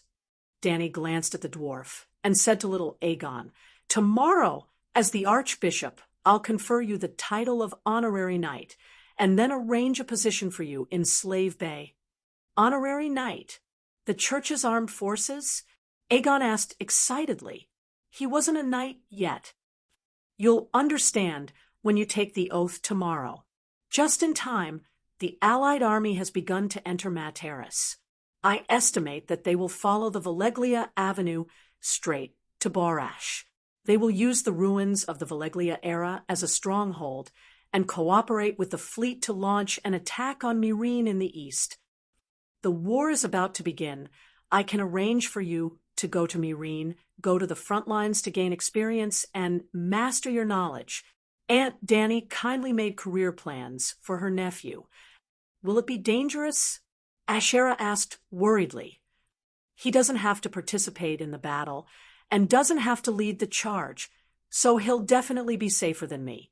Of course, he can also do nothing and just live in the Great Pyramid.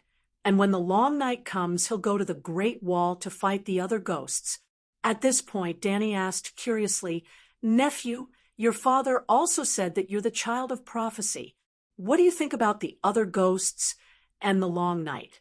Do you want to fulfill your duty as the child of prophecy and deal with the other ghosts?" "I'm the child of prophecy? I don't know. And I haven't even taken back the Iron Throne. Why should I help the Night Watchers fight the other ghosts?" Little Aegon said blankly. "Sigh." Old Ymont sighed and turned his head away. Dany looked at Clinton and asked, "What plans do you have for his future? Tell us, and we can consult each other and try to reach a consensus." The wrinkles at the corner of Clinton's eyes deepened, and he sighed. Her Majesty won't marry Prince Aegon and doesn't plan to immediately send troops to the Westeros and the other ghosts beyond the Great Wall. This is too different from our original plan. What plans did you have, or rather, what did Varys arrange? Tyrion asked. He was not trusted by Clinton, and at first, he did not even know the true identities of Aegon and Clinton. Her Majesty will marry Prince Aegon and let the prince become a dragon knight. And Clinton hesitantly glanced at the Dragon Queen, Cora, Missandei, Grey Worm, the Centaur Maid, and the others, and his expression was very awkward.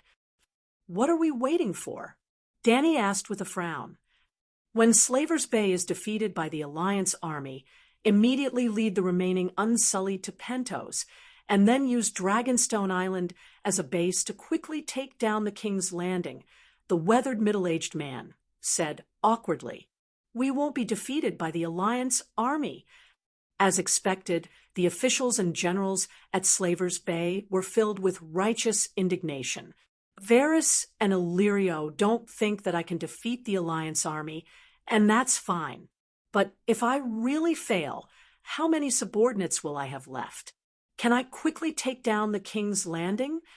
Dany asked doubtfully. "I also have a trump card." "Aunt Dany, I didn't come to you empty-handed," Aegon said proudly. Chapter 4:35. "Tell me, what trump card did Illyrio prepare for you?" Dany asked with interest.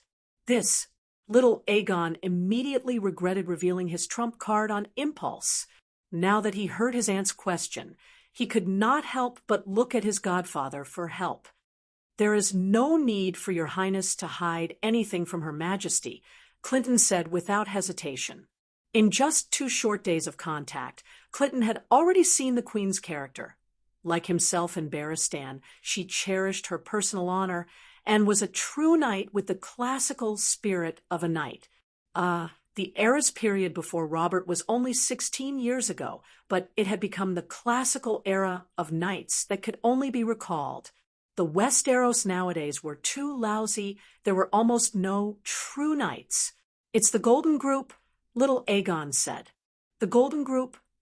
Cora, who had been silent all this while, exclaimed for the first time, because he clearly remembered that the Golden Group had clearly rejected Dany, Rise, and Second Brother Way. In order to treat the Golden Group, Second Brother Way had even sold Queen Layla's crown. In the end, the Golden Group ate and drank heartily while loudly mocking the Beggar King. "Is the Golden Group reliable? What about their employment contract with Myr?" Dany frowned. She remembered that in Game of Thrones, the Golden Group had been hired by Cersei to deal with Dany and Rise. Clinton explained, "The Golden Group's contract with Myr is signed once a year. There are less than 2 months until the end of the year. They will not be renewing the contract. As for their loyalty, you probably don't have to worry too much. The Golden Group was formed by the exiled nobles of the Westeros, the backbone of which are mostly the descendants of those nobles. They all want to follow the true dragon, to take back their family's land and titles." Old Yemont said doubtfully, "The Golden Group was formed by Cold Iron. Those nobles' descendants and knights all belong to the Black Dragon, while Dany, Aegon, and I are the Red Dragon. The Blackfyre's rebellion has been going on for nearly 100 years. Can the enmity between the two sides be easily resolved? During the first Blackfyre rebellion, the 3 illegitimate sons of the mediocre King Aegon IV were divided into 2 factions. Daemon Blackfyre plus Cold Iron, Igor River, won versus Bloodcrow, Blindon River won. The Targaryen flag was a red dragon on a black background. As a bastard, Demon Blackfyre changed his personal emblem to a black dragon on a red background. Therefore, the Blackfyre Rebellion was a red dragon versus black dragon. In the end, Daemon Blackfyre died at the hands of Blindon. The Bloodcrow, Cold Iron Igor, Riverman, fled the Westeros and established the Golden Regiment on the other side of the Narrow Sea. The will of the Black Dragon had been circulating among the knights of the Golden Legion. Their battle cry was gold above, cold iron below. Therefore, Dany was not too surprised that the Golden Regiment rejected Second Brother Way. Instead, She was shocked that the Golden Regiment was willing to support Aegon. How did Illyrio convince the Golden Regiment? Dany asked. Tyrion beat Clinton to it and said with a smile, regardless of whether it's black or red, a dragon is a dragon. Bullshit. If the Golden Regiment had this kind of awareness, they would not have mocked Second Brother way back then. This is what the spice merchant told me. Facing Dany's mocking gaze, Tyrion explained. He also said that some contracts are written in blood and cannot be changed. He added, a contract written in blood. Ymont secretly glanced at little Aegon with a puzzled expression. Illyrio thinks highly of you. He even told you this kind of secret. Dany smiled faintly. Of course, the spice merchant is greedy and lustful, but he is definitely a smart person. He knows my value to your majesty. The little devil said proudly. The value of chopping off your big head to make me feel a little happy? No. Tyrion shook his big head. My big head contains a lot of useful things. Chopping it off is a complete waste. Dany leaned forward, her right hand supporting her chin. She smiled and asked, what are the things inside? Intelligence, wisdom, knowledge as vast as the sea, monstrous strategy, and the key to governing a country. He puffed out his chest and proudly said, I have been on the battlefield, and I have been the king's hand. I have done well. Someone like me who can be a general on horseback and a prime minister off horseback, there is almost no one in Slave Bay, right? I heard that Her Majesty's hand of the king's position is still empty. Sorry, you are not useful. Dany held back her laughter and shook her head. In my opinion, you are one of the rare big idiots in Westeros, the kind that helps people count money after being sold. The little devil's expression froze. He pointed at his noseless nostril and said, I'm stupid? Let me ask you, how did the lion and the wolf start fighting? Dany asked. Don't tell me it was because of me? Tyrion laughed. Is it not? I did not send anyone to kill little Stark, that Bran. Lady Catelyn went crazy. What could I do? Tyrion argued. Yes, it was definitely not you. But you still did not find the person who framed you. Why are you so sure it was not me? Tyrion asked curiously. I will tell you the truth. Don't be angry. Dany laughed. Yes, I am not angry. Tyrion nodded. He was getting more and more curious. Dany looked at the dwarf from head to toe. She held back her laughter and said, You can't beat Bran. What? Tyrion opened his eyes wide. You might be stronger than Bran, but your head is big, your legs are short, your waist is thick, and your hands are thin. In terms of agility, you are not a match for Bran, who climbs walls every day. In other words, you can't throw him off the tower even if you wanted to. Since you did not throw Bran off the tower, you naturally did not hire someone to kill him. There is no need for that. Cora, Clinton, and the others looked at the little devil carefully. Their expressions were blank. You are right. This is too obvious a flaw. Why? Tyrion looked down at his deformed legs. His ugly face turned green and red. He knew his condition the best. His legs would be sore and weak after walking a few steps, let alone running and climbing walls. I really hope Lady Catelyn still has the chance to hear this. He smiled bitterly. Don't worry, there will be a chance. Catelyn Tully is not dead. She was revived by the red-robed monk. I even chatted with her for most of the night. When you see her, you have to be mentally prepared, Dany said strangely. Catelyn is not dead. Tyrion was shocked. The dead can be revived. Have you not heard of the story of the Lightning King? The Brotherhood, without flags of the Three River Basin? I thought it was a rumor. I don't know if it can revive my father, Tyrion muttered. It can, Dany said firmly. It can. My father has been dead for more than half a year. Bring the deviant ghost to your father's tomb. I guarantee that no coffin can hold it down. Tyrion's mouth twitched. He returned to the original topic and said, Your Majesty, you guessed wrong. The person who threw Bran Stark off the tower is not the same person who sent someone to assassinate him. I know. Your brother threw Bran. It was either Littlefinger or your sister who sent the assassin, Dany said confidently. She had watched Game of Thrones, so she should not be wrong. Unfortunately, she did not see the expected shock on the little devil's face. There was only confusion. Confusion? What are you confused about? How do you know it was Jaime, your Majesty? Tyrion asked. Bran must have seen something he should not have. At that time in Winterfell, other than your brother and sister having an affair, what else could second young Master Stark not have seen? Dany said proudly. Tyrion was stunned again. Your Majesty, you are so smart. Dany was even more pleased with herself, but her expression was even more indifferent. However, the assassin was not sent by Littlefinger.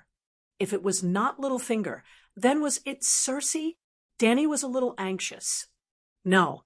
Tyrion shook his head again and gave an answer that shocked Dany. It was my nephew. Joffrey? Why would he kill Bran? It doesn't make sense. The dagger was Robert's.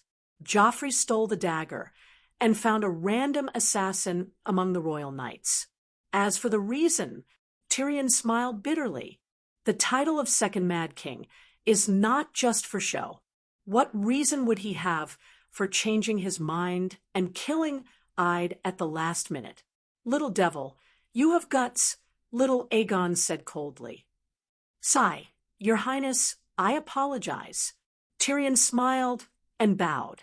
Dany said thoughtfully, It seems that I misunderstood you. You were not ignorant about the Bran assassination incident. It's not really a misunderstanding. I was indeed framed by Littlefinger. When Lady Catelyn confronted me with the dagger, she claimed that Littlefinger told her that the Dragonbone dagger belonged to me. Isn't that nonsense? How can I not know that it belongs to me? Tyrion sighed. Since you knew, why didn't you kill Littlefinger? Dany asked curiously. Kill? Weren't you the leader of the kings for a period of time? Isn't it easy to kill a small noble with no background? Sigh, at that time, I didn't even have the confidence to defend King's Landing. How would I dare to have internal strife? I even had to beg him to help me talk to Tyrell, because he was eloquent and liked to talk. When the situation was set, and we could cook the hound after it served its purpose, I was killed ahead of time. That guy went one step further and became the Duke of Hellenberg. Tyrion said, helplessly, You didn't tell your father about Littlefinger instigating the lion and the wolf? He. Tyrion smiled strangely. I'm not targeting anyone. All of Lannister's enemies should be grateful to me. My father's cunning and ruthlessness are something you can never imagine. While I was unconscious and recuperating, my father quietly made a move against him. What did Tywin do? Dany asked in surprise. Give Hellenberg to Littlefinger, Tyrion said with a smile. What's that supposed to mean? Little Aegon was confused. My father believed that the curse of Hellenberg was real. Even if it was fake, it would become real sooner or later. Unfortunately, before the curse of Hellenberg took effect, you and your father were weakened by him. Dany mocked. What do you mean? Suddenly, Tyrion's pupils shrank, and he cried out, Did he kill Joffrey? Oh, you're not too stupid. Maybe Littlefinger has the ability to do that. But that doesn't make sense. What benefit would he get by framing me or killing Joffrey? Tyrion said in disbelief. Dany stared at him for a long time, causing the dwarf to squirm uncomfortably. Then she held back her laughter and said, The chaotic situation, and he has your wife. Sansa? Tyrion's expression changed drastically and started to turn green. Do you know about Littlefinger's relationship with Caitlin? He used Sansa as a substitute for his first love, Caitlin? Damn it. Tyrion's face turned completely green. The surrounding onlookers looked at Tyrion with sympathy, especially the female dwarf, Fanny. She was so sad that she almost cried for him. Don't you think you're miserable? You've been tricked by the same person so many times. Your wife is lying in his bed. Maybe she even has a child now, but you still don't know anything. Dany had no sympathy at all. She was still gloating over his misfortune. Who told you to betray Dany Rise? You deserve it. The dwarf's face was pale, and he was about to collapse. Chapter 436. It was dawn, and the sun had yet to rise. It was the coolest time of the day in Astapo, which was only about 15 degrees Celsius. Astapo Peninsula, 5 kilometers west of the city, in a brickyard by the sea. With the encouragement of the Dragon Queen, Pogba, the skinny man, pushed out a handcart used by workers to transport mud bricks from the factory. There was a thick layer of yellow and dry rice straw piled on the handcart.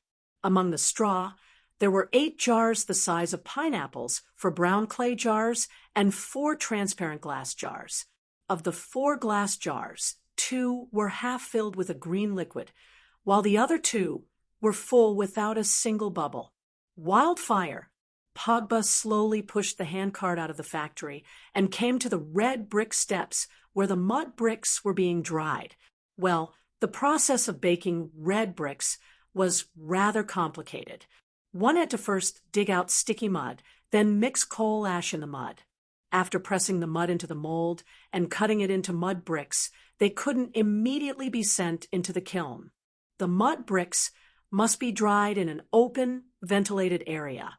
They must not be exposed to the sun. They must be covered with a layer of waterproof linoleum, and then covered with a layer of sunscreen grass curtains over the linoleum. The mud bricks couldn't be casually placed on the ground. Red bricks had to be used to build steps that were a palm's width above the ground to prevent the bottom layer of bricks from being soaked by water when it rained. Because of this, there were rows of red brick steps that were 1 meter wide and 100 meters long outside the brickyard. When the mud bricks were dried and hardened, they would be transported into the kiln and stacked together. A layer of coal would be sprinkled on top of them, and the kiln door would be sealed. The kiln would then be lit up from the coal filler above. At this moment, a portion of the mud bricks had been transported away, leaving a long row of red brick steps outside the factory. Well, it wasn't all empty. There were 7 1-meter wide and 2-meter long mud brick walls that separated them into single rooms that were 10 meters apart. Under everyone's gazes, Pogba had the solemn expression of a bomb disposal expert. He moved gently, but his movements were swift as he moved the jars out of the handcart and placed them on the red brick steps. Perhaps it was because Pogba often practiced his ultimate skill of protection, fire walk, but he was very fast. In just half a minute, he had placed 8 jars on the separated steps. However, this was not the end. Instead, the expression on Pogba's face became even more serious. It was as though he had reached the critical moment of cutting the red line or the blue line. He took out a 30-centimeter tall bronze tripod from the handcart. There was a net under the tripod.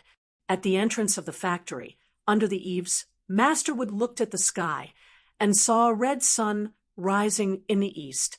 He was very anxious and could not help but shout, "Hurry up! The sun is coming out." Pogba also raised his head and looked towards the east. A layer of cold sweat immediately appeared on his forehead. His movements became even faster, and, at the same time, he became more cautious. He first put the jar in the net, and then gently hung the net under the tripod. There were a total of 4 tripods for jars, 2 glass jars, and 2 clay jars. Then he connected a long rope to the jar and led the rope to the side, the mud brick wall, 2 meters away. Yes, There were rows of steps made of dry mud bricks, with a distance of 2 meters between each other, making it convenient for handcarts to move in and out. On the stairs next to where the jars were placed, there was still a 3-meter-tall brick wall that had not been moved away. However, the flammable linoleum and straw curtain on the mud brick wall had been lifted and thrown aside. For fire mages with brown ointment on their faces, plate armor on their bodies, and iron helmets on their heads stood behind the mud brick wall. They took the rope from Master Pogba's hands with an expression of facing death with equanimity. Phew, this time Pogba breathed a sigh of relief. The solemn expression on his face became relaxed. "Your Majesty, it's done." He ran under the eaves and reported to the Dragon Queen on the armchair with a smile. "Then let's get started." Dani waved her hand, and the fire mages hiding behind the mud brick wall began to pull the rope rhythmically on the red brick stairs across the mud path, for jars hanging under the tripod swayed gently. There were people standing on both sides of the Queen's chair. In addition to the 50 fire mages, there were also a dozen scholars. Even White Knight, Old Yimont, Larissa, Tyrion, Little Aegon, Clinton, and others were looking up. The red sun gradually rose, and the red morning glow turned into golden morning light. The temperature slowly rose. Tyrion's nose was sweating. He said nervously, "Isn't it a little too much? 1 jar can hold 4 to 5 pounds of wildfire." "What's too much?" "This kind of small jar is already the smallest kerosene bomb of the Megalosaurus bomber. You haven't seen the giant bomb I used when I took over Dragonstone Island. It was about the size of a water tank. It could even be used as a bathtub for you," Dani said casually. "Wildfire is not kerosene. It's dozens of times stronger than kerosene," Tyrion emphasized. "If it's not stronger than kerosene, why would I waste so much effort to torment it?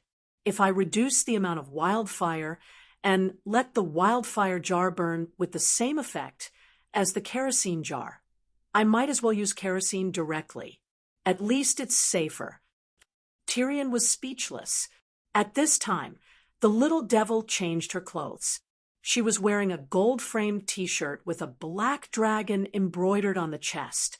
In the past few days, although Dragon Queen did not participate in Klein's trial, she was not idle either.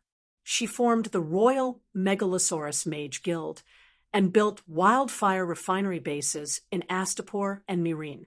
She also went to Meereen, Kaiyuan, and Astapor to participate in a few great leap forward in agricultural production.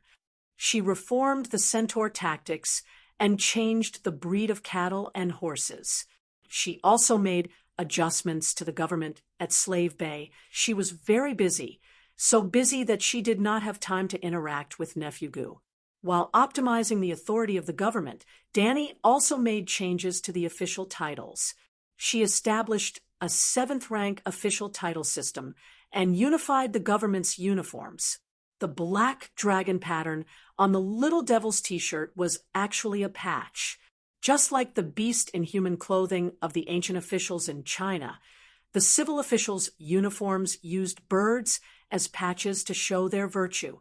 The military officials' uniforms used ferocious beasts as patches to show the military officials' prestige. She had to admit that compared to the beast in human clothing court meetings, the Western country's casual wear of the government meetings was a few levels lower in class. It looked more like the grandpas and aunties in a street mahjong house. Furthermore, the king did not even have an exclusive dragon robe. In the future, Dani, who became the Empress of the world, would collect a gold coin, a copper pot, and an iron sword from various cities and melt them to create a throne. She hoped that when she sat on the throne, it would not be a messy market below, but a solemn, well-dressed, orderly civil and military officials. Therefore, she first unified the officials' uniforms.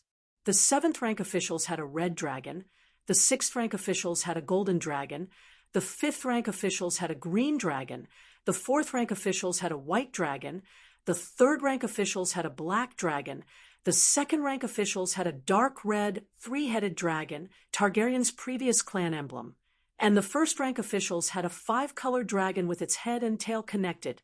Originally, Little Green and Little White were neck and neck. However, after following Dany to the Westeros, there were thrills and rewards. Little White became a magic dragon. As such, Little Green became the third. Little Gold was the fourth, and Little Red was the fifth. Of course, Dragon Queen did not forbid the civilians from wearing clothes with the Megalosaurus pattern, but they were not allowed to completely imitate the government officials. At least, they were not allowed to add a seven-pointed star embroidered with gold borders around the Megalosaurus pattern. The little demon was wearing a t-shirt with a black dragon embroidered on it, which meant that he had become the Dragon Queen's subordinate. He had even recommended himself to the queen that day. He had professional experience in the hand of the king, and Slave Bay was currently lacking a prime minister, so why not just put up with it? Then he was mocked by the Dragon Queen and had a miserable life. Although he failed to apply for the hand of the king, the Dragon Queen also took pity on his talent. The little demon had used wildfire to turn the tables in the Battle of Blackwater Bay and defeated the second most famous general of the Seven Kingdoms, Stannis, with an absolute disadvantage. It could be said that Tyrion was the only person in the world who had used wildfire on a large scale in war and won. After the Megalosaurus became extinct, Targaryen had also funded the Alchemy Guild to create a steel Megalosaurus that could shoot wildfire, preparing to use the Iron Dragon to deal with the Dorneys. In the end, the Iron Dragon that was equipped with wildfire self-destructed midway. Therefore, in the field of wildfire, Tyrion was really a rare talent in the world. Emperor Dany knew how to make use of people, and specially created an official position for him, General of Wildfire, responsible for supervising the refinement, storage, and transportation of wildfire. Today, General of Wildfire Tyrion accompanied the Dragon Queen and began to test the stability of wildfire. Look, the wildfire in the bottle is boiling.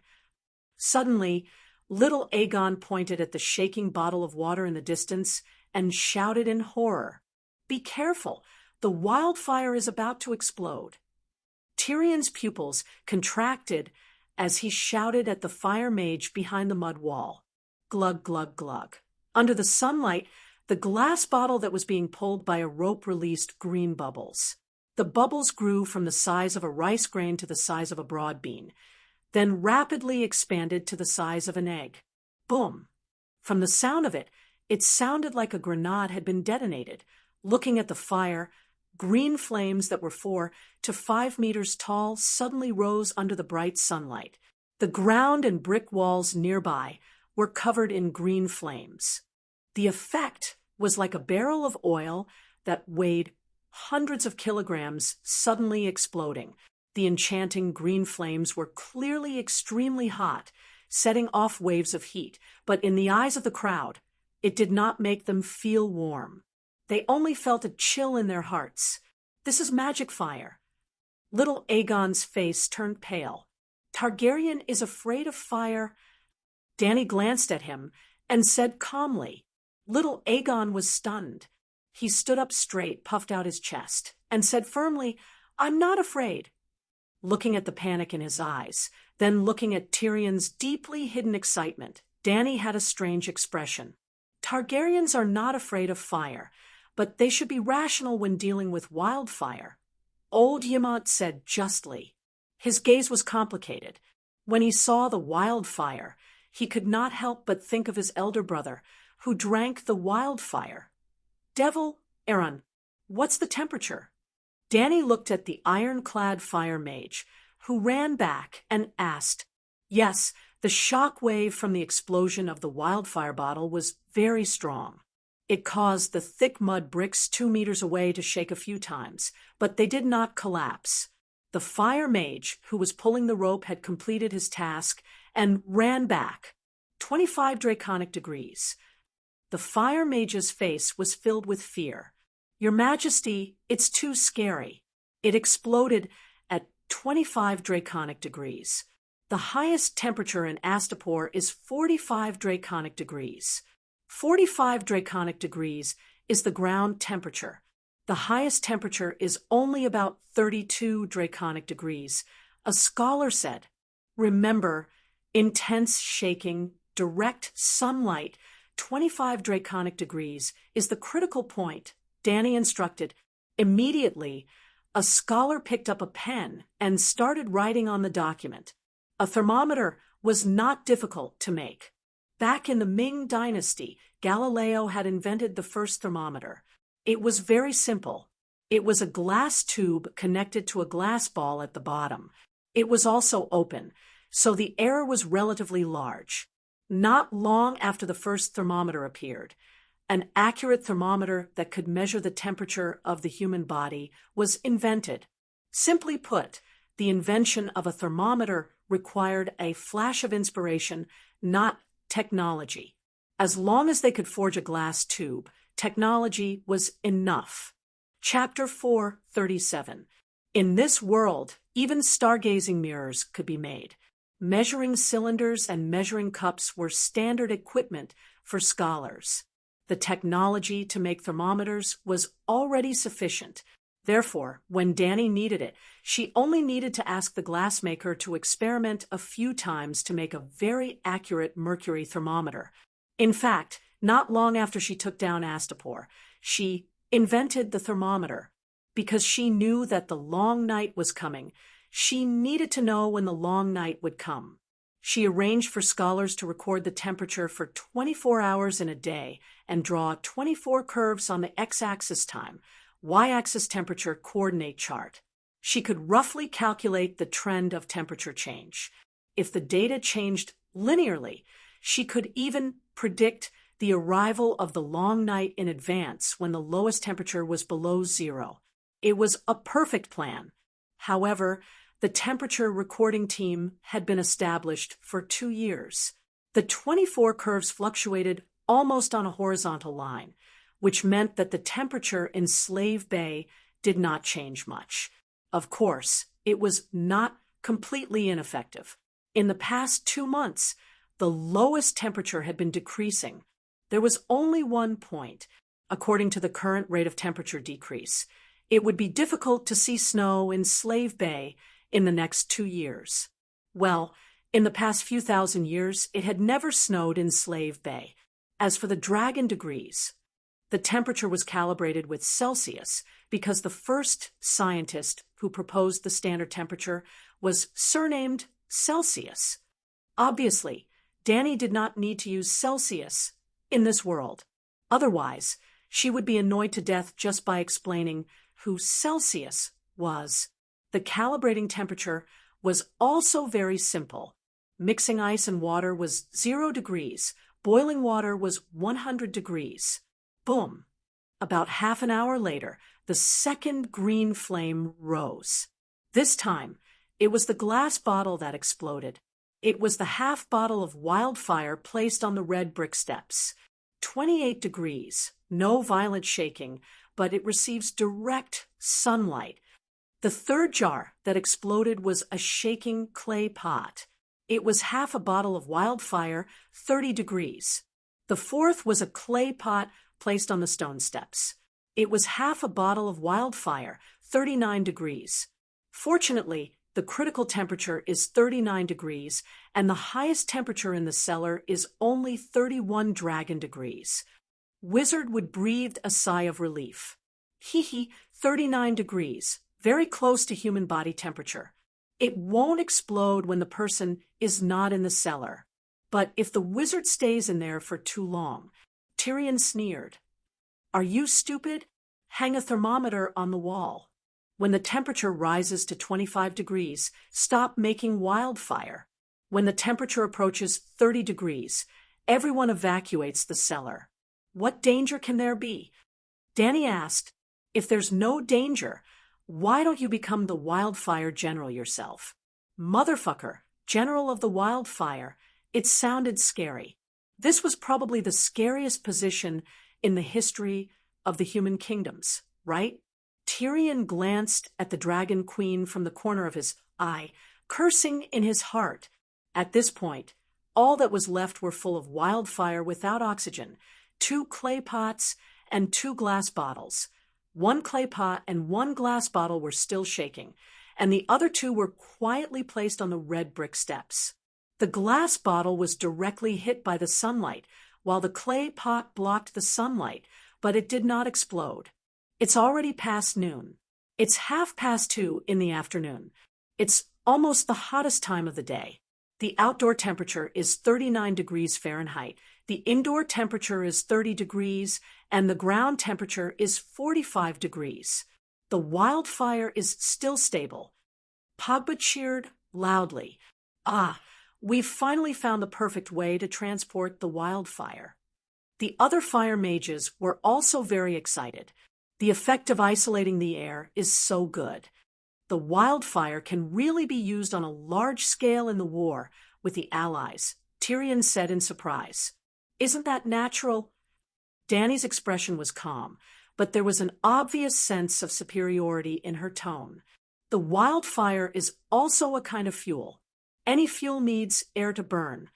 After saying that, she stood up, clapped her hands, and said, "The test is over. Let's go back to the city and celebrate. Bio-bu-bu-bio-wem." It was as if a tomahawk cruise missile had exploded in their ears. No, not 1, but 4 in a very short period of time. The nearest glass bottle was 30 meters away from the factory, but the shockwave not only blew the tiles on the roof into a mess, it also sent everyone tumbling a few times. The silk clothes on their bodies exploded in the shockwave, especially Tyrion. His legs were deformed and weak. Like a rubber ball, he rolled a few times on the ground. The black dragon t-shirt that represented a rank 3 official was tattered. The loose silk pants on his lower body were nowhere to be seen, revealing 2 short, fluffy legs that were disproportionately short. Even the burly Mormont, who was fully armored, had his cloak torn. He took 3 steps back and supported the old man Yemont, whose gray robe had fallen apart. On the other hand, Dragon Queen's performance shocked everyone. The violent shockwave was like a river that met a reef, and it split into 2 sides of her body. Other than her hair flying in the wind, she, who was only wearing light leather armor and chainmail, did not move in the wind. This is not scientific. Tyrion was lying on top of a fire mage when he heard Dragon Queen's exasperated shout. He did not know what science was. At this moment, he only wanted to curse, "I'm going to resign, and let the deviant ghost be this stupid wildfire general!" Exclamation point. How can it burn without air? It's not magic. There are no strong magic waves under the sun. Why did it suddenly explode? Dragon Queen's voice was getting farther and farther away. She quickly ran towards the center of the explosion. In the strange green flames, there were still 2 fire mages struggling in it. Tyrion struggled to turn over, but there was someone below him, and he did not know who was above him. There were also people on both sides. He could not move even if he wanted to. His consciousness gradually returned. His nerves became sensitive again, and the feeling on his skin became clearer. His squirming body suddenly froze. Little Tyrion was being held in someone's hand. There were only 2 women at the scene, the Dragon Queen and her mage apprentice. The queen had run away. Then it had to be that black girl. Tyrion turned his head in anticipation. In the next moment, a basin of ice water was poured over his heart. It was cold, and his body felt uncomfortable as if caterpillars were crawling all over it. He did not see the short-haired Larissa's black face. It was a face that had seen the vicissitudes of life, with her eyes tightly shut and a few deep crow's feet at the corners of her eyes. John Clinton. That's right. He had always been standing with Clinton and little Aegon. He was still far away from the black girl. Hey, Sir Clinton, wake up." Tyrion's face was red. He twisted his body with all his might, and with great effort, he finally broke free from the other party's rough hands. Little Aegon, who was on top of Tyrion, heard the little devil's cry. He turned his head and saw the back of Clinton's head bleeding profusely. It seemed like he had hit a brick. "Sir, Godfather, Sir Clinton, Godfather," Aegon shouted in panic. Ugh. Clinton was a tough guy after all. He quickly opened his eyes in a daze. Suddenly, he felt the warmth on his right hand. The confusion in his eyes instantly disappeared and was replaced by panic and anxiety. Don't pinch, sir, it's me," Tyrion screamed. 7 levels of hell." Clinton shouted in horror and immediately broke free from the pile of limbs with his right hand. As expected, the deerskin glove that he had been wearing was gone. "Ouch! Get up, you're crushing me." The skinny Pogba's groan came from under Tyrion's, but, oh! Little Aegon woke up with a start. He quickly got up and wanted to help his godfather up first. "Don't worry about me." Clinton avoided his godson's pull with his right hand as if he was avoiding the plague. He struggled to sit up and found the glove that had fallen off not far away. He staggered over, picked it up, and put it on. "Damn it! My clothes are torn." The little devil covered his crotch and wailed. He was still all right. There were only a few holes in his t-shirt, and there were still a few pieces of fabric clinging to his body, covering his private parts. A few of the fire mages with loose robes were naked. Not a single piece of clothing was on them. The shock wave was too strong. Other than Mormont, who was wearing armor, Clinton, and Aegon, who were wearing light leather armor, almost none of their clothes were intact. 7 gods above, the explosion of wildfire is so powerful. The ragged Ymont said in horror. Fortunately, Jorah Mormont was in front of him and helped to resist most of the impact. Otherwise, the old man would not have felt good. Looking at the roof that had been blown away by more than half of the tiles, looking at the people who were in a complete mess, and then looking at the flames that had almost formed a sea of green dozens of meters away, not even the shadow of the dragon girl could be seen. Tyrion shuddered. "For jars," he hissed. "For jars," he said. 1 full jar must have weighed at least 8 pounds of wildfire.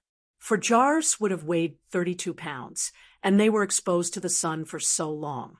Damn it! I should have thought of it. When I was at the King's Landing, the alchemist kept warning me not to throw more than 10 pounds of wildfire jars. I loaded a small boat with 300 pounds of wildfire, and from a dozen meters away, it overturned 2 of Stannis's warships and ignited a river that was hundreds of meters wide. "Look, the flames are extinguishing," little Aegon exclaimed. "Wildfire can't burn. It won't extinguish." Tyrion was a little uncertain. The sea of green flames that stretched for dozens of meters was really disappearing at a speed visible to the naked eye. "It's the Queen." Archmage would shout it in realization. "The Queen has entered the sea of flames and is controlling the flames." Ah, the wildfire is so fierce, but it can be controlled. The mages were shocked and couldn't help but take a few steps forward. Originally, the wildfire burned with green flames that were 4 to 5 meters high, blocking everyone's sight. Now, the rampant green flames were like the water in a swimming pool that had its valve opened, returning to the sea and returning to the Dragon Queen's right hand. The flames gradually decreased, and everyone saw the Dragon Queen's expression was calm as she raised her right hand. Like Moses parting the sea, wherever he went, the demonic green flames automatically avoided him. Strands of green flames were pulled away from the flames and merged into the green fireball that was the size of a basketball in her right hand. Come quickly, a few neatly dressed people dig out Archmage Tim and Archmage Duncan. Dany said, even the roof that was dozens of meters away was blown away, and the mud brick wall that acted as a firewall naturally collapsed. The two fire mages who were hiding behind the mud brick wall and pulling the rope were crushed inside by the broken bricks, and even the green wildfire splashed onto their armor. If Danny hadn't come quickly, they would have been burned to ashes. In reality, even if they weren't burned to death, their organs were injured in the explosion and they spat out blood. Archmage walked over while holding his pants and said with a respectful expression, "Her Majesty the Queen's magic power is monstrous to be able to control such a crazy wildfire. I wonder if you have any tricks. Save them first. I'll give a magic lecture in 2 days and teach you the truth of fire witchcraft." Danny said with the aura of a big boss. "Your Majesty, can I learn?" Tyrion heard from afar and was about to run over to ask, but was stopped by Clinton. "Wait, let me see your dick," he said seriously. Chapter 438. Magic and the power of the gods were real. For those with extraordinary talents, magic was the blessing of the world, giving them the possibility to see the truth. But extraordinary magic was too high for ordinary people, more like a curse than a blessing. Comparison of power levels. The magic of ordinary people, extraordinary people, and the divine power of gods. The magic of extraordinary people could curse ordinary people. But in the face of the divine power of gods, even extraordinary people could not resist being contaminated.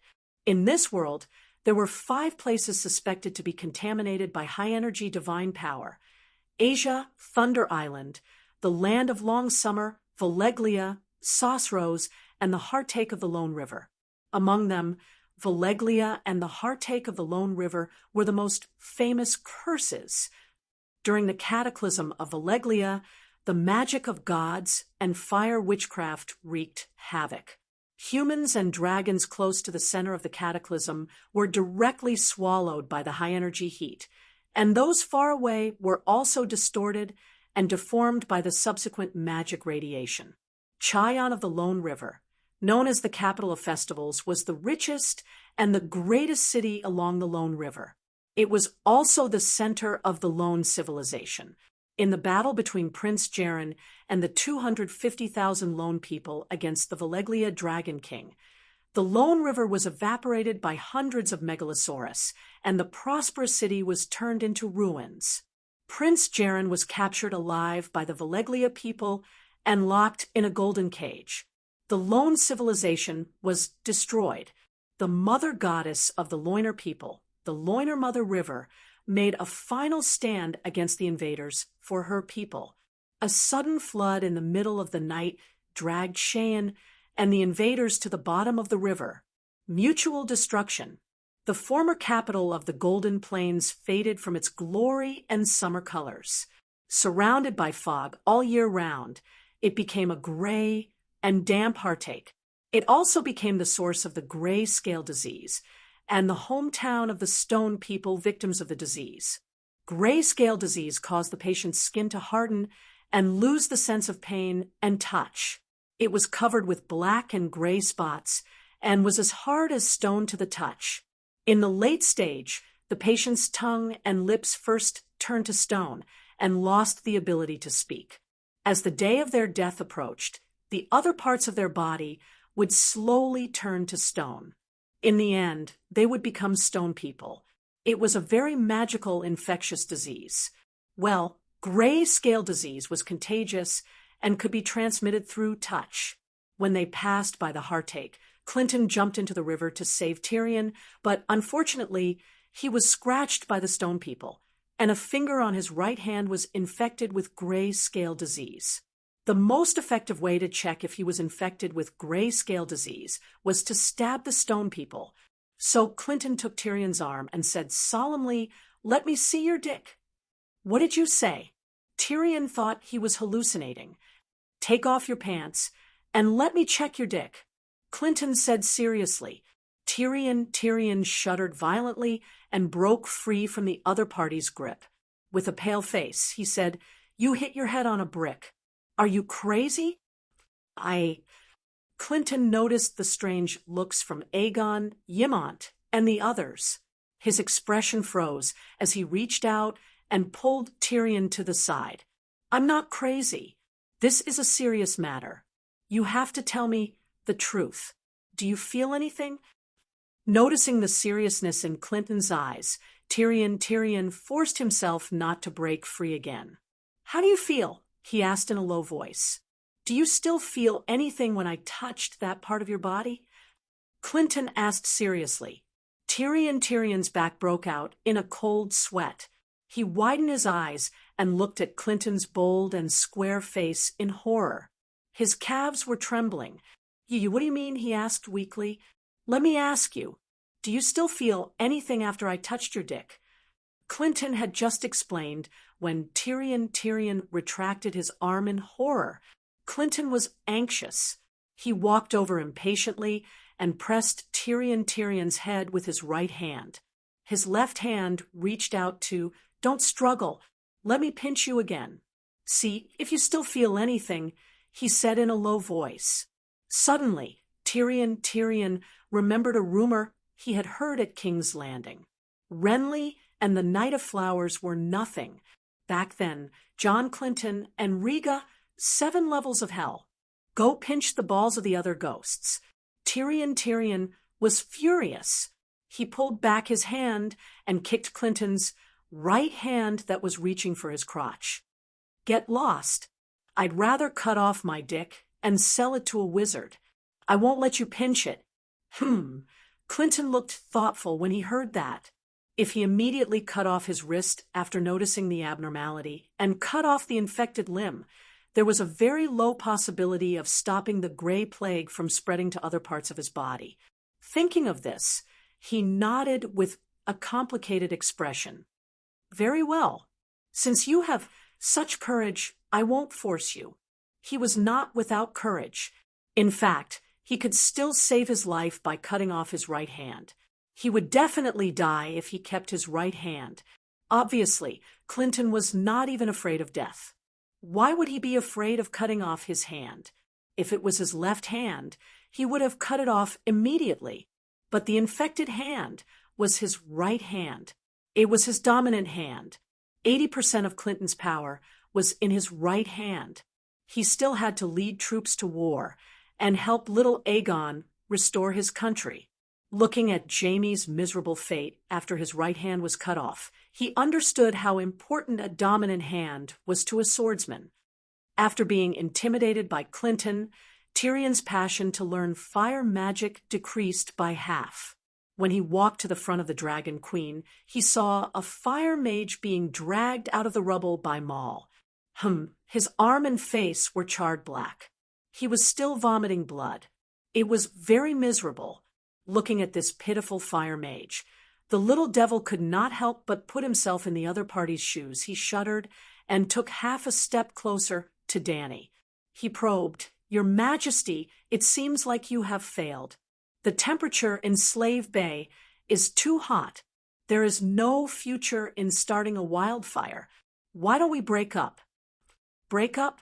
This word was very familiar. Dany looked at the little devil with the corner of her eye. She said, It is because you have failed that you have the chance to show off your skills as a wildfire general. If you really succeeded in one try, how could you show off your ability? When we return to the city, I will give you a sum of money. Walk 5 kilometers to the west and find a deserted place to build a wildfire shooting range, the kind that you can mess around with and explode at will. The second fire mage was also dragged out. One of his legs was broken, the bone fragments poking out. Blood was gushing out. The other leg was charred black by the wildfire. The charred bones gave off the smell of barbecued pork ribs. Tyrion felt his teeth ache. It seemed like his calf was also hurting. Why don't you replace me? My ability... No. He was almost begging. Fuck, I can mess around with and explode at will. Who am I going to explode? Who am I going to mess around with? You can do it. You have to have confidence. Dany patted his deformed head and encouraged him. You can chop people up on a horse. You are a good security guard. You are a good manager. You have the most experience in storing and using wildfire in the world. You are a good technician. Wildfire general. Who else but you? Tyrion wanted to cry. Right, you said that you want to learn fire magic from me? Dany patted his head 3 more times. She praised him. You are very motivated. After learning fire witchcraft, you can also personally create wildfire. It seems like you have the potential to become a scientist. Maybe you can develop a type of extremely stable wildfire. Improve wildfire? Do you think that I don't die quickly and miserably enough? Tyrion's eyes were red. Improving wildfire is equivalent to changing the world. If the wildfire maintains its current burning value, but has the stability of kerosene, there is hope for a steam engine. You can even directly develop a wildfire engine and advance the world's civilization by 1,000 years. No, with the speed of this world's technological development, it can be advanced by 1,000,000 years. Moreover, with the efficiency and power of wildfire, it can even be used as a space fuel. If you can create a wildfire in a space vehicle, you are small, eat less, drink less, and keep flying to the moon. Maybe you can even become the first person to land on the moon. Dany became more and more excited as she spoke. Originally, she wanted to encourage, tease Tyrion, but in the end, she was moved by the great scene she imagined. Wildfire is created through magic. If you can develop a magic formation that can create wildfire and inlay the magic formation into a wildfire engine made of steel, if the magic formation can automatically absorb the magic elements in the universe, Dany's eyes widened as she exclaimed, 7 gods above, wildfire might really be the hope for this world to transcend. Looking at the fanatical dragon queen, Tyrion took a few steps back in fear. 7 gods above, to be so crazy about wildfire, as expected of the Mad King's daughter. Sigh, the chance to be immortalized in history is yours. If it wasn't for the fact that I am busy with work and have such a large country to manage, I would want to become a wildfire scientist myself. Dany looked at the terrified dwarf and sighed. Why don't we switch? The little devil really wanted to say that. I can share your burden, he said tactfully. Very good, Dany said emotionally. There are too few officials as responsible as you. General Wildfire, I know that you are responsible for this accident. Dragon Queen suddenly raised her voice and immediately attracted the attention of the people around her. Tyrion's strange eyes were filled with confusion. As the General Wildfire, you underestimated the explosive power of wildfire after being exposed to direct sunlight for a long time.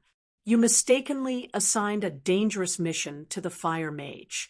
Sigh, you should have arranged a sheep to pull the rope. But even if you made many mistakes, you can't ask to take all the responsibility.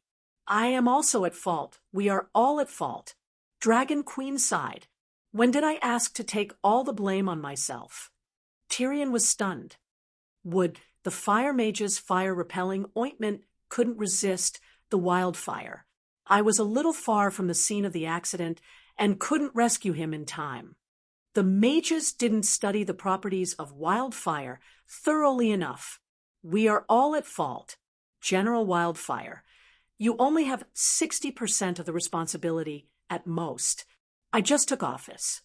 Tyrion argued. Yes, you shouldn't have made such a big mistake when you just took office. But you can redeem yourself by doing good deeds. There's no need to ask to be whipped, is there? Dragon Queen looked down at him and pressed his head. You are right. Tyrion closed his eyes and said with a sigh. And so, Dragon Queen made the final judgment for this accident. General Wildfire's salary will be deducted for half a year.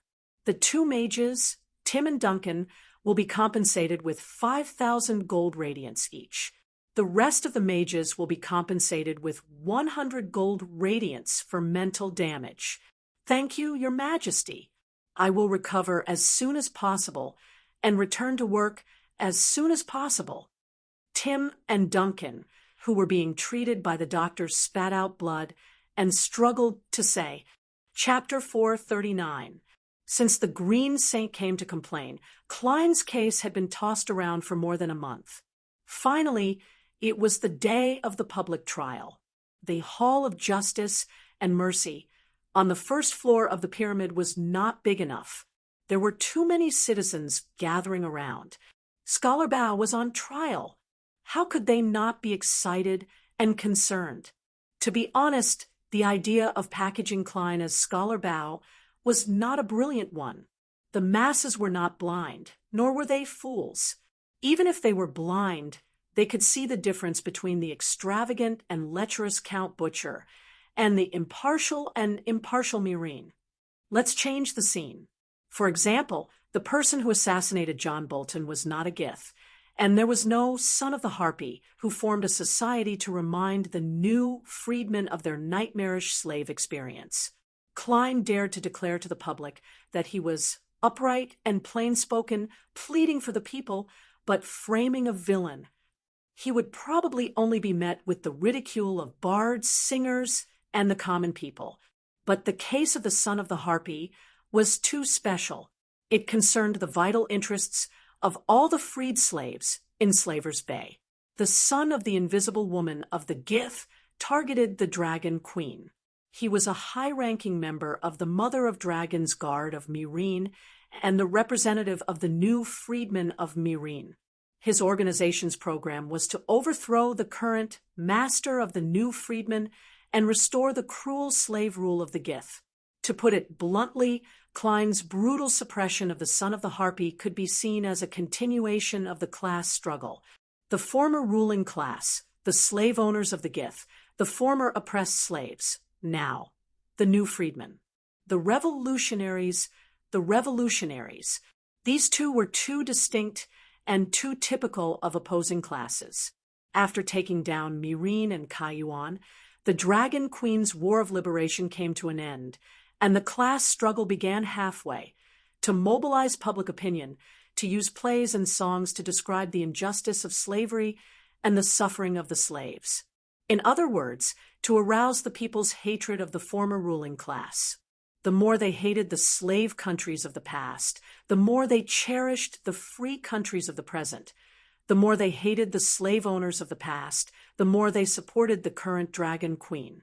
This kind of emotion aroused by public opinion could turn the onlookers into revolutionaries, thus strengthening the Dragon Queen's resistance to the Allied forces and the stability of her rule.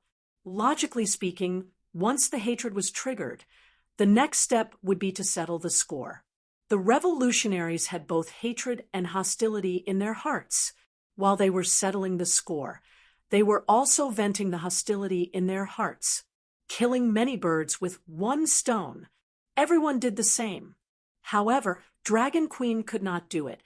First, her enemies were not only the Guise people of Slave Bay, but also the slave owners of the whole world. In other words, the Dragon Queen was still at the stage of establishing a united front against slavery. Weak slave owners, big slave owners who sympathized with slaves, and neutral forces who only wanted to make money were all targets of the united front, just like everyone did. If the entire world was a country, then the Dragon Queen only occupied a small county as the base of her revolution.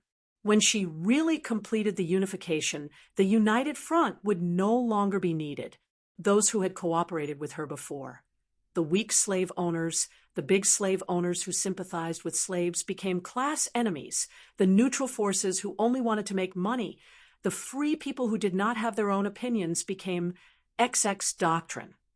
In short, the Dragon Queen could not be too ruthless to the Guise people. Otherwise, the slave owners of other city-states would not surrender again.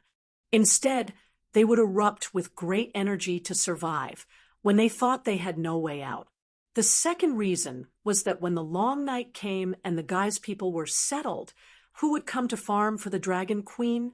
Therefore, the Dragon Queen stopped abruptly halfway through the class war, leaving the hearts of the newly liberated free people in a state of uncertainty. At this time, Cleon came out of nowhere. Standing in the wind, pigs could also fly. Cleon stood in the wind with a pair of invisible wings. A hero met the times. In another way, he continued the next step of the class struggle. He overfulfilled the settlement of the Guise people and helped the new, free people vent the hostility in their hearts. Therefore, he became the righteous master in the hearts of singers, poets, and the free people of the Guise people. The so-called righteous master wasn't just asking for the people's orders. Cleon did so well. Why couldn't he be considered a righteous master? There was only one point. His methods were too cruel.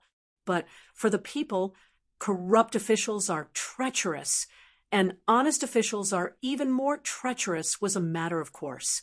Corrupt officials were hateful. Honest officials were cute. The people were so simple. Even if Cleon did break the law, they could forgive him. It was because Dani understood this that she came up with the bad idea of come to the scholar and wear the scholar's vest. Facts proved that the effect was not bad. Cleon, the impartial and impartial. Cleon, the loyal and righteous. Myrene's clear sky Cleon. Cleon, the nemesis of evil. On the first day of the public trial, from inside the hall to the square outside the hall, thousands of people crowded together, and slogans were endless.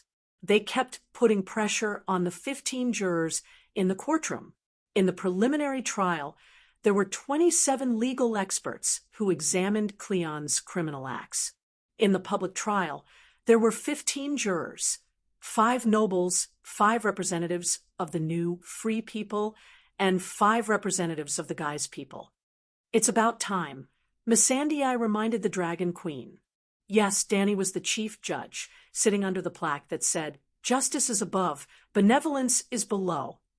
This was also the Queen's throne. Pa! The Dragon Queen slammed the gavel, and the Unsullied holding the fire and water staff below hit the floor rhythmically. Bam, bam, bam, they shouted. Wei Wu, there were also 10 Unsullied holding up the silence sign. 2 were in the hall, and the remaining 8 were scattered on the second step of the pyramid, facing the free people in the square. The Dragon Queen's power was extraordinary. In the next moment, the slogans suddenly stopped, and everyone in and out of the hall quieted down. With just a sign, you did what Cersei's 3,007 swords couldn't do, the Wildfire General said with emotion. Little Aegon looked enviously at Aunt Dani on the throne and sighed. When I ascend the Iron Throne, will the people of King's Landing be so obedient? That depends on whether your 3,007 swords are sharp or not. There are only unruly people in King's Landing. Unless you can fill everyone's stomach and let everyone live in a clean and spacious house, they won't love any king like the free people of Slaver's Bay love Dragon Queen, the Wildfire General said as he took off his green helmet. Yes, after the last incident, Tyrion had to wear leather armor, and helmet during work. The iron helmet became a safety helmet, and the armor was a work uniform. The leather armor, helmet, armor, and even the cloak behind him were all green, like a burning wildfire. This was the Wildfire General's exclusive equipment, and no one else had the right to wear it. Why 3,007 swords? Little Aegon asked. 3,000 golden robes, 7 Kingsguard. This is all the power the king has. Sigh, compared to the Dragon Queen, it's too far away. Tyrion sighed. The Dragon Queen's dignified voice echoed in the quiet hall. The law is the law. The jurors can take the opinions of the crowd into consideration, but don't be completely influenced by them. You are the jury, and you know the law, so you should act according to the law. Yes, Your Majesty. The 15 jurors bowed respectfully to Judge Dani and took their seats. Smack! The Dragon Queen slammed the gavel again, and stared with her beautiful eyes. She shouted at the prisoner below, "Clayan, you imprisoned the Green Saint and her family for no reason, and even raided the Temple of Divine Grace. The first charge against you is harming a religious leader and threatening the freedom of religion of the people of Myrene. Do you admit it?" "Your Majesty, jurors." Clayan's face was clean and tidy, and his expression was calm as he spoke. "I admit that I detained the Green Saint and most of the saints of the Temple of Divine Grace, and I also admit that I locked up their families. But before convicting me, please confirm one thing." He raised his index finger, looked around at the people around him, and said loudly, "Should the Green Saint be arrested?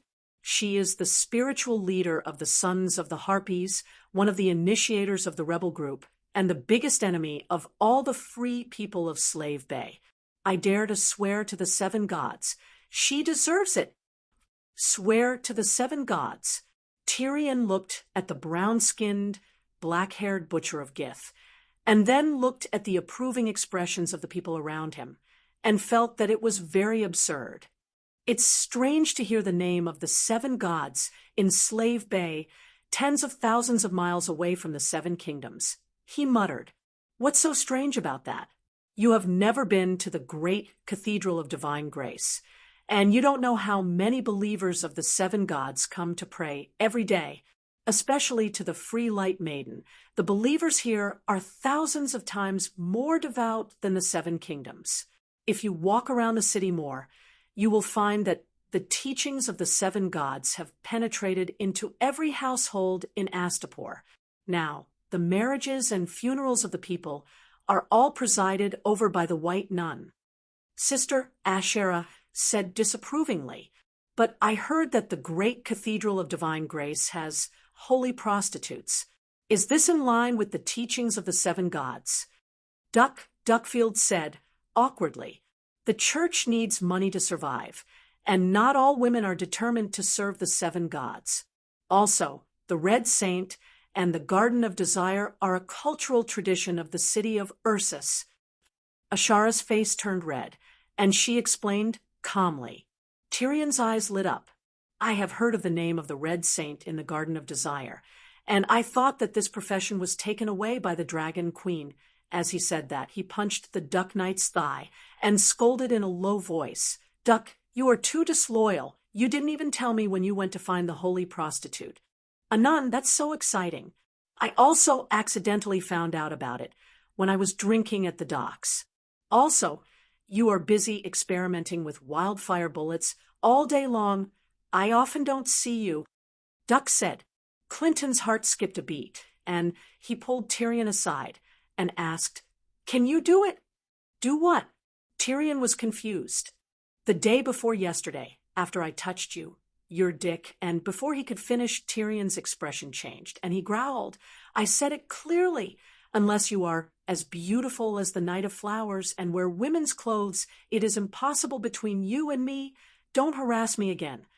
Clinton's stiff square face turned white and red, and he gritted his teeth. "You never look in the mirror?" "That's right. Normal people, including yourself, would be so disgusted that they wouldn't be able to eat if they didn't have nightmares when they saw your deformed face. Then I'm really relieved. I was worried that your taste was so unique that you would ignore my appearance and take a fancy to my noble and rich soul." Tyrion said, "You, little Aegon," and Duckfield took a few steps back, looking terrified. Smack! The shock block interrupted Tyrion and Clinton's explanation, and they heard the Dragon Queen say, "The Green Saint Grazdan Cowell." Chapter 440. Grazdan Cowell, more than 80 years old, the Green Saintess of Myrene. In the original history, Grazdan was Dany Rise's advisor, an elder who guided her growth, and a very close friend. Dany Rise was almost fooled by her. She listened to her and completely integrated herself into the guy's slave culture, even marrying a slave owner. Now, this was the first time Dany saw Grazdan. She was an old woman with snow-white hair and wrinkled skin. There were large gray age spots on her exposed skin, but time did not dim the spirit in her eyes. Her eyes were a soul-stirring green, filled with wisdom and experience that could see through human nature. She still maintained her dignity as the Green Saintess. She wore the green robe of the Green Saintess and wore a green veil on her face. She held a walking stick and seemed to be surrounded by a halo that symbolized wisdom and nobility. She walked in with the help of the two white saintesses. "Greetings, Your Majesty." The Green Saintess voice was gentle and kind, making people feel like they were bathing in the spring breeze. Facing the Green Saintess' clear green eyes, Danny wanted to hide for a moment, as if the darkness in her heart had been seen through by the wise priest. "No, I'm not wrong. My goal is noble and great. My methods, compared to other ambitious and ruthless emperors, are gentler and more benevolent." As she comforted herself, her violet eyes looked straight into the pair of emerald green eyes, grandly and righteously against the profound and wise. Danny smiled and said, "Give her a seat." Immediately, an unsullied brought a high-backed chair with fur for the Green Saintess. There was a hint of understanding in the breathtaking green eyes, but also a hint of sadness. The Green Saintess looked away and said, "Thank you, Your Majesty." "Green Saintess, Count Shattered Shackles accuses you of participating in the formation of the Sons of Harpies." At this time, the Dragon Queen's clear voice did not have any extra majesty, but was very calm and indifferent, as if she was chatting with an old person. "Yes, I joined forces with some like-minded people to form the Sons of Harpies." The Green Saintess nodded. "What?" She admitted it. The audience was in an uproar. They never thought that the big boss would be defeated as soon as he appeared. "Sir Grazdan, do you know what you are saying?" In the jury seat, the Green Saint of Astapor, Grazda, exclaimed in disbelief. "My Lord Grazdan," cried another of the guy's jurymen, "this is the great court, and no one can force you, and the Queen is here, and no one can lynch you. Your Excellency Green Saintess, please believe us. We will strictly abide by the code," the free people said seriously. "Lady Green Saintess, if you are not familiar with the public trial process, you can invite a defender or multiple defenders who know the code. This is the privilege of the nobles." Bruce Wayne suggested. The captain of the guards, Bruce, was a knight and also a knight. He joined the jury as a representative of the nobles. Dragon Queen slammed the gavel again. "Silence!" Wei Wu, Unsullied One, struck his staff. The entire hall was silent. "Sigh, the things passed down by our ancestors for thousands of years are still somewhat useful." Dragon Queen slammed the gavel again. Seeing the people below tremble unconsciously, she felt a bit better. "Your Excellency Green Saintess, think carefully. This is the public trial court. In front of me and the other jurymen, you cannot go back on your words and will even be used as evidence to convict you. I am very clear-headed. The Count of Shattered Shackles did not catch the wrong person. I am the leader of the Sons of Harpies." The Harpy Green Saintess said calmly. Klein could not help but ask, "In Myrene, I used the cruelest water torture on you, and you insisted that you were innocent. Why did you admit it now? How can I, the Butcher Count, endure this?" "Water torture?" There was a suppressed cry from the audience. Why are the people of Slave Bay so honest, saying what they want to say? Tyrion said strangely. Danny glared at the butcher, who did not keep his mouth shut, and announced, "Count Klein admitted to lynching a religious leader and is found guilty of the 13th charge, a fine of 5,000, 20 lashes in the Freedom Square, and half a year of imprisonment. The punishments for all crimes can be stacked and finally executed together." Klein was dumbfounded. The gavel slammed again. Dragon Queen scolded, "Everything the court says can be used as evidence to convict you. You not agree? I agree. I plead guilty. Lord Bow of Meereen lamented. Your Excellency Green Saintess, why did you form a terrorist organization like the Sons of Harpies? Denny asked. Terrorist organization? Green Saintess smiled and nodded. That's right. We do not dare to face the Dragon King directly, but we do not want to lose the last glory of being the Sons of Harpies. We can only use assassinations and terrorist activities to overthrow your rule. Can terrorist activities in Meereen hurt my rule? Danny was a little amused. Green Saintess' eyes flashed with sadness. She shook her head and said, We thought we could, but reality has proven that we cannot. Your household registration system is perfect, almost locking out the possibility of us secretly causing trouble. Even if there was no assassination of Commander John Bolton, no Count Shackle, as long as we start our activities, as long as the Lord of Meereen is not a fool, we can unearth the Sons of Harpies sooner or later. Tell me, what are you dissatisfied with about me and the current Slaver's Bay? Danny said. Green Saintess looked at the eyes around her, which were as many as stars, and hesitated. Here, I am upright, and there is nothing I cannot do that I cannot tell others. Danny said firmly. After staring at the Dragon Queen for a long time, Green Saintess sighed. Well, you are so confident and proud, and you have the ability to maintain your pride. The Guy's race did not die unjustly in the hands of your majesty. As soon as this was said, the 5 Guy's race jurors and the Guy's race in the crowd all changed their expressions and exclaimed in a low voice. Danny's eyes were sharp, and she said lightly, I did not exterminate the Guy's race. The sadness in Green Saintess's green eyes grew stronger, and she said in a sad tone, A race is not made up of people. If the spiritual backbone is broken, the cultural and religious inheritance is also over, and the race does not exist.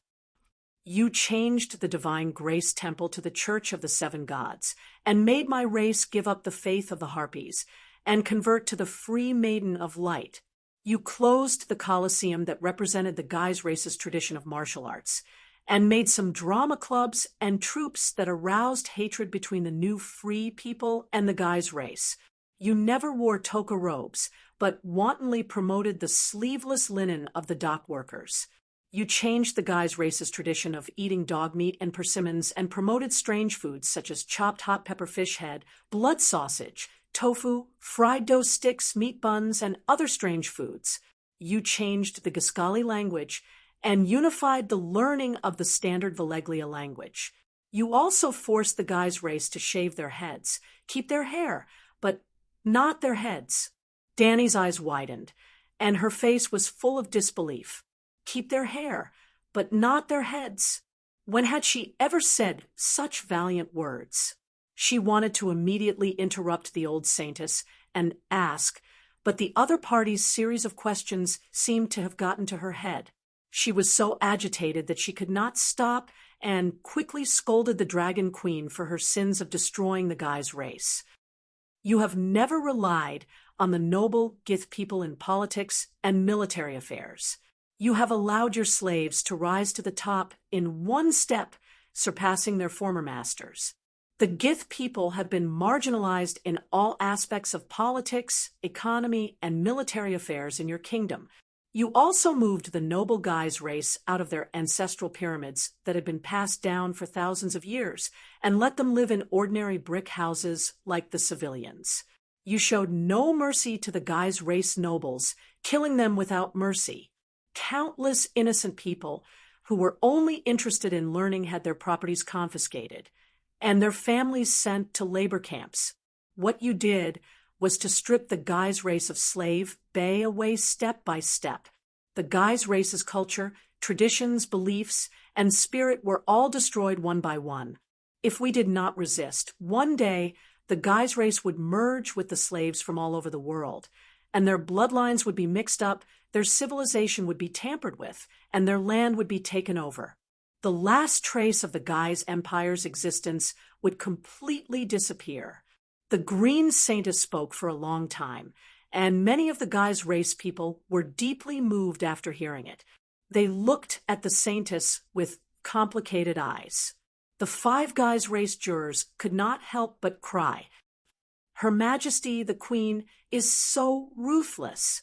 If the old woman is not lying, then she really intends to wipe out the Guy's race. Tyrion said in shock, "Your Excellency Green Saintess, I wonder what I should do to be a qualified Queen of Slave Bay in your heart." Without waiting for the old Saintess to answer, she asked herself, "Should I wear a toga robe and learn the dialect of Slave Bay? Life according to the Guy's race noble's way of life, open the arena, or even buy one yourself, and raise a group of gladiators like horses? It would be best to find a marriage alliance with a noble Guy's bloodline and completely integrate yourself into Slave Bay." The old Saintess' eyes flashed with wisdom, and she sighed. "Isn't that good? If you are willing to integrate into the Guy's culture of Slave Bay, the other free cities will not be so hostile to you. With the help of a royal husband of a noble Guy's bloodline, the new Guys would no longer attack Slave Bay. Your ancestors, Aegon and his sisters, didn't they also give up Valeglia's beliefs and traditions, convert to the Church of the Seven Gods, and completely integrate into the culture of the Undulls? There are also the 14 Fire Peak nobles of Valeglia. After their bloodline descendants left Valeglia, they entered Slave Bay, Quills, Coer, Norfoss, and the various coastal cities. They brought advanced technology and culture to the local area, and they also integrated into the local culture. They married the local noble women and worshipped the local gods. The most typical example was the marriage between Nymeria and Dornmartel. She led the remaining Loener people and took the initiative to give up some of the Loener traditions, integrating herself and her people into Dorne. From bloodline to culture, Loener had integrated into Dorne. At the same time, Dorne had also absorbed some of the culture and traditions of the Loener people. The two races lived in harmony without conquering or being conquered, and there would be no disputes or conflicts. Are these seniors not worthy of learning from you? You can reform the old Slave Bay, but you can't completely throw the previous owners of Slave Bay into the trash can. That makes sense. Tyrion was deep in thought. What makes sense? Clinton glared at him and said, "The Queen promoted the great culture of knights in Slave Bay and used the seven gods to reform the suffering and confused slaves. What's wrong with that?" "Yes, I swear, Her Majesty feels that she is worthy of the title Saint Dany." Sister Asherah looked at the Queen on the throne with a look of worship in her eyes. "Sigh, Saintess, you are mistaken about something." The Dragon Queen smiled. Chapter 441. Dany stood up from the throne and looked down at the Green Saintess. "I am different from Aegon and Valeglia's Dragon King. I am not a conqueror. I am also different from Nymeria. I am not a refugee. I am a reformer. I am a revolutionary. I am the nightmare of evil slavery. I am the Misha of all the oppressed slaves in the world. I am not targeting the Gith tribe in Slavers Bay. My enemy is the entire rotten slave world.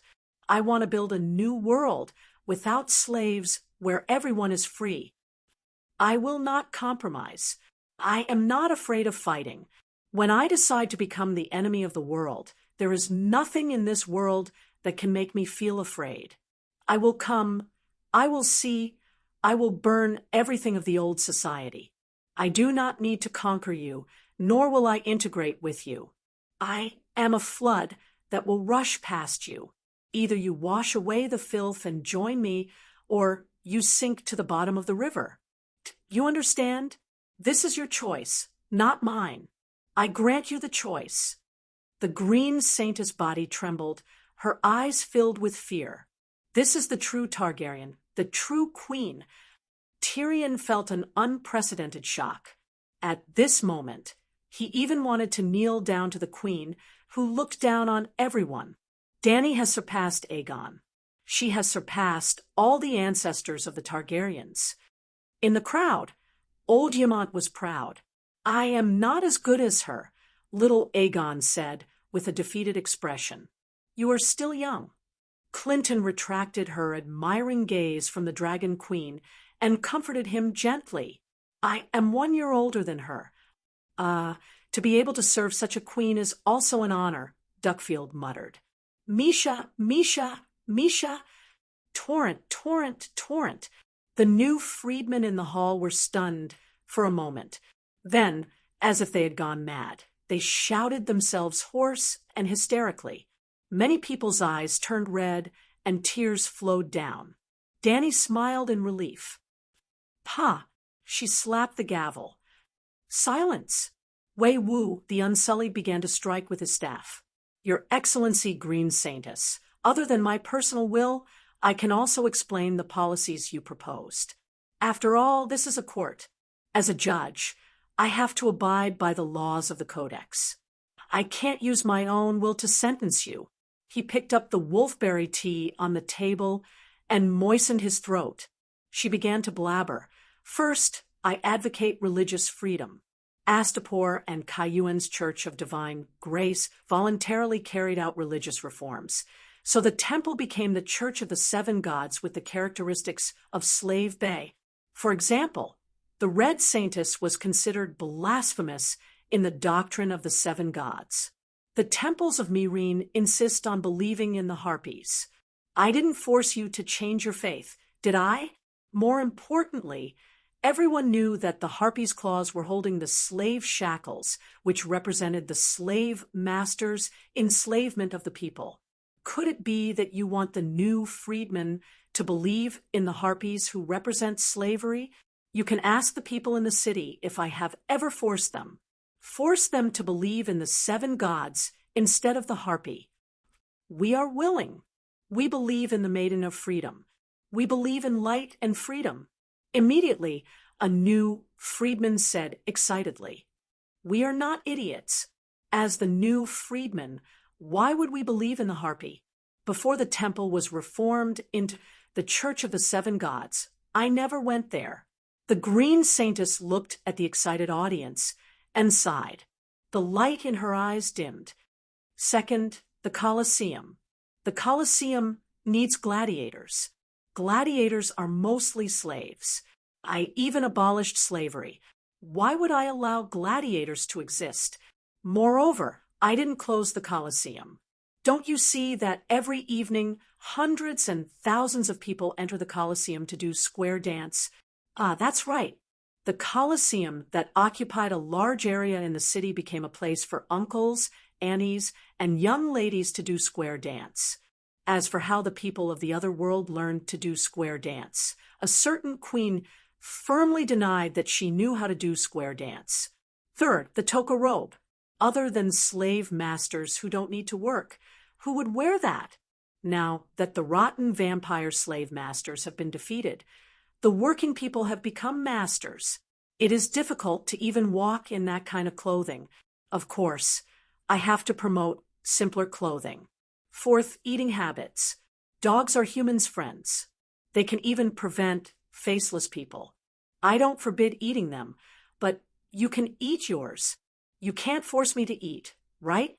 Moreover, the food I promote is popular. Not only is it more nutritious, but it also saves on ingredients. Fifth, Standard Valeglia is the world's language. I really can't find a reason to refuse it. Sixth, shaving. Speaking of this, the Dragon Queen's expression became strange. She wondered, when did I say keep hair?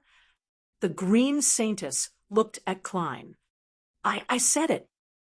The Count of Broken Shackles raised his right hand and said embarrassedly, Upright long hair is the same as the toka robe. It is the symbol of a fallen slave master. There are thousands of slave masters in the labor camp. They still have strange upright long hair. It is very inconvenient for them to work. No matter what, they are not willing to shave their hair. In desperation, I can only use keep hair to scare them. Prisoners have no political power and can be forced to shave their hair. When they complete the labor camp and regain their freedom, they can continue to grow their hair. Danny nodded. Continue. Seventh, don't use the Gith people. This isn't Klein a Gith? He is the first city lord under my command, the first count. Klein, do you think I am deliberately suppressing the Gith people? No, absolutely not. You are like a second parent to me, changing my life. Butcher Count solemnly vowed. His bloodline is low. The Green Saintess said. No, at Slaver's Bay, he is the Gith with the highest bloodline. In the future, he will become the noblest Gith in the world. Danny shook her head. Your Majesty, Klein received some kind of implicit promise. He was so moved and grateful that his eyes turned red. Eighth, the pyramid. Of course I will move them out. The families with the pyramid are all great slave masters. They all bear endless sins. I only pursue the evil and forgive their children and women. This is already merciful. Danny pointed at herself. Take me as an example. The usurper took my father's kingdom, still killed my brother's wife and children, and wants to kill me. I am not dead. Little Aegon muttered unhappily. At this moment, everyone was listening to the Dragon Queen's speech. Even Clinton did not pay attention to his muttering. Ninth, I am not merciful to the great nobles of Gith, because they are all slave masters. None of them are innocent. I will say it here today. Unless they surrender to me in advance and contribute greatly to the liberation of the slaves. Otherwise, not only the slave masters of Slaver's Bay, but all the great slave masters in the world will not be spared. Finally, you think I am erasing Gith culture. Let me ask you, do the Gith people of this time have the same traditions and culture as the Gith people of Gith? The Green Saintess was silent. All the Gith people in the hall were silent. The Dragon Queen smiled faintly. After the last long night, 3 of the most powerful ancient civilizations appeared. Gith, Loina, and Valeglia, but they all disappeared in the long river of history. Times are changing, and no culture can be strong forever unless it is good enough to be accepted by everyone. Obviously, the culture and traditions of Gith built on slavery are not only weak, but also decayed. As a liberator of slaves, most of my people are new freedmen. How can we support your traditions? The Green Saintess Grazadin pleaded guilty as soon as she appeared. New freedmen, Gith jurors, the Gith people of Meereen, who asked the Green Saintess of Astapor for help, and even the Dragon Queen. Everyone was surprised and puzzled. After the trial ended that day, the Green Saintess of Astapor, Grazadin, took 2 Gith representatives from Meereen and walked into the basement of the Great Pyramid with a grim expression. They met the old Saintess of Meereen in the dungeon, a 40-square-meter room with bookshelves, a bedroom, a bathroom, and a small reception room. This was a high-level prison for high-level prisoners. The old Saintess in her 80s was reading a thick book by the yellow light of the candle, the new 7 Stars Bible, written by the Dragon Queen. Grazadin's face seemed to be covered with a layer of ice, and her eyes were as cold as ice, especially after seeing the calm and indifferent look on the old Saintess's face. Her body seemed to begin to emit a burning anger that was the opposite of ice. Why? The Green Saintess asked the old Saintess of Meereen. Why what? The old Saintess said. Why did you form that useless son of the Harpy? The Green Saintess asked. Why did you admit the crime directly and give up all your companions? The old Meereen immediately asked. The old Saintess stared into the eyes of the Green Saintess and said, the son of the Harpy is the last resistance of the Gith people, the last backbone of the Gith Empire. The reason why I resisted the rule of the Dragon Queen has been explained clearly in the public trial hall. I don't want the civilization of the Gith people to be destroyed. I did what a Green Saintess and a religious leader should do. Although the green saintess did not avoid the green eyes of the old saintess, the coldness on her face and the anger on her body dissipated. She said sadly and helplessly, "You also heard the answer given by the queen in front of everyone." "Well, what she said is very reasonable." The old saintess nodded gently, and then shook her head firmly. There was deep wisdom in her green eyes. But so what? No matter how decadent and decaying the civilization is, it is still the mother civilization of the Gith people, the legacy of our ancestors for thousands of years. Our civilization can die because it is indeed not suitable for this era, the new era created by the Dragon Queen. But we Gith people can't do without a little resistance, because we are Gith people with ancient Jiskali blood. Once, when the great lord died, slaves were buried with him. Now, a country, a race, a civilization is dying, and we can't do without sacrifices. My children and I are willing to be buried with the Gith civilization. The old saintess said in a flat voice. The three Gith people were silent and sighed. After a while, an old saintess asked, "Since you have such a fearless spirit of sacrifice, why did you plead guilty directly without even a trial and betray the members of the entire organization?" Chapter 442. Hee, is there any point in hiding it? The moment I saw the Dragon Queen, I suddenly understood that being honest is the only way out. I am not afraid of death. We should not be afraid of death. From the moment they became the sons of the Harpies, they should be like me and have the resolve to be buried with the Gith race. The old saintess smiled faintly. In the court, the queen also has to abide by the code. As long as one lives, it's one life. The elder said woodenly. The old saintess smiled bitterly and said, "That's the problem. We first violated the laws of the code. Assassinating John Bolton caused the Sons of the Harpies to be completely exposed. As long as the Queen has the will to adhere to the code, none of us can escape." In her eyes, I saw a will stronger than steel. So, I simply surrendered. At the very least, the innocent among the 80,000 people who were arrested would be able to escape imprisonment. As you said, as long as one lives, it's one life. The two elders had nothing to say. They did not join the Sons of the Harpies, nor did they think of rebelling against the Dragon Queen. To put it bluntly, they even hated and feared the Sons of the Harpies from the bottom of their hearts.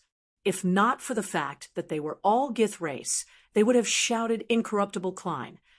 Because the targets of the Sons of the Harpies were three types of people: the outstanding representatives of the new freedmen, the officials and generals of the Dragon Queen, and the traitors. It was because of the arrival of the Dragon Queen that these commoners with talent, but no bloodline, had the chance to become the representatives of the Gith race and become famous. Like Klein, they were the beneficiaries of the new country. In the eyes of those with noble bloodlines who had lost their power and wealth, they were the traitors of the Gith race. The kings of the Westeros are also called the kings of the Undals, Loinars, and the Ancestors.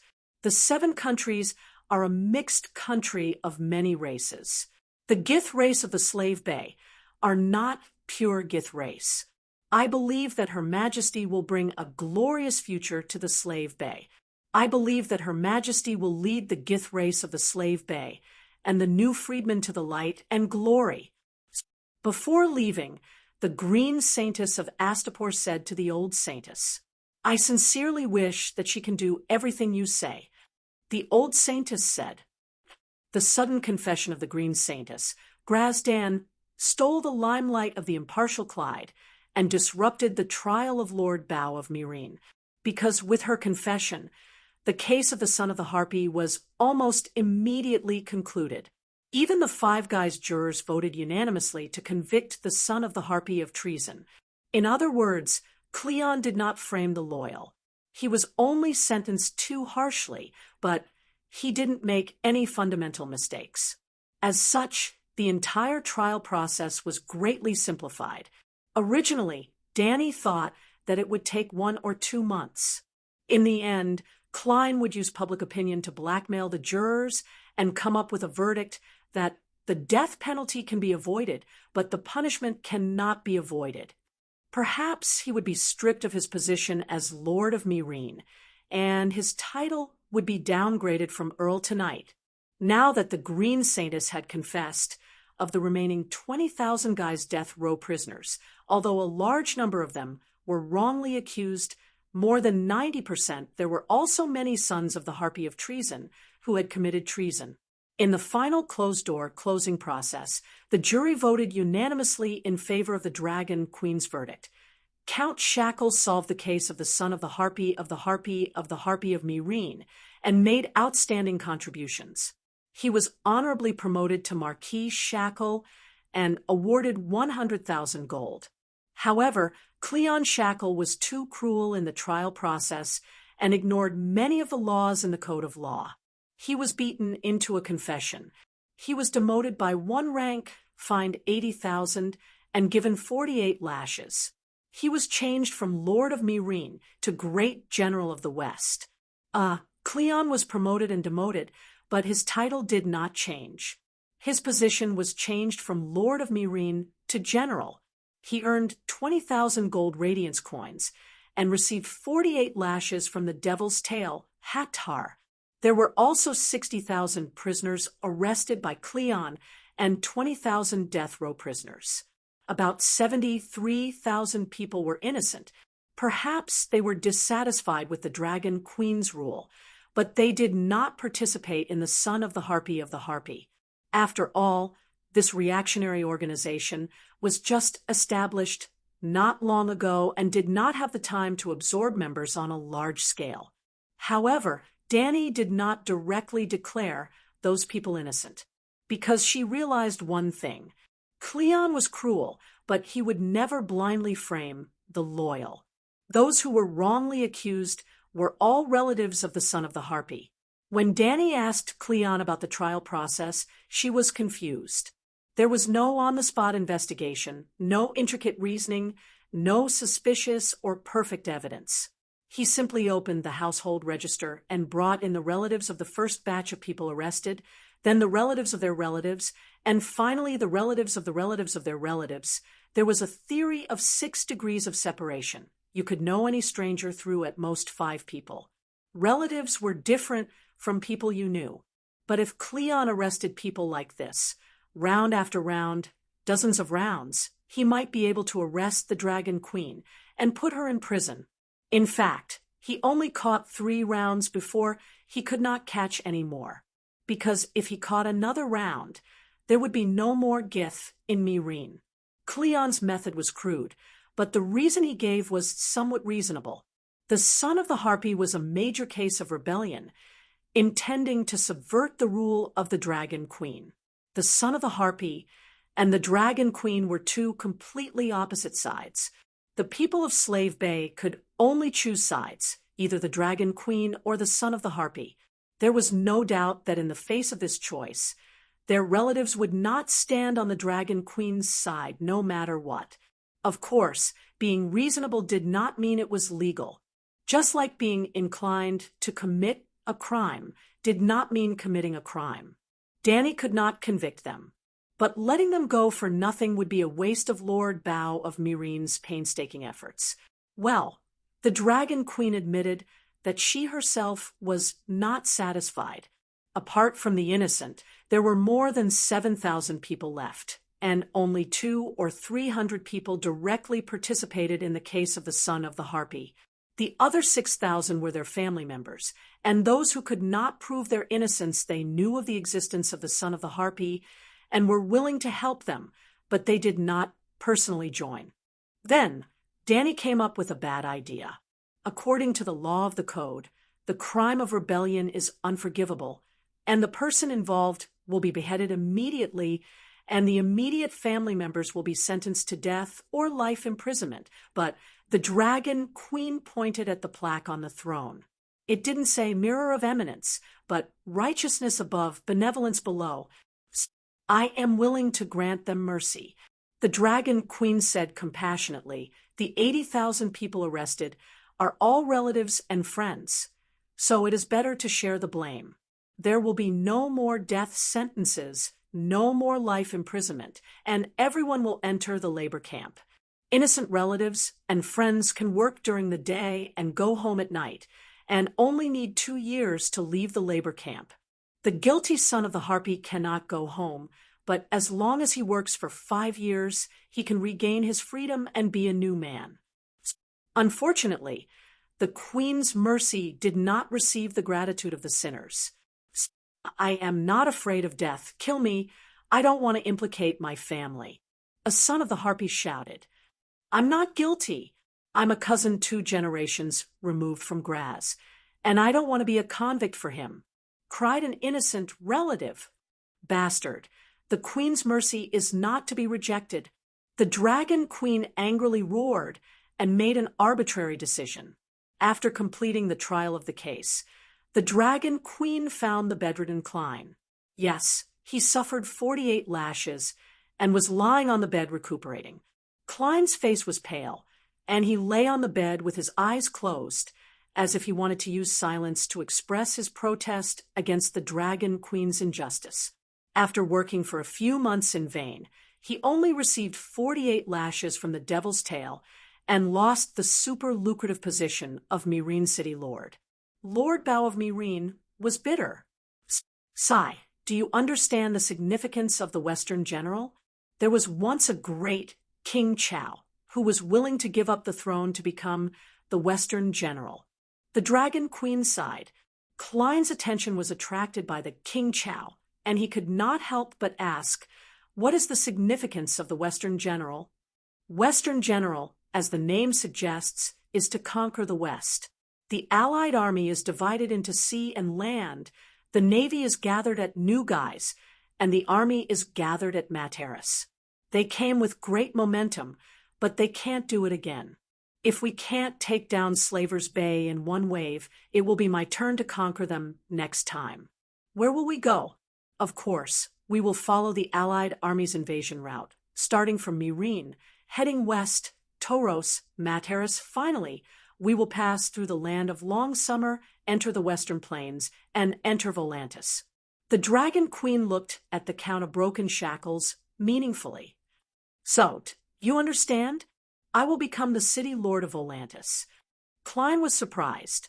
Danny gave him an encouraging look and said, No, you will become the Grand Seneschal of the West, the Lord of Volantis, the Lord of Kal, the Lords of Pentos, Mir, Tarosilis, and the other cities. They will all be under the jurisdiction of the great general of the West. The light maiden above.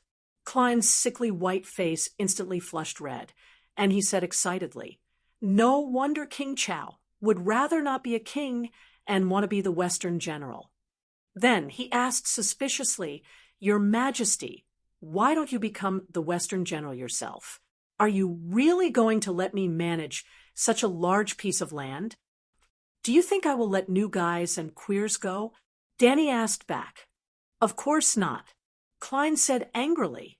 So, not only will there be the Western General, there will also be the Eastern General, Northern General, and Southern General. And I will sit at Slavers Bay and lead all of you generals. I see. Klein suddenly understood. As the saying went, once the rabbit was caught, the hound would be cooked. If the hunting ground was big enough and there was enough prey, the hound would die of old age before it was cooked. Klein was far luckier than Scholarly. The Queen's vision was far, and there was a vast and boundless hunting ground waiting for her to conquer. The Dragon Queen conquered the hunting ground, and Scholarly helped her tame the prey, cooperating well. And in this magical world, with the Megalosaurus, extraordinary magic, and long lifespan, the Queen would never have to worry about not being able to suppress him. As long as his brain wasn't damaged, he wouldn't be disloyal. This way, the friendship between ruler and subject would continue, and Klein would have a 99% chance of having a good ending. The case of Klein and the Harpy was solved, and the conversation between the Dragon Queen and the Green Saintess in the court was spread, known by the freedmen and the Guy's people. Strangely, Slaver's Bay became peaceful. Yes, it was very peaceful before, but after this, the restless people completely settled down. The fact that Slaver's Bay was the Dragon Queen's kingdom began to be accepted by everyone, whether it was the freedmen or the Guy's people. The Guy's people no longer thought about fighting the Qing and restoring the Ming, and the freedmen no longer thought about settling the remaining evil. Chapter 443. To the south of Astapor, there was a stretch of green peaks. Danny chose a straight mountain 150 kilometers away from the city as her training ground. Big Black and Little Green transported a group of unsullied people up there. It took them a week to build a garden called Five Dragon Cave on the peak. The 3,000-meter-high mountain was almost vertical among the mountains, as if a god had left his sword in the human world. The gray granite stones were dotted with green pine trees and green vines. At the peak, under a huge rock, there was a wooden house facing north. It had 2 rooms and 1 living room, covering an area of about 80 square meters. In front of the wooden house, there was a 50-square-meter flower bed planted with figs, tomatoes, potatoes, strawberries, and other fruits and vegetables. There was a 30-square-meter pool beside the flower bed. The pool was cut out of the huge rock and half filled with green water. It was the place where the Dragon Queen cultivated the fire ladder technique. Outside the flower bed, there were piles of rocks. Some were as big as a human head, some as big as a water tank, some were as tall as a person, and some were even 4 or 5 meters wide. The rocks surrounded the flower bed, pool, and wooden house, blocking the storm outside. Outside the pile of rocks, a platform 25 meters wide and 30 meters long was cleared out. The platform was not flat, but it was paved with a thick layer of gravel and a layer of greenstone bricks. It was very flat. Outside the platform was a cliff. Standing at the edge of the platform and looking into the distance, there were green mountains, green trees, and a trickling river reflecting the silver light. From time to time, there would be the cries of apes and birds. At the edge of the platform, there was a piece of blue jade bigger than a millstone. It was polished, smooth, and warm to the touch. Beside the jade, a thunderous voice said, "Autumn is here. The weather is cold. Yellow leaves fall from the trees. A flock of big. He was stuck. Danny was wearing a thin green dress with a small braid on both sides of her head. Her silver hair was fixed at the back of her head, and when the breeze blew, her hair and green dress swayed gently. At this time, she was sitting cross-legged on the blue jade.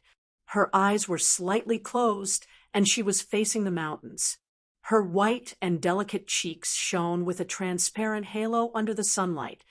"Geese and yen, wild geese," she said. Then the coarse and loud voice continued, "A flock of wild geese is flying south. One moment they're arranged in a figure 8, the next moment they're arranged in a." Danny's eyes widened. 8. You can't even recognize a person. Are you still human? No, it's a human, a dragon. Blackie stammered. You are a dragon, but you have to have humanity. You are a dragon with humanity. Mother Dragon corrected. Well, ever since he ate the rat chef, Danny had been teaching him language and writing every day for more than a month. She really couldn't understand Big Black's dragon language, which was actually the original language, nor could she learn it. Her vocal cords didn't support that kind of pronunciation. Unable to teach the Western dragon language, Mother Dragon had no choice but to teach her child the Eastern dragon language. The descendants of Yen and Huang were the descendants of the dragon. The language spoken by the descendants of the dragon was naturally the dragon language. After that, it was simple. Starting from the first grade of primary school, the radicals, initial consonants, final consonants, woo, woo, e. Then Danny was shocked. Blackie, this baby dragon, was actually smarter than humans. Well, She used to think he was stupid because if she taught him words directly, he would learn them today and forget them tomorrow. Now, she thought he was smart because he was learning step by step according to the Celestial Primary School textbook. His learning progress was faster than hers in the past. Dragon Queen had spent a year in the first grade. Moreover, she was in the first grade at the age of 7. Before that, she had 3 years of primary, secondary, and senior classes. But Dahe could now recite the text, "Autumn is coming." Maybe in a few months, Blackie would be able to become a qualified primary school student. Primary school students sounded low, but primary school students could also speak fluent Chinese. Hiss, the dark green dragon, rushed up with a black wild boar in its mouth and flew up from the bottom of the cliff to the sky. Hiss, Little Gold, who was less than 10 meters long, followed behind third brother with a thick spotted forest python in its claws. Hiss, hiss, the 2 dragons flapped their wings and circled in front of Danny. There was obvious flattery in their cries. Unfortunately, their behavior didn't win their mother's favor. "You 2 idiots only know how to eat all day long.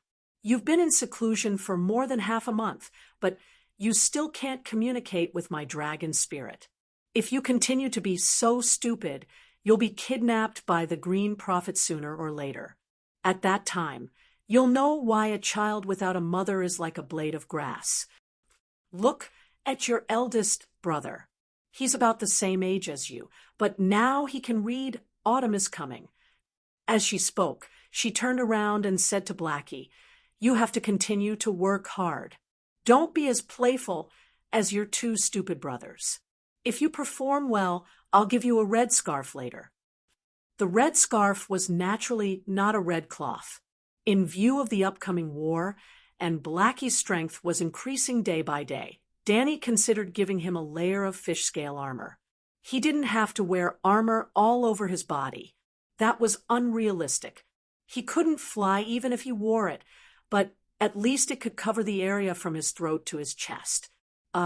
It seemed to be more like a belly band than a red scarf. Stupid brothers. Hiss, Blackie roared at his 2 brothers. Immediately, Little Green and Little Gold flew over and landed beside him, sending the wild boar and python in their claws to him. Boom! Dark red dragon flames spurted out from Blackie's mouth, burning the 2 prey into charcoal before he began to chew. It was very strange. When Blackie couldn't speak, he couldn't order his brothers by roaring. Now that he had learned to speak, his words were not even complete, but Little Green and Little Gold actually understood. The 2 illiterate dragons understood the Eastern Dragon language. "All right, let's take a break after class." With a helpless sigh, Danny stood up and returned to the small study on the left side of the wooden house.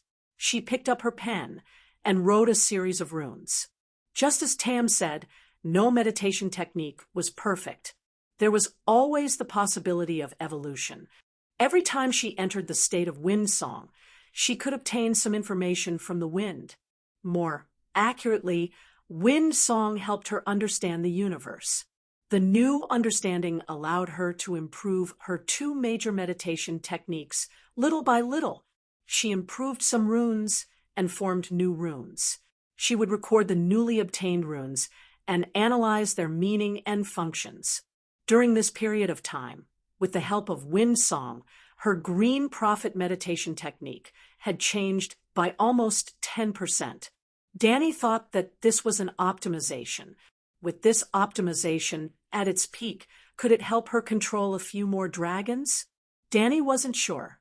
However, the new meditation technique was more compatible with wind song, allowing her to enter the state of wind song more easily and maintain it for longer. Compared to the Green Prophet meditation technique, the change in the Grand Wizard meditation technique was less than 4%. However, she could clearly feel that her ability to control flames was improving. For example, she could control the wildfire last time. When she was in the City of Knowledge, it was difficult for her to even control the burning bonfire. Now, she could twist the wildfire into a large fireball. Even if she wasn't as skilled as the dragon flames, it was enough for the group of fire mages to worship her like a god. This meant that Dani wouldn't be hurt by the wildfire. In addition to the 9-colored whirlpool and green prophet meditation technique, Dani also spent a lot of energy on necromancy and deviant ghost meditation runes.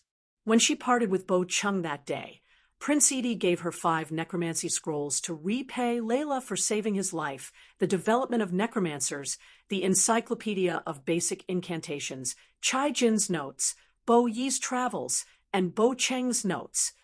Basic incantations was a secret of the Necromancy Association. Bo Chung gave it to her at a great risk. Bo Chung was worried that Layla would learn the meditation techniques of wild necromancers and enter the evil path, becoming neither human nor ghost. Therefore, he taught her the orthodox necromancy spells. Chai Jin was the strongest necromancer in Huang Dynasty. He had broken the limit of life and lived for 150 years. He was Bo Cheng's ancestor. In the process of exploring the easternmost land, he had seen all kinds of extraordinary professions and evil witchcraft. Bo Chung was studying the possibility of strengthening a necromancer's witchcraft with a positive spirit. The 5 necromancy scrolls were very useful, especially in the study of the meditation runes of deviant ghosts. When she was at the Great Wall, Dani could only sense that the meditation of deviant ghosts came from the same source as the Green Prophet. However, she could not analyze it in detail, like how she analyzed fire witchcraft. However, after studying necromancy, Dani was shocked to find that deviant ghosts and necromancers were somewhat similar. Spirit was divided into yin and yang. The spirit in a living person's body was all yang spirit. After a person died, part of the yang spirit would turn into yin spirit, and the yin spirit and yang spirit would mix. The necromancy spells of the barbarians broke the balance by artificially extracting the yang spirit from a corpse. Then, the corpse would become an obedient zombie that could move freely. Cersei's White Knight, Robert Strong, was a zombie created by Cawborn from the corpse of the Magic Mountain. The demonized version of the Magic Mountain was known as the strongest soldier in the world of ice and fire. He had infinite strength and energy, and his body had no fatal weakness. The meditation techniques of deviant ghosts also seemed to have the effect of transforming spirit. The yang spirit in the body turned into yin spirit.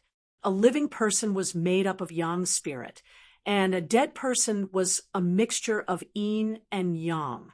A dead person with all yin spirit was a zombie, and a living person with all yin spirit was a deviant ghost. Deviant ghosts were not only related to the Green Prophet, they were also involved in necromancy. This discovery frightened Dani, and also gave her a good idea to deal with the faceless.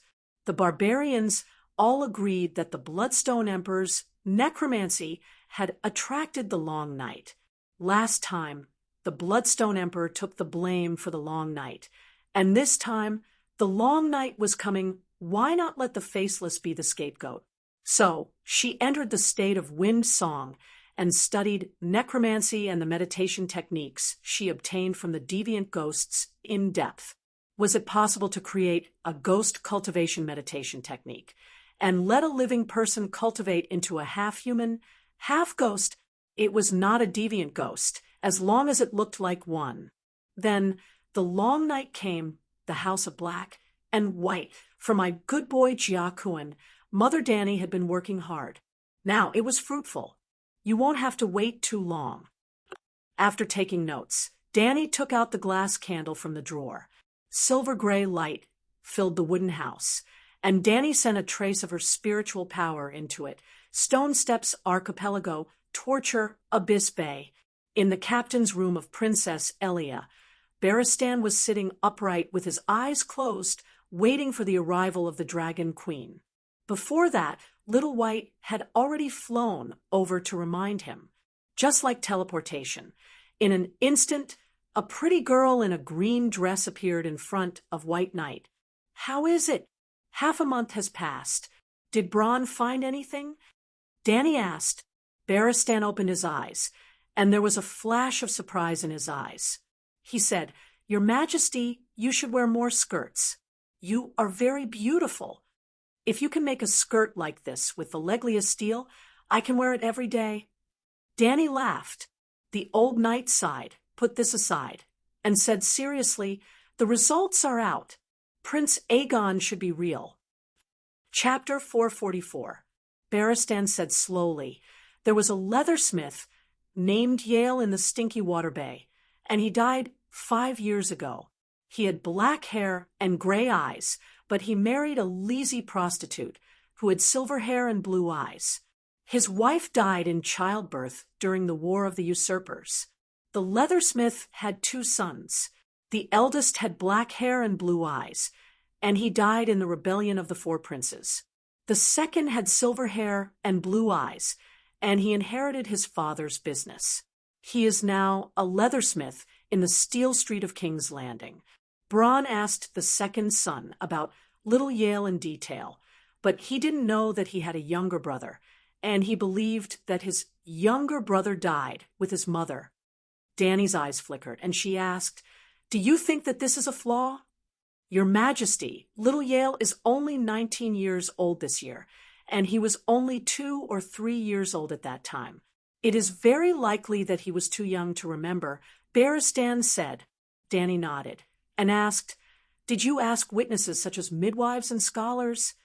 Asking scholars to deliver a child requires money, and the women of King's Landing's commoners aren't as delicate as the noble ladies, and they all work while giving birth to their children.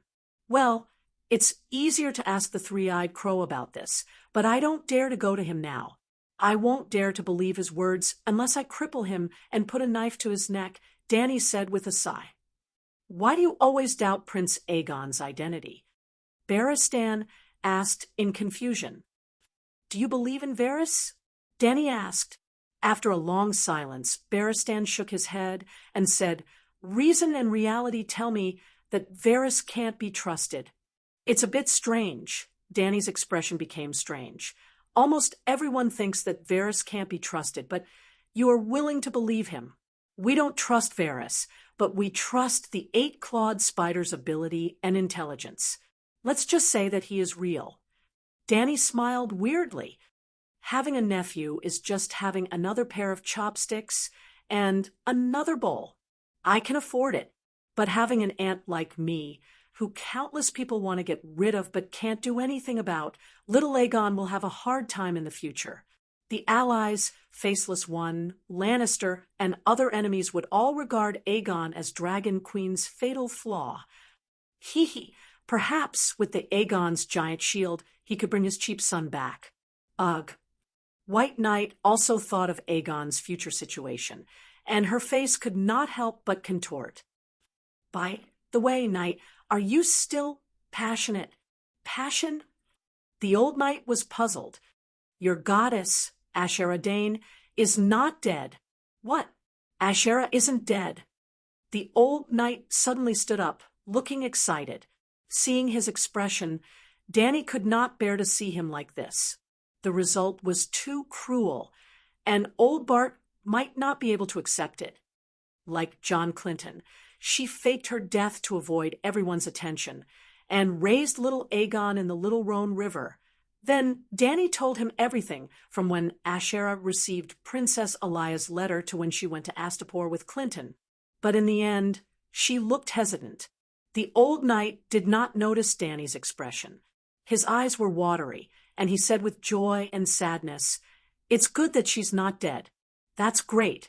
It's been hard on her all these years. The old knight seemed to want to continue being a bootlicker. Danny gritted her teeth and told him the secret of the past. The child in Ashara's belly is Stark's illegitimate daughter, but it's not Ed Stark, but Brandon Stark. The nostalgic and sad expression on the old knight's face froze. After a while, he said uncertainly, What did you say? Brandon Stark, Ed's big brother? Ashera was Brandon's lover for a while. But Brandon was engaged to Caitlin Tully for a long time, a sacred marriage contract. Ashera knew about it. Everyone knew about it. The White Knight said blankly. Before Danny could answer, his expression changed again, and he said in shock and anger, "Did Brandon use force?" He couldn't have used force. After all, he's the heir to the Duke of the Northern Territory, and he has a good upbringing. And Ashara's brother is Daybreak's swordsman. Everyone knows that. A trace of pity appeared in Danny's eyes. The Great Wall was relatively close to Winterfell, and the men in black were very close to Stark, so old Yemont knew Brandon very well. The previous young Wolf Master was a typical dissolute young master of a noble family. He was not an ordinary lecherous man, but he liked to conquer unmarried ladies.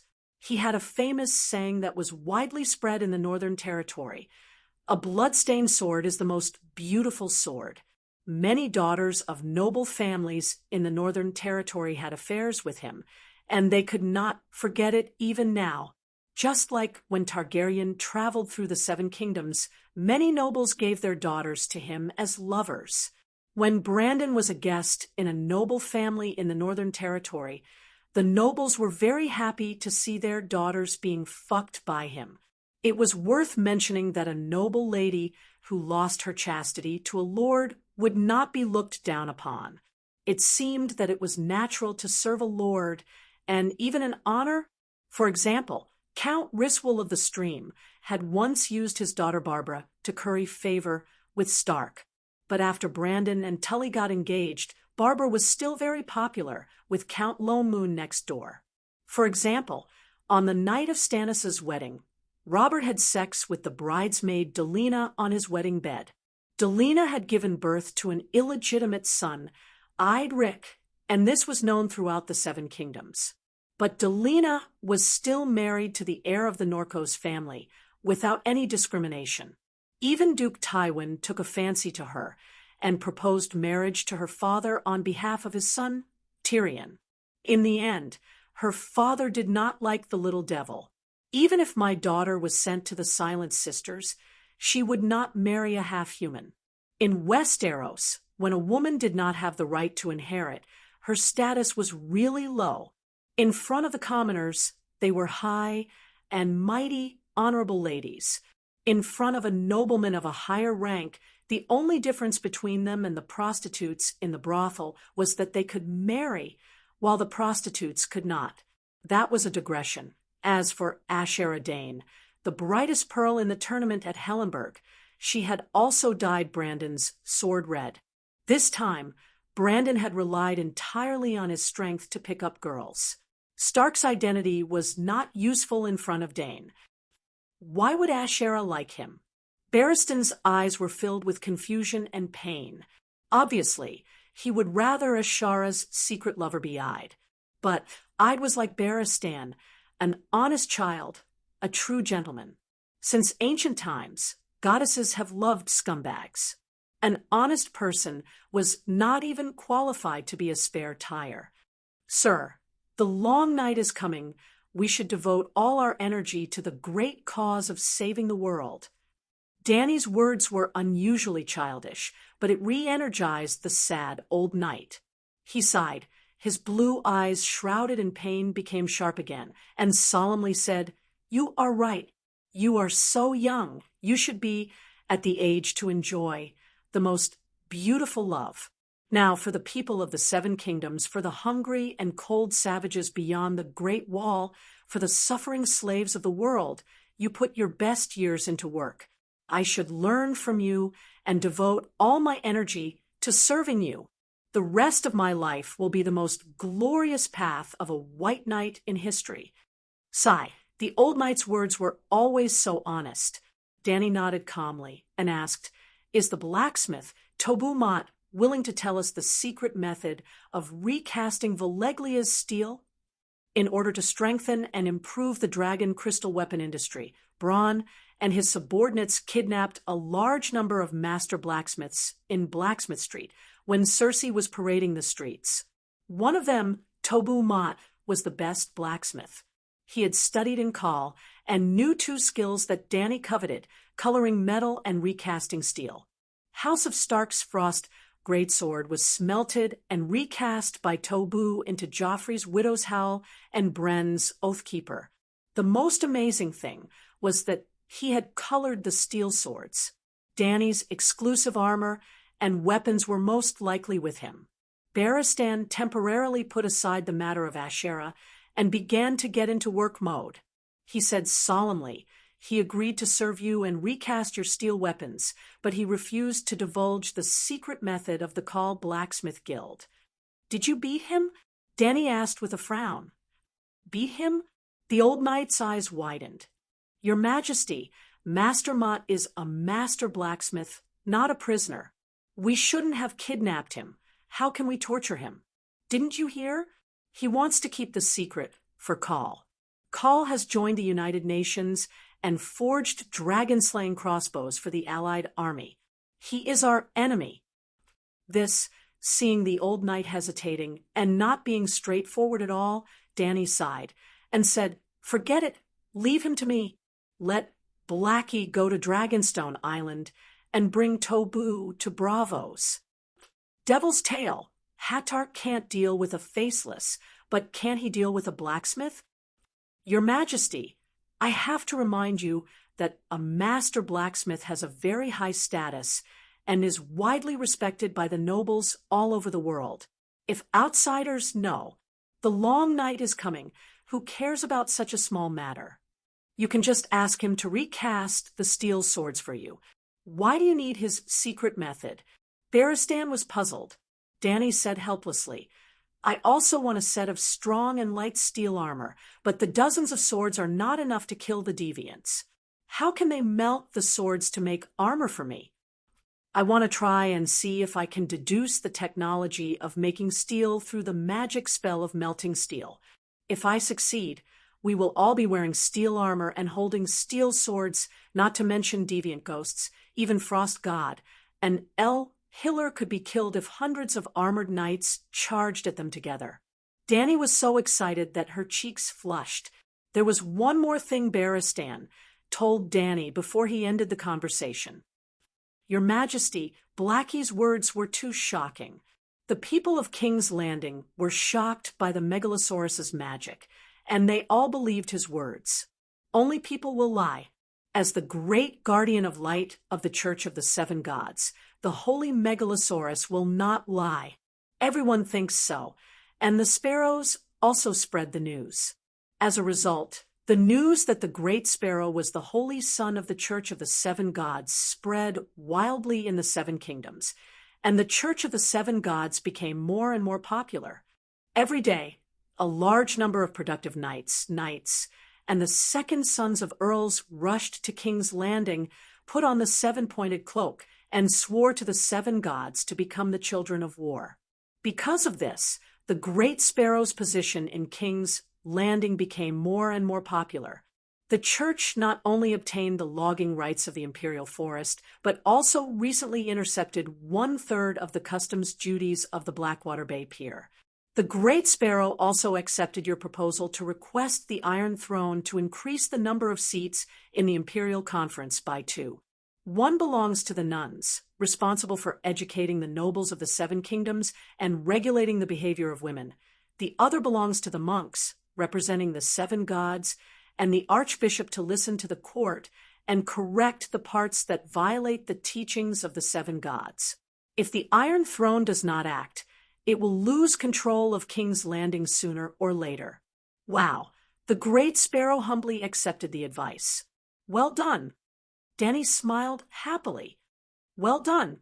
Barristan raised his voice and said worriedly, Lannister is willing to lose his authority? Sooner or later, there will be a big conflict between the two sides. The church seems to be prosperous, but in the end, its foundation is weak. When Lannister pacifies Hajin and moves the main forces back to King's Landing, I'm afraid the great cathedral will be filled with blood. Cersei dares to jump. Does she really think that Blackie, the great guardian of light, is a freeloader? Tell the Great Sparrow, don't be afraid. I will support him at Slave Bay. Chapter 445. Beristan touched his nose and said helplessly, "In addition, the Great Sparrow also officially announced the Girl of the Seven Gods as the Light Freedom Maiden. The holy light symbolizes purity and freedom. The Seven Gods Church has always been against slavery, so of course it is freedom. Even the Church of the Seven Gods had added the prefix light. The Seven Gods as one is the Church of Light." "Very good, very good." Danny clapped her hands and sighed. "The Great Sparrow is a good church member. By the way, did he promote my idea of the glorious night?" she asked again. "No, I don't think he will promote the glorious night for you, unless you have to be anointed with holy oil before being promoted to a glorious night. However, the last time you conferred more than 1,000 glorious nights, the royal cities near Dragonstone Island gradually learned about the glorious nights. Many wandering warriors, free knights, and even bards and tavern singers declared themselves as glorious knights." Beristan said, "Ha ha ha, this is the effect I want." Danny smiled proudly. "Your Majesty, you have to be careful. The Great Sparrow saw the influence of the talking Megalosaurus on the believers, and he is planning to bind Blackie to the Seven Gods Church." Beristan reminded, "Blackie is not in the Westeros. What can he do? Promote Blackie's identity as the Great Guardian of Light?" Danny asked curiously. "He is recently gathering stonemasons to build a statue of the Great Guardian of Light in the Great Cathedral of Baylor. Blackie's statue will be below the Seven Gods. The Great Sparrow even wrote a letter to ask if the White Dragon can also join the Seven Gods Church and form a black and white left messenger with Blackie. This way, the left and right statues will be more symmetrical. Black and white left messenger." Danny's mouth twitched. Only he can think of it. "Your Majesty, don't you see?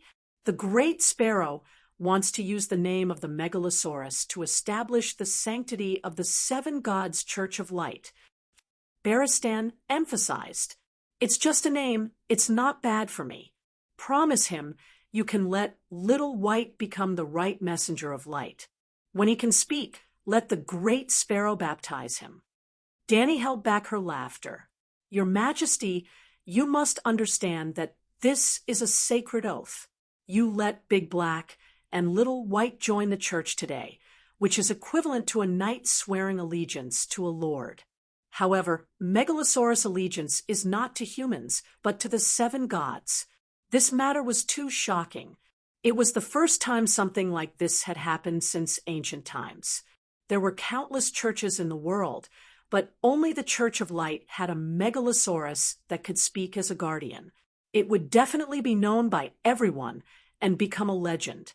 If you were to ascend to the Iron Throne in the future, you would no longer be able to use the Megalosaurus against the church," Beristan reminded with a serious expression. "Hee, do you think I'm cruel Meg, who would ride a dragon and burn down the great cathedral?" Danny smiled strangely. Beristan said seriously, "You are not Meg, but I know that no monarch can tolerate theocracy suppressing monarchical power. You are no different."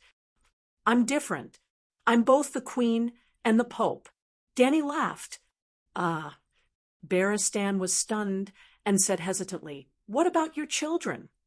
If she really ended the long night and ascended to the Iron Throne, the person who inherited the throne of the Seven Kingdoms would also be the most disliked descendant of Danny's grandmother. Let him do whatever he wants. If every grandson was cute, Danny's grandmother would reluctantly go to the Westeros to help steer the ship and turn the Church of the Seven Gods around again. The Big Sparrow was not the real Holy Son of Light. It was a miracle that he could live through the long night. After his death, the Church of the Seven Gods would still be controlled by Saint Danny. However, this could not be said to old Bart. Danny only said confidently, "Do you think there are many archbishops who are as tenacious and capable as the Big Sparrow? I'm younger than the Big Sparrow and destined to live longer than him. As long as I'm willing, it's not too difficult to restore the supreme monarchical power." Well, living long is also a kind of ability. Barristan had nothing to say. After ending the conversation with old Bart, Danny found that her magic power was only half consumed, so she began to contact Kuei-shi again. Since the three-eyed crow incident, every day before going to bed, Danny would send a soul-shaking true dragon roar to Kuei-shi through the soul fragment on her wrist every night. It was not an offensive soul attack, but a soul-calming sound to cleanse evil. In the same dark and cramped stone room, Kuei-shi sat cross-legged on the soft couch. The glass candles were shining brightly. "What's the matter?" she asked. "I want to see how you are doing." "I'm fine. Recently, I'm considering whether to go deeper into the underground palace." Kuei-shi said, "I don't understand. You should know the limit of your power. Even if you really find the evil god in the underground palace, are you sure you can deal with him?" Danny asked. Kuei-shi said helplessly, "The evil god of the underground palace has existed for tens of thousands of years. No one has ever been able to destroy him. I know my limits. I only plan to leave a magic seal in the depths of the underground palace to block the evil aura overflowing from the ground. The deeper you go into the underground palace, the closer you are to the demon god, the better the seal will be. A few thousand years before me, countless wizards have done the same thing." Danny's heart skipped a beat. He said, "What do you think of the Great Wall's magic formation that suppresses evil forces? Is it as effective as yours? City Builder, Brandon's evil warding magic formation? Where did you find it?" Kuei-shi asked curiously. "I'm surprised that you know about City Builder Brandon," Danny said with a strange expression. "Of course I know him. He's the founder of the evil-suppressing magic. Wizards with ancient legacies all know about him." Kuei-shi said, "Are you sure? The Westeros Brandon is the ancestor of the Asian wizards?" "It's only limited to the evil-suppressing magic." After a pause, Kuei-shi said, "Besides the Great Wall, Winterfell and the Stormstop Fort have the power to suppress gods and demons. If you have the chance, go to the Stormstop Fort or Winterfell and try it out. Standing outside the walls, you won't be able to use magic to attack people inside the walls unless you enter the castle. There's no need to go to the Stormstop Fort. If it's really effective, I'll refurbish my Great Pyramid." Danny said, "Where did you find Brandon's legacy?" Kuei-shi asked. "I crossed the River of Time in the Song of Wind and saw him leading a group of Green Prophet to carve the magic formation stroke by stroke. I know the magic formations inside the Great Wall very well, so I can help the collapsed Great Wall to recharge quickly."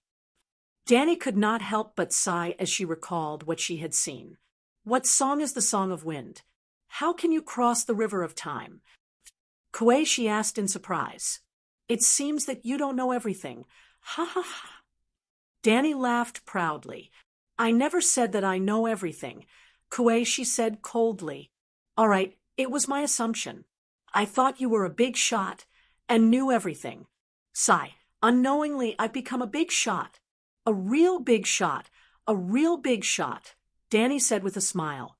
All of a sudden, Kuei-shi felt like punching that smug, smiling face. "Why are you looking for me?" she asked in a muffled voice.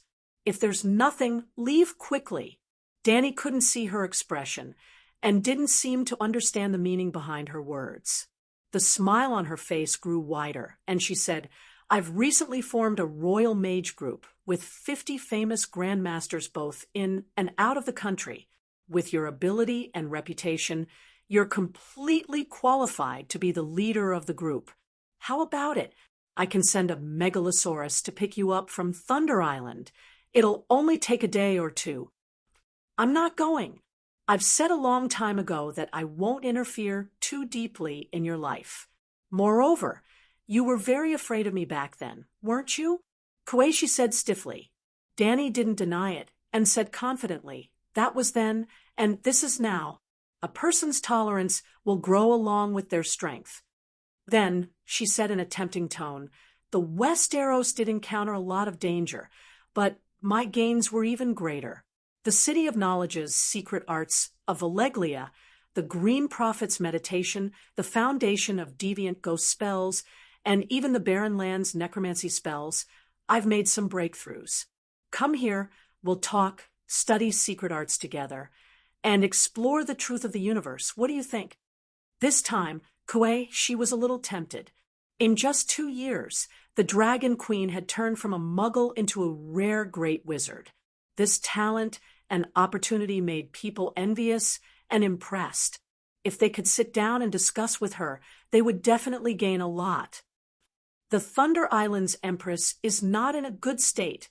I must fulfill my promise to Emperor Bogon. Kuei, she said. How long will it take? Denny asked. 1.5 years is not short. 3 to 5 years is not long either. Danny licked her lips and said thoughtfully, the evil god of the underground palace. Is it a demigod or a true god? Theoretically, true gods can't exist in the human world. Kuei, she said hesitantly. The astral plane is just a legend. No one has ever been there. No one knows what it's like.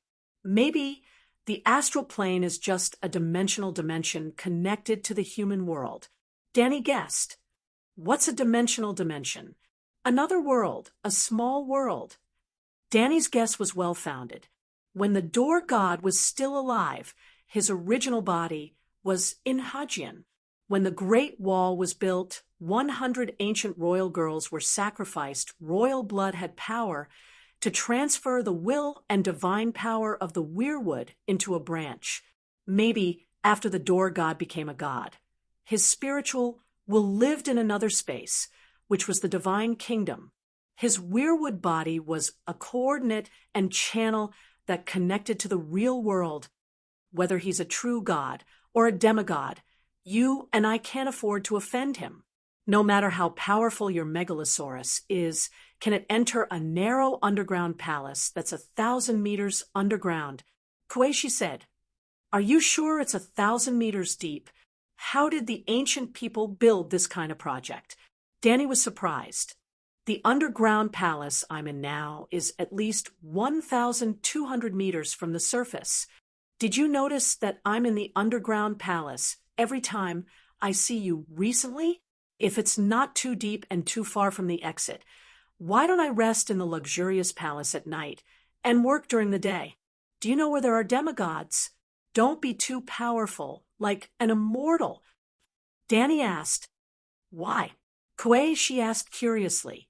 Danny thought for a moment and decided to tell the truth. My dragon likes to eat demigods. In quarrels, Blackie ate an immortal and grew tall and strong. In the Great Wall, Blackie ate the rat chef and became smart. I don't have to worry about his studies anymore. So I was thinking, can I let little white, little green, little gold, and little red grow taller and smarter? Danny said with an expectant expression. You, Kuei, she pointed at Danny, her voice and arms trembling. Eat gods. You're crazy. Is your Targaryen mad blood acting up? Sigh, you don't know how hard it is for a mother to raise her children. She has to worry about their meals, teach them not to be bad, and be constantly on guard against dragon traders who might kidnap them. Then, when they grow up, she has to worry about their studies and worry about them getting shot on the battlefield. Mother Dragon said, helplessly. Kueishi's face turned pale behind the wooden mask. After a while, she recovered and sighed. I've told you before that with a dragon by your side, you'll be immune to any curse or magical damage. But there's no shield in the world that can't be broken. When I said any, it obviously doesn't include the gods. If magic power is divided into levels, there's no doubt that the gods are of a higher level than the megalosaurus. Not to mention the true gods. Even the megalosaurus can't handle some powerful demigods, such as the three-eyed crow. Danny smiled confidently and said loudly, in the past, I could only rely on the dragons to protect me. Now, I can protect them. If the megalosaurus can't handle the gods, I'll handle them. I have 3 blood guards, 7 4-half white knights, and more than 20 steel swords. What kind of gods can I kill? Chapter 446. Kuei agreed to spend 2 hours every day to exchange spells with the Dragon Queen. Yes, the Brandon Evil Suppression spell formation contained a lot of information. It involved the ancient language and green prophet runes that Kuei could not understand. Danny had to teach Kuei many times before she could learn it. At the same time, Kuei would also teach the Dragon Queen and herself the Thunder Island Queen's suppression spell formation. The Thunder Island's underground palace had influenced the Thunder Island Queen for thousands of years. During that time, she had accumulated a lot of evil suppression spells and formations. This was also one of the rewards that the Thunder Island paid to Kuei. The evil suppression spell formation could only be considered as a bonus for Danny. Her main purpose was to ask Kuei about the problems she encountered when she was researching dead spirit spells. The matter about the magic jar spirit Hades was a top secret. Before she completely destroyed the Black and White School, Danny did not intend to tell anyone. The three-eyed crow might know. She knew that he knew. Hence, she would kill him sooner or later. When she ended her conversation with Kuei, the sky outside was already filled with the glow of the setting sun. It was almost dusk. Autumn is here. The wind is blowing so hard that it ruffles the corners of my clothes and my hair. Danny stood behind Blackie. She listened to him stumbling as he finished reciting a text. Very good. Blackie, you're smart and hardworking. You'll definitely become a dragon god in the future. She stroked Blackie's hot nose and spoke with satisfaction. When she talked to Blackie, she used the Eastern Dragon language. It was just like when she was learning English. She could practice her oral English by communicating with foreigners every day. She was not afraid that he would not understand. A human and a dragon were both in the dragon spirit state. Even if he did not understand the language, he could still understand it. In fact, every time he encountered a new word, he would be able to learn another one. Dragon God. Blackie repeated her words. Its blood-red eyes shone with the brilliance of humanity. She patted Blackie's forehead and said with a smile, "Go to Dragonstone Island and bring the blacksmith Tobu here." Blacksmith. Blackie stood up and jumped down from the cliff beside them. It flapped its wings and quickly stabilized its body. Then it sped up and entered the huge red sun in the west like a small black dot. "Little Gold, come here. Let me see how heavy you are now." Danny withdrew her gaze and waved at the golden dragon, who was lying on the stone slab and staring into the distance. "Hiss!" Xiao Jin screamed at Danny and crawled to her side, rubbing its head against her chest. The golden dragon was less than half a year old. It looked very long, about 7 meters from head to tail, but its slender neck and tail took up most of its body. Its body was like a skinny donkey. Danny put her left hand under Xiao Jin's neck and reached her right hand under Xiao Jin's leg. With a sudden push, she lifted Xiao Jin up. "Wow, you're almost 200 pounds now. You're growing really fast." Danny's cheeks were slightly flushed, but it wasn't too strenuous. Squeak! Xiao Jin felt very uncomfortable. He wanted to struggle, but he was worried that he would trip his mother, so he could only stretch his neck and cry like a caught goose. "Ha ha ha!" Danny was amused. She flung him hard and threw him off the cliff. Plop! Xiao Jin rolled several times in a row in a cloud and disappeared from Danny's sight. Squeak! After more than 10 seconds, he was seen soaring into the sky like a flying crane, emerging from the mountain fog dyed red by the sunset. His cry was clear and melodious. "Let's go back." Danny climbed onto Little Green's back and said with a refreshed expression, "Astapor." The full moon hung high in the sky, and the lights in the city were as thin as the stars in the sky. Most of the residents who were tired from the day's work had fallen asleep. Only the dock area was still noisy, and the chaotic sounds drifted with the sea breeze into the ears of the people at the top of the Great Pyramid. An orange-sized dragon flame fireball hung in the air, casting a bright red light on the map on the long table. After taking a bath, Danny, who had changed into a beige linen dress, stood by the table and drew a circle on the map of Slave Bay with a red pen. She said to the Blood Alliance Guard, "From tomorrow onwards, Jogo will lead 1,000 men under your command north to Myrene. In the future, you will be nomadic between the edge of the Dothraki Sea and Borash, monitoring Khalasar from the Great Sea of Grass and the vanguard of the Alliance army. Khaleesi, do you suspect that Akal has joined the Alliance army?" Jogo asked in surprise. "It's better to be safe than sorry. It's only 1,000 men. If they really encounter Khalasar, I'm afraid they won't be able to withstand it. There's even a possibility that they will be swallowed by the enemy's light cavalry," Clinton said with a frown. Although Clinton was a little inflexible during the Battle of the Ringing of the Bell, he was, after all, an orthodox noble officer. He had commanded tens of thousands of troops and had experience in large-scale battles. In terms of military quality, Barristan was probably the only one who was better than him, and Jorah Mormont was a little worse. Danny gave him the position of a military advisor and asked him to teach the new freedmen generals about the military knowledge of the combination of heavy cavalry and infantry. Well, Danny knew that her new freedmen had almost no military quality.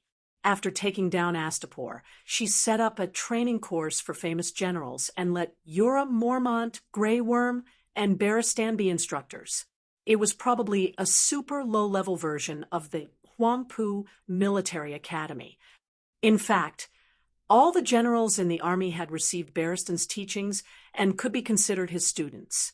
As for the Dragon Queen, not only was she not the principal of the school, but like many illiterate freedmen, she also learned the ability to lead troops and fight from old Bart. "Knight, you're talking about conventional warfare. We have dragons, so we don't fight conventional warfare. As long as the main forces of the Alliance army with dragon-slaying crossbows have not entered Slaver's Bay, no one will dare to surround my men." Danny smiled. Clinton frowned and asked, "Can Astapor receive Knight Jogo's request for help in time?" Of course not. It was more than 1,000 kilometers, and it would take about 2 days to send the message by Raven. 2 days was enough for Jogo's 1,000-men cavalry to die several times. Danny explained, "When the vanguard of the Alliance army leaves Materis and enters Slaver's Bay, I will announce that Slaver's Bay is in a state of combat readiness. At that time, there will be dragons patrolling the area around Slaver's Bay every day. There won't be a situation where our troops are suddenly surrounded and quickly wiped out. Moreover, Jogo's 1,000 men have horses, so they can immediately retreat when they encounter a large enemy force to avoid being entangled. Their main task is to prevent small groups of enemies from infiltrating our rear and destroying our food production plan." "Yes, please continue." Clinton understood. "Grey Worm, take 5,000 Unsullied to Myrene and take over John Bolton's city defense mission." "Yes." Grey Worm accepted the order solemnly. "Bolton." Danny looked at the commander of the Imperial Guards, who had just recovered from a serious illness and was still a little pale. "Your Imperial Guards will go up the Black Dragon River to the junction with the White Dragon River and build a permanent castle in the plains between the two rivers. The Black Dragon River was the original Skahazabin River. Its source was at the Raza River at the junction of the Red Wastes and the Dothraki Sea. The Raza people upstream also called it the Raza River. Skahazabin meant noble slave master, in the Jaskali language similar to Great Lord. Of course, Danny could no longer use this name. Therefore, the main river from Raza to Myrene became the Black Dragon River. She did not miss the famous northern cities of her previous life. The Black Dragon, a real black dragon, which was also big black. and the tributary from Meereen to the Kayuan Plains became the White Dragon River.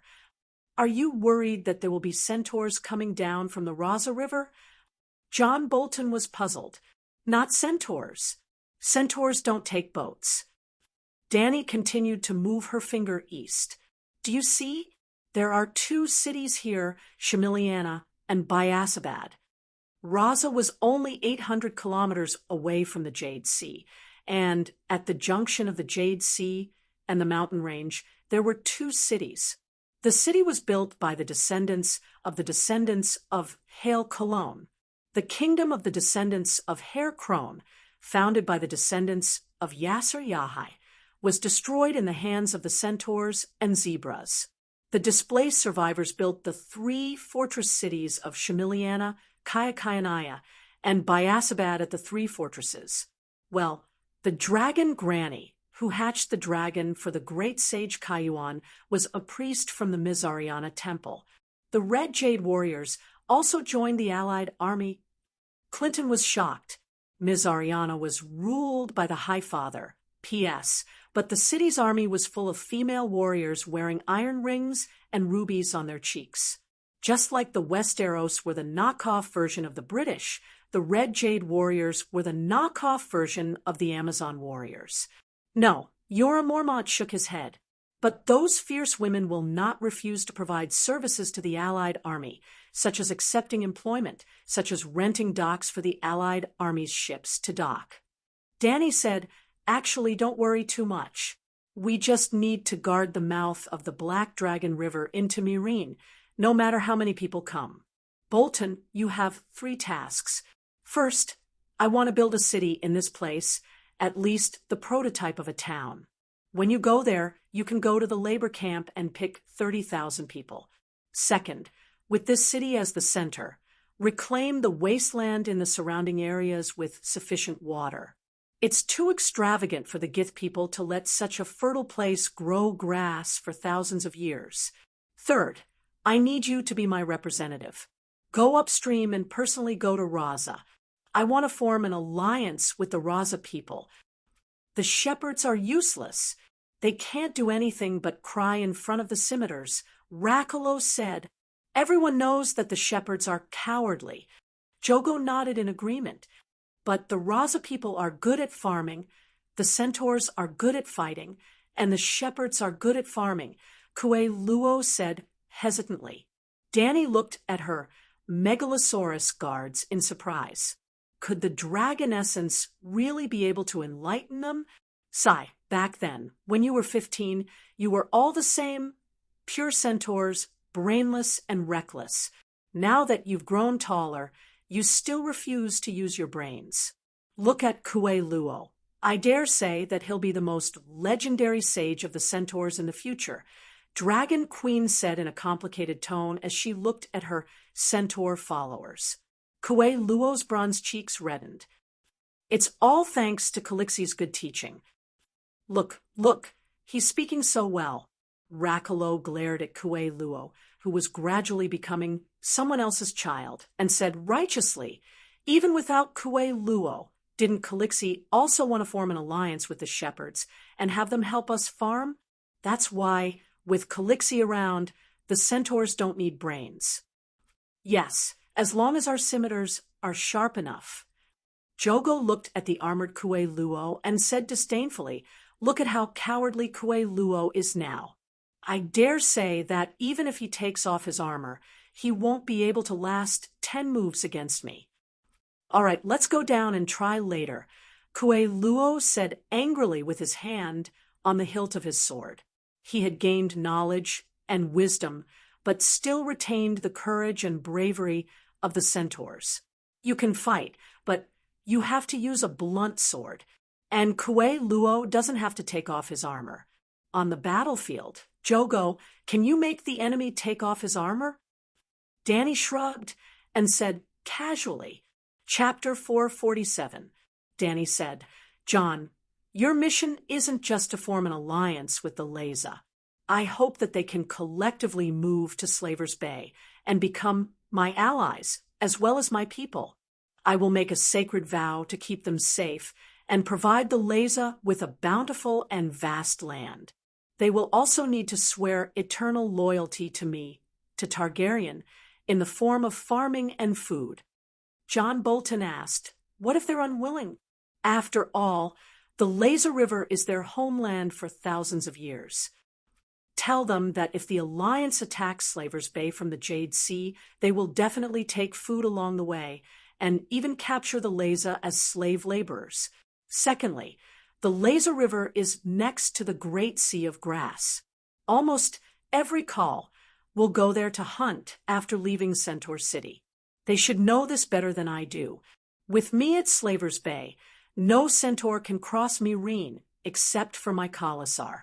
The Leza can enjoy unprecedented peace and tranquility in the White Dragon River. Lastly, the long night is coming. They are harassed by centaurs year after year, so they definitely have no food reserves. Only by forming an alliance with me and pledging their loyalty to me can the Leza avoid the danger of destruction in the long night. Tell all the Leza that I, Dany Liz Targaryen, am their savior. John Bolton nodded thoughtfully and asked, farm at the White Dragon River? You don't plan to let the Leza come to Astapor? It's too much of a waste of time to let the Leza migrate to the Worm River. It will probably take a year or two. The Leza live upstream of the Black River. If they follow the river downstream, they will reach the intersection of the White Dragon River and the Black River in a week, which is where I want you to build the city. After that, they will migrate south along the White Dragon River. The water route is convenient and fast. In about 2 months, the Leza will be able to start farming in the White Dragon River. After arranging the tasks for the guards, Dany turned her gaze to the centaurs again. Quiro, work with Ricarlo. From now on, build 3 fodder fields around Meereen, Astapor, and Cayuan. Each field can hold at least 10,000 cows. Cows? Ricarlo was puzzled. Why not healthy horses? When the long night comes, the war horses will be of no use. We'll just kill them and make them into bacon. Instead, we need cows to provide milk, cheese, and butter for daily necessities. Are 10,000 cows enough? Coelho asked doubtfully. It's barely enough to supply the city. From this day on, I will store an unlimited amount of butter and cheese. The pyramid in the city will be the storehouse. Moreover, the farmers outside the city also raise cattle. I will also issue an edict for them to start preparing early. At the very least, they must be self-sufficient. How long can the food in Slave Bay last? Clinton suddenly asked. Cora looked at him deeply and said, do you know about the great leap in food production? More than 1 million people had opened up tens of millions of acres of fertile land, and the progress had not stopped even now. Rice could be harvested 3 times a year, and barley and turnips could be harvested twice a year. Under extreme conditions, the annual food production of Slave Bay is enough for at least 2 million people to eat for 10 years. 10 years? This is crazy, Clinton said in shock. Dany smiled faintly and said, why else would it be called Great Leap Forward? 1 million people only grow food, rest for 2.5 days a week, and repeat the cycle of reclamation and farming. Then they buy the rice that they planted 3 months ago, reclaim it, and farm again. They are so obedient. Aren't they tired? Clinton said in disbelief. Scarback, Simon, the commander of the Liberty Wings cavalry, said, it's much easier than when they were slaves. There are even art troupes performing for everyone. Who knows how prosperous their lives are now? Fat Scholar Morono, the commander of the Liberty Wings infantry, said proudly, even if the long night really comes, and it lasts for 20 years like last time, not a single person will starve to death. 20 years. In just 2 years of winter, more than half of the people in the Northern Territory will die. If this continues for 4 years, 70% of the Westeros will die. After 20 years, I think only a group of nobles guarding the castle will survive, Clinton said in despair. Danny prepared a batch of food, about 200,000 tons, and stored it on Dragonstone Island. Old Yimont's voice became softer and softer as he spoke. Finally, he sighed. Silence did not speak. If this long night was really like last time and lasted for a generation, close to 20 years, then 2 million tons of food would not be able to save the Westeros. This long night will definitely not last for 20 years. Jorah Mormont looked at Danny and said confidently, "With Her Majesty the Queen, 5 dragons, 20 tile swords, and 2 sets of tile armor, we will be able to kill the deviant Ghost King, no matter what. There is also the Lightbringer. That sword is able to suppress deviant ghosts. After Stannis dies, Danny can inherit it," Old Yimont said excitedly. "Old Master, why do you think Stannis will die?" Danny's mouth twitched. He is not the true owner of the Lightbringer, but he has the Lightbringer. If he doesn't die, where will the Child of Prophecy get the sword? Yimont said confidently. What he said, it seemed to make sense. The Lightbringer is nothing. Danny smiled proudly. I have recorded 70% of the magic runes in the sword. In 2 days, Big Black will bring the blacksmith Butto back. When I master the magic spell to reforge the tile swords, I will immediately melt down all 20 tile swords and reforge them. All of us will have a light bringer made of tile swords. We are all saviors. Everyone was surprised and happy, but old Yimont fell into a daze. If everyone had a light bringer in their hands, then how much would the Child of Prophecy, who had been devalued by the Dragon Queen, be worth in the future? Can ordinary people use magic swords? Jorah asked doubtfully. I will try and see if I can make you become a magic swordsman. Let's test your talent first.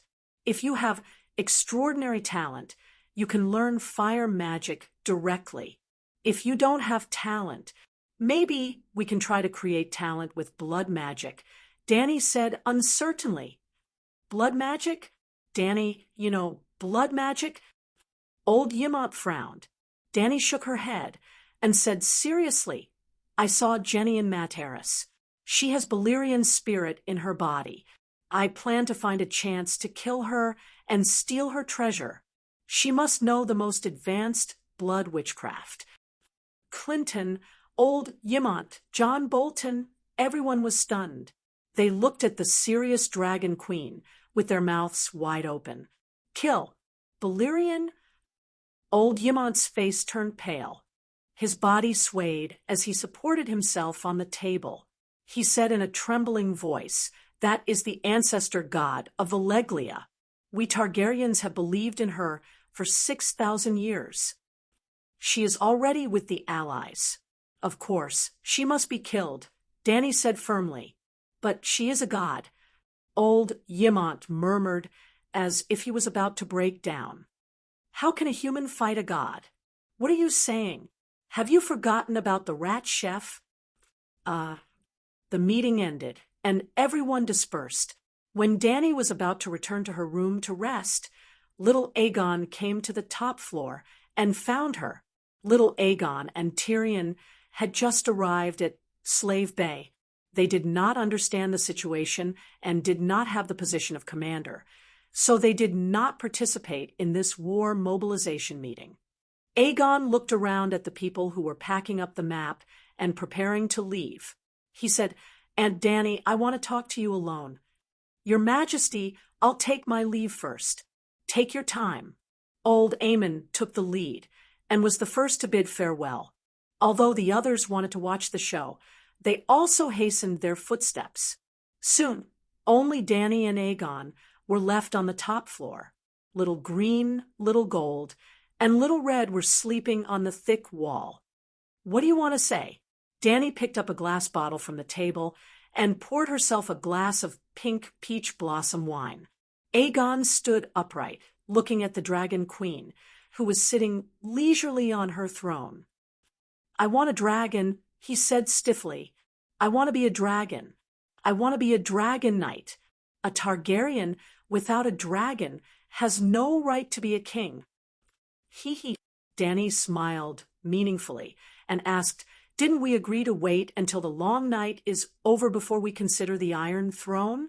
Anyway, I promised that if we really meet the king of deviant ghosts, I'll definitely give you my head.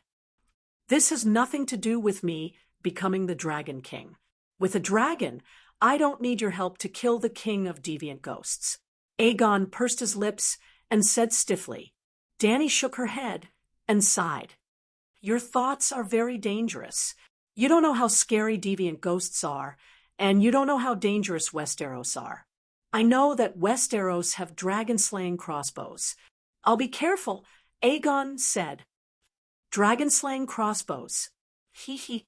The Dragon Queen's scornful laughter made Aegon's handsome face turn red. Seeing this, Dany didn't take it too far and asked curiously, "I didn't forbid you from interacting with dragons. Haven't you been accompanying Scholar Ymont to feed Little Red recently?" "He doesn't like me. I think he's very good to you. He let you attend his little class with Missandei and Larissa. He even tutored you in the history of the Targaryen family alone, every morning. Scholar Ymont is very good. He's a red dragon. He doesn't like me." Aegon was a little embarrassed and said hesitantly, "When I touch him, he bites my finger. He's closer to Scholar Ymont. A dragon can only have one dragon knight. Maybe Little Red recognizes Ymont." Dany's violet pupils shrank, and she asked softly, "He really bit you? Did you try a few more times?" "I tried, but he didn't let me touch him." Being rejected by a young dragon made Aegon feel inexplicably ashamed and angry. Now that he was repeatedly questioned by the Dragon Queen, he said irritably, "I said, a dragon can only have one dragon knight. Little Red met Scholar Ymont first. You can't have forgotten that Ymont is also a Targaryen, right?" Dany's eyes flashed, and she advised, "You're very anxious now. That's not right. I suggest that you take a peaceful attitude and cultivate a relationship with Little Red for a while, then try a few more times." This Aegon even despised the Targaryen ancestral Megalosaurus. Was he really Rhaegar's son? And Jon could make Little White have a good impression of him. Aegon scratched his head and said anxiously, "Little Red was just born and is too young. I can't wait. Aunt, you said it yourself. The night is coming, and I don't want to be idle in Astapor. Then which dragon do you want?" The emotions in Dany's eyes turned cold, and her smile became gentler. "You want my dragon? See, if I don't take your life first. Has Big Black established a dragon knight connection with you?" Aegon asked. "I'm different from ordinary Targaryens. No Megalosaurus will reject me. This silly child, he likes Big Black. Then, can I choose a black dragon as my partner?" Aegon asked expectantly. "Big Black is on a business trip. Try again when he comes back," Dany said calmly. "Then I'll try the green dragon first. Okay?" Aegon sighed and turned his gaze to Little Green on the wall. As if sensing his gaze, Little Green's emerald green vertical pupils suddenly opened. Aegon took a step back in panic. He. Dany took a sip of the peach blossom wine and laughed like a bell. He didn't even have the courage to face the might of a true dragon, and he wanted to subdue a Megalosaurus? Aegon's face flushed red, and determination flashed in his purple eyes. He strode forward and said loudly, "Little Green, I am the son of Rhaegar and Ilya Aegon Targaryen. I have the blood of a true dragon. Be my partner." Chapter 448. I am Laegiazi, the king of the Undals, Lorna, and ancestors, the ruler of the Seven Kingdoms, and the protector of the realm, Little Green, Green Dragon. Aegon was very excited, his cheeks and eyes turning red. "Be my partner and submit to me." Dany's aunt was unhappy. Such a long title sounded very imposing, but even she was embarrassed to use it. You don't live up to your name, but you said it without any shame. Also, you dare to say that you want my son to submit to you? This nephew is even more annoying than my second nephew. Why don't I find a chance to send him to the Great Wall and become a night guardian with his illegitimate brother? Although they couldn't control the dragon spirit, Little Green and Little Gold could vaguely sense their mother's thoughts. She didn't like this guy who was shouting. Thus, when Aegon got closer and closer, Greenie stuck out its neck like a snake and opened its mouth to roar. Hiss, ah. Aegon's silver hair danced in the sulfuric breath. His excited face turned pale instantly, his eyes filled with fear, and he screamed and fell to the ground. And this useless behavior increased the hostility in Little Green's heart. Its throat turned red, and dragon flames spurted out. Little Green, shut up. Dany's smile disappeared. She stood up quickly and activated the fire control technique. She didn't care about her nephew's life, but there were only the two of them here, and he died in Little Green's mouth. Who would believe the Dragon Queen if she said she wasn't a kinslayer?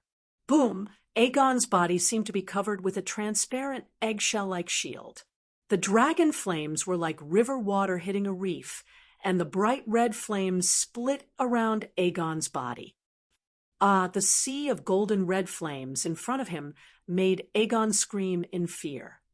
Huff, huff, huff! Dany waved her hand, and scattered dragon flames soared into the sky. They were like fireworks that bloomed in an instant. They came brilliantly and disappeared just as quickly. Aegon was still slumped on the ground as he screamed. His voice traveled down the corridor and into the palace below, alarming Ymont, Clinton, and the others. Squeak, the Little Green centipede, let out a squeak and retracted its neck. It lay back down and closed its eyes to rest. Dany looked at him with a strange expression and said with surprise and suspicion, I didn't expect Little Green to have such a bad temper. Yes, this fellow had also spat fire at her when she was young. What's wrong? What happened? Clinton hurriedly ran to Aegon's side and hugged him, as if he had lost his soul. Aegon sat on the ground in a daze. Ah! Dany, what's going on? Old Ymont walked over with Cora's help and asked. The old man looked worriedly at her, and then at Aegon, as if he suspected that she had done something to him. Dany sighed. Aegon wanted to tame a dragon. I told him to slowly develop a relationship with Little Red. He thought Little Red was too small and wanted Dahe. I told him that Dahe went to Dragonstone Island and had to wait for a few days. He said Little Green was fine too, and then he shouted at Little Green. He said something like, I am Lejazi, the king of the Undulls, Loinars, and ancestors, the ruler of the Seven Kingdoms, and the guardian of the realm, Green Dragon, submit to me. Puffed. Before Dany could finish, the little devil couldn't help but laugh. In this quiet and serious situation, his laughter was particularly harsh. What's wrong? Dany raised her eyebrows and looked at him. Your Majesty, please continue. The dwarf also noticed the unfriendly gazes of Clinton and the others. That's it. Little Green spat out a mouthful of dragon flames. Fortunately, I was by his side and saved him. Dany said calmly, Ha ha ha. Tyrion couldn't help but laugh at Aegon, who was gradually recovering on the ground. Your Highness, dragons aren't tamed like this. If you do this, even 100 lives won't be enough. To tame a dragon, you should at least prepare a few sheep, a few cows, and feed them with your own hands. Also, you can't wake them up at night from their sleep. Think about it. Even if you're a rational human, if I wake you up in the middle of the night, you'll also punch me in anger, right? Indeed. Old Ymont also sighed and said, Before you become a dragon knight, don't put pressure on the Megalosaurus. They are sensitive and can sense your emotions. Your Majesty should have reminded His Highness, Clinton said with some resentment. Remind what? I've never encountered such a thing. In fact, my Megalosaurus guards, a dozen centaurs, have taken care of the Megalosaurus for so long, but they've never been attacked by the Megalosaurus. Danny frowned. Yes, the Megalosaurus never spits fire at us. Moreover, under Calixi's guidance, the Megalosaurus also changed its habit of eating humans. Chui Luo said with certainty, the Megalosaurus guards are different from Aegon. Tyrion's eyes flashed with a hint of pride. The Megalosaurus can sense people's emotions. Don't doubt it. If it can't connect with people's minds, why is there the saying one dragon and one night? Obviously, the Megalosaurus guards are only responsible for taking care of the Megalosaurus and have never thought of conquering them, so they won't be attacked by the Megalosaurus. But the preparatory dragon knights are different. Before the Megalosaurus went extinct, how many Targaryens and Valerians died in the process of dragon taming? Do you really think it's so easy to be a dragon knight? Danny glanced at him and said, You know quite a lot. Your Majesty, I'm not boasting, but in today's world, I'm one of the few Megalosaurus experts. When I was very young, I dreamed of having a dragon of my own, even if it was a pygmy dragon like me. Taking off my armor to meet a dragon is my life's wish. There's no greater miracle in the world than a dragon. Tyrion looked at the 3 dragons sleeping together on the wall, his eyes full of love and desire. The emotion in his eyes was so sincere that Danny was infected. After a while, the imp sighed and said, When Uncle told me that the dragons were extinct, I cried, Really? That was the only time I didn't cry because Cersei bullied me. For the sake of the dragons, I didn't feel ashamed. Since then, I've done everything possible to collect books related to dragons and understand everything related to dragons. It's not an exaggeration to say that I have the world's most complete book, Dragons, Lizards, and Pterosaurs, the unnatural history of the dragon race. Then he said, as if he was begging, Your Majesty, you can let me join the Megalosaurus guards. I swear to take care of your dragons. The wildfire general can't use my talents at all. Danny avoided his eyes and said calmly, I don't lack Megalosaurus guards. Aegon stood up with a pale face and suddenly said, I'm late, Giazi. So, Tyrion didn't understand. He had said it so clearly. Why did the young prince still emphasize his identity? I'm closest to Aunt Danny. Dragons have 3 heads, and I'm one of them. The prophecy said so. Aegon emphasized. Who do you think the other head is? Could it be Scholar Ymont? Tyrion asked with interest. Old Ymont's eyes flashed as he thought of Jon, who was suspected to be Liga's illegitimate son. He said calmly, A prophecy is a prophecy. Dragons won't change their habits because of a prophecy. Aegon, you're too reckless. And Danny, you too. You shouldn't have let him get close to Megalosaurus like Greenie and Blackie. Aegon wants to ride a dragon to seize the Iron Throne. The little dragon can't carry him. Danny said. Ymont furrowed his brows and looked at the people around him. He said with hesitation, Aegon, I don't recommend you to go to the King's Landing, and don't even think about bringing a dragon to the Westeros. Why? Shouldn't I take back what belongs to Targaryen?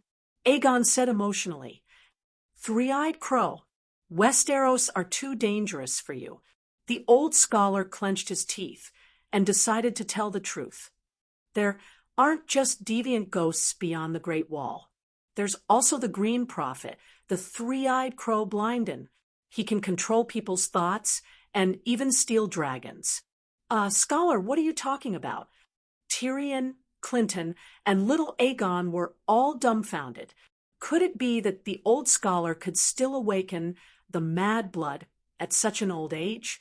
Wasn't it a little too late? Sigh, even deviant ghosts have appeared. What's the big deal about the Green Prophet? The old man spoke with a complicated tone about how Danny was controlled by the 3-eyed crow after she entered the Westeros. The others were stunned when they heard this, but Tyrion was still skeptical. He chuckled and said, "It sounds like a legend. I even met the rat chef in the Nightfall Castle." "You believe me?" Dany asked with a smile. Tyrion laughed lazily. "There's also Mad Axe. I didn't find him before I left. I wonder if the red-robed woman caught him," Ymont said. Tyrion laughed lazily. Dany turned to Nephew Gu. She saw that he had come back to his senses and was also skeptical. She couldn't help but suggest, "Aegon, since you're in a hurry to seize the Iron Throne, why don't you go to the Great Wall for an internship?" "Internship for what?" Aegon was puzzled. "Internship to become a child of prophecy," Dany's aunt said seriously. "Only by going beyond the Great Wall and fighting deviant ghosts can you quickly become a qualified savior. As long as you end the Nightfall, no one will be able to stop you from ascending the Iron Throne." "No, it's too dangerous to go to the Great Wall." Clinton rejected it immediately. "Then, will he still abide by the promise of the one who ends the Nightfall will be king? The prerequisite for me supporting him is that he can fulfill my promise. Otherwise, I'll become a traitor," Dany said. Clinton said uncertainly, "We'll see when the Nightfall arrives. The prince is a child of summer. If the Nightfall is real, I'm afraid." Tyrion shook his head and didn't continue speaking. However, everyone understood what he was implying. A person who didn't even dare to go to the Great Wall definitely couldn't become a child of prophecy. Aegon's face turned green and red. He gritted his teeth and said, "Give me a white dragon or a black dragon. I'll immediately go to the Great Wall to kill a few deviant ghosts." "Your Highness, this isn't a matter of giving them to you.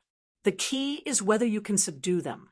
Tyrion didn't know when it started, but there was a hint of well-hidden disdain in his eyes.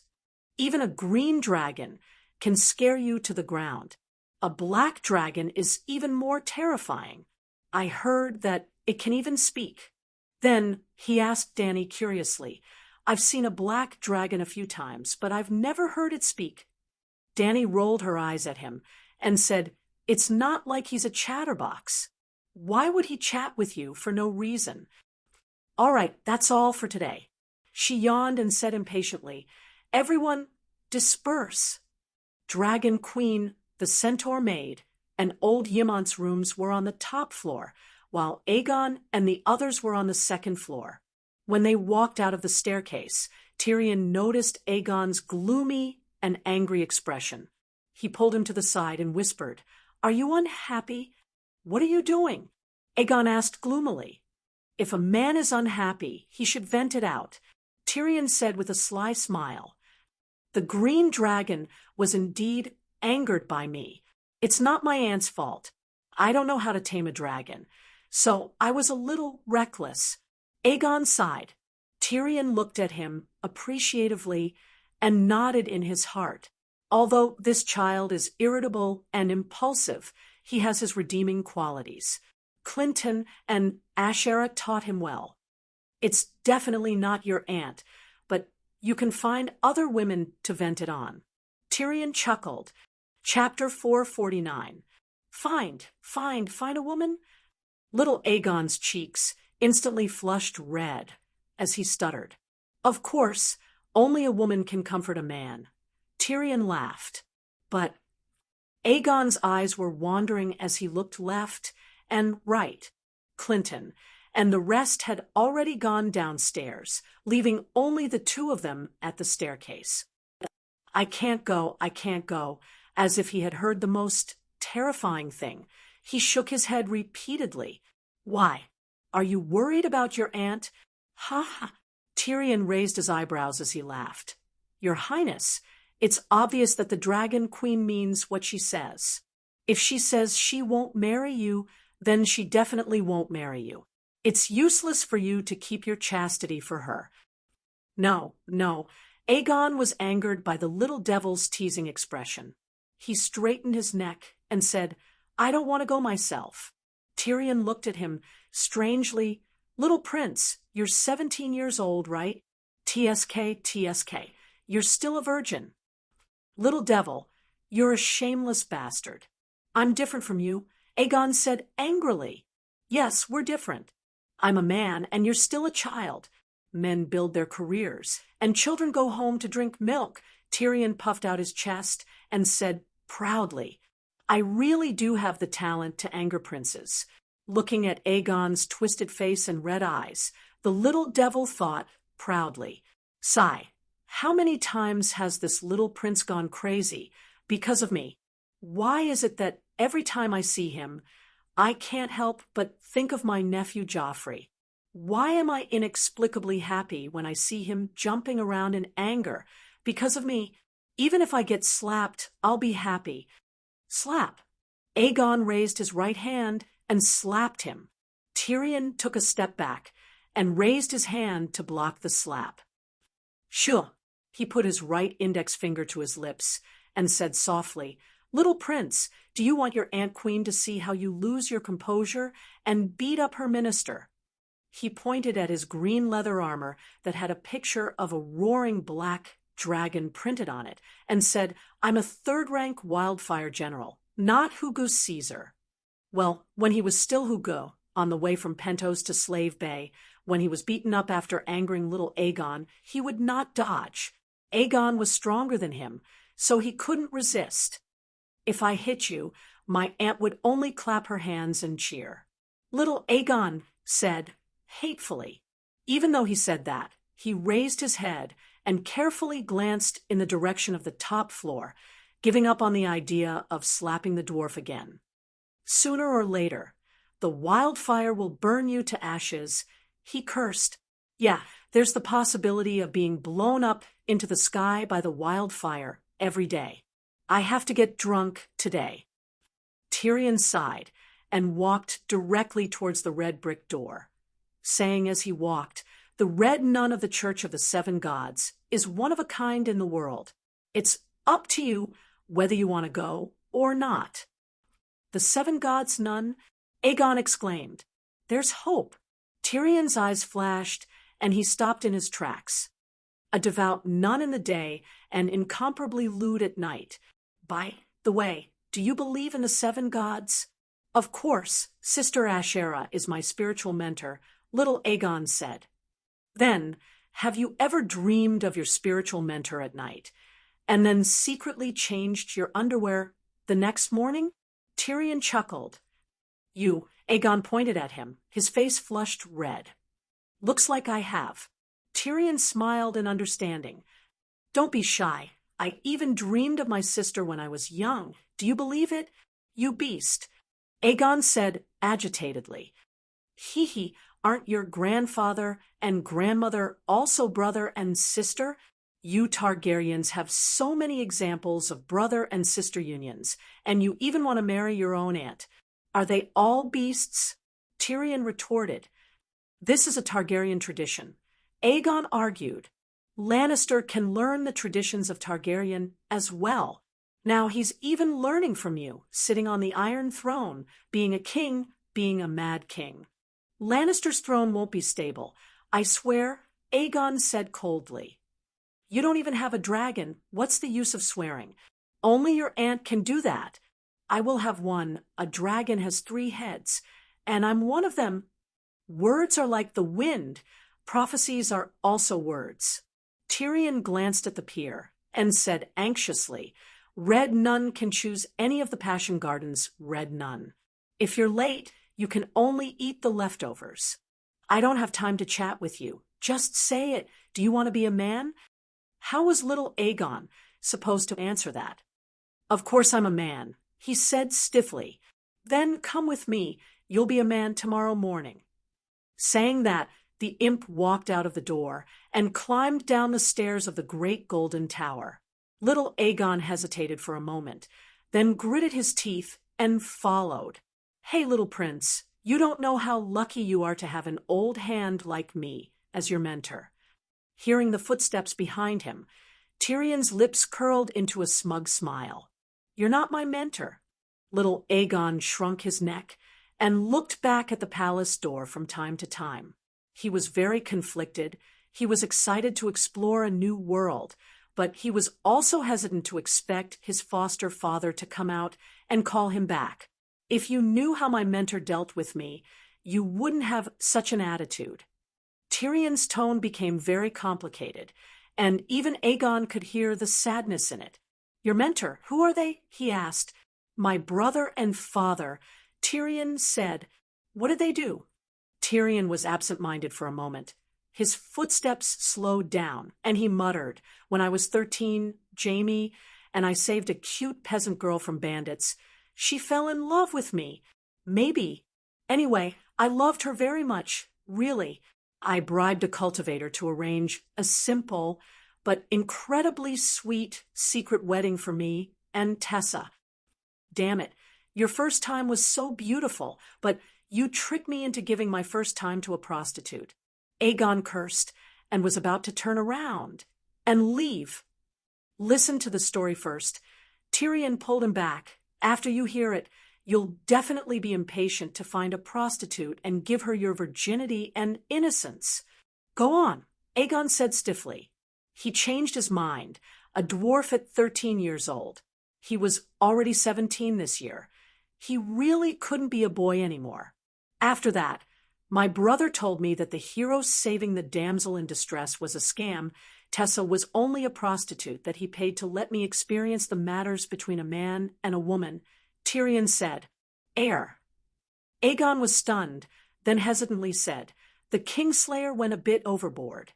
Tyrion stopped, turned around, and looked at him with a complicated expression, then said, How I wished that he had the same thoughts as you back then. Aegon didn't reply, so Tyrion continued. I cried, I threw a tantrum, I didn't believe it, I wanted Tessa, I was only 13 at that time, I didn't have any grudges against my country, I was much younger than you are now. And then, to make me see the truth, my father gave Tessa to a battalion of soldiers, 1 silver coin per person, and they could have her, 100 guards, 100 silver coins. Aegon shuddered, then muttered, Your father is a beast. Very good. In this regard, we have reached a consensus. Tyrion nodded with satisfaction, then sighed. A beast's father gave birth to a beast's son. I stood on the side and watched, until my dick was about to explode, and then I became the 101st. For this, my father paid Tessa a gold dragon. According to his words, Lannister should always be a cut above others, and the price should be higher than the average person. You really are a beast. Aegon said coldly, Kid, let's play a game later. If you win, I'll shout Tyrion is a beast 3 times to the sky. How about that? Tyrion said with a strange smile. What game? You'll know in a while. Aegon fell silent again. At this time, they had already walked down the pyramid. The unsullied trainees guarding the stairs at the door only glanced at them, then untied the fence. Tyrion found a white-painted carriage with a kerosene lamp in front of the square, handed a few copper coins to the coachman, and pulled little Aegon in. You're so familiar with your movements, it's not your first time, right? Aegon asked suspiciously. I'm a normal man, and I've been in Slave Bay for so long, of course it's not my first time. Although Astapor is not as prosperous as Volantis, it still has a market that's open. You should have come out with me a long time ago, Tyrion said. The female dwarf Fenny likes you. We can all see it, Aegon suddenly said. Fenny! Tyrion was stunned, then sighed. Fenny is a good girl. I don't want to hurt her. Aegon looked at him strangely. He. Tyrion laughed bitterly, then asked, Do you know the ending of the story? What story? Tessa and Tywin. Where did Tessa go? Aegon asked. I want to know, too. I even asked my dad about it. We didn't come to an agreement, so he was killed by me. Tyrion shrugged. You're crazy. Aegon's eyes widened and said in shock, You killed your father for a prostitute from more than a decade ago. After the trial, Jaime forced Jaime to save me.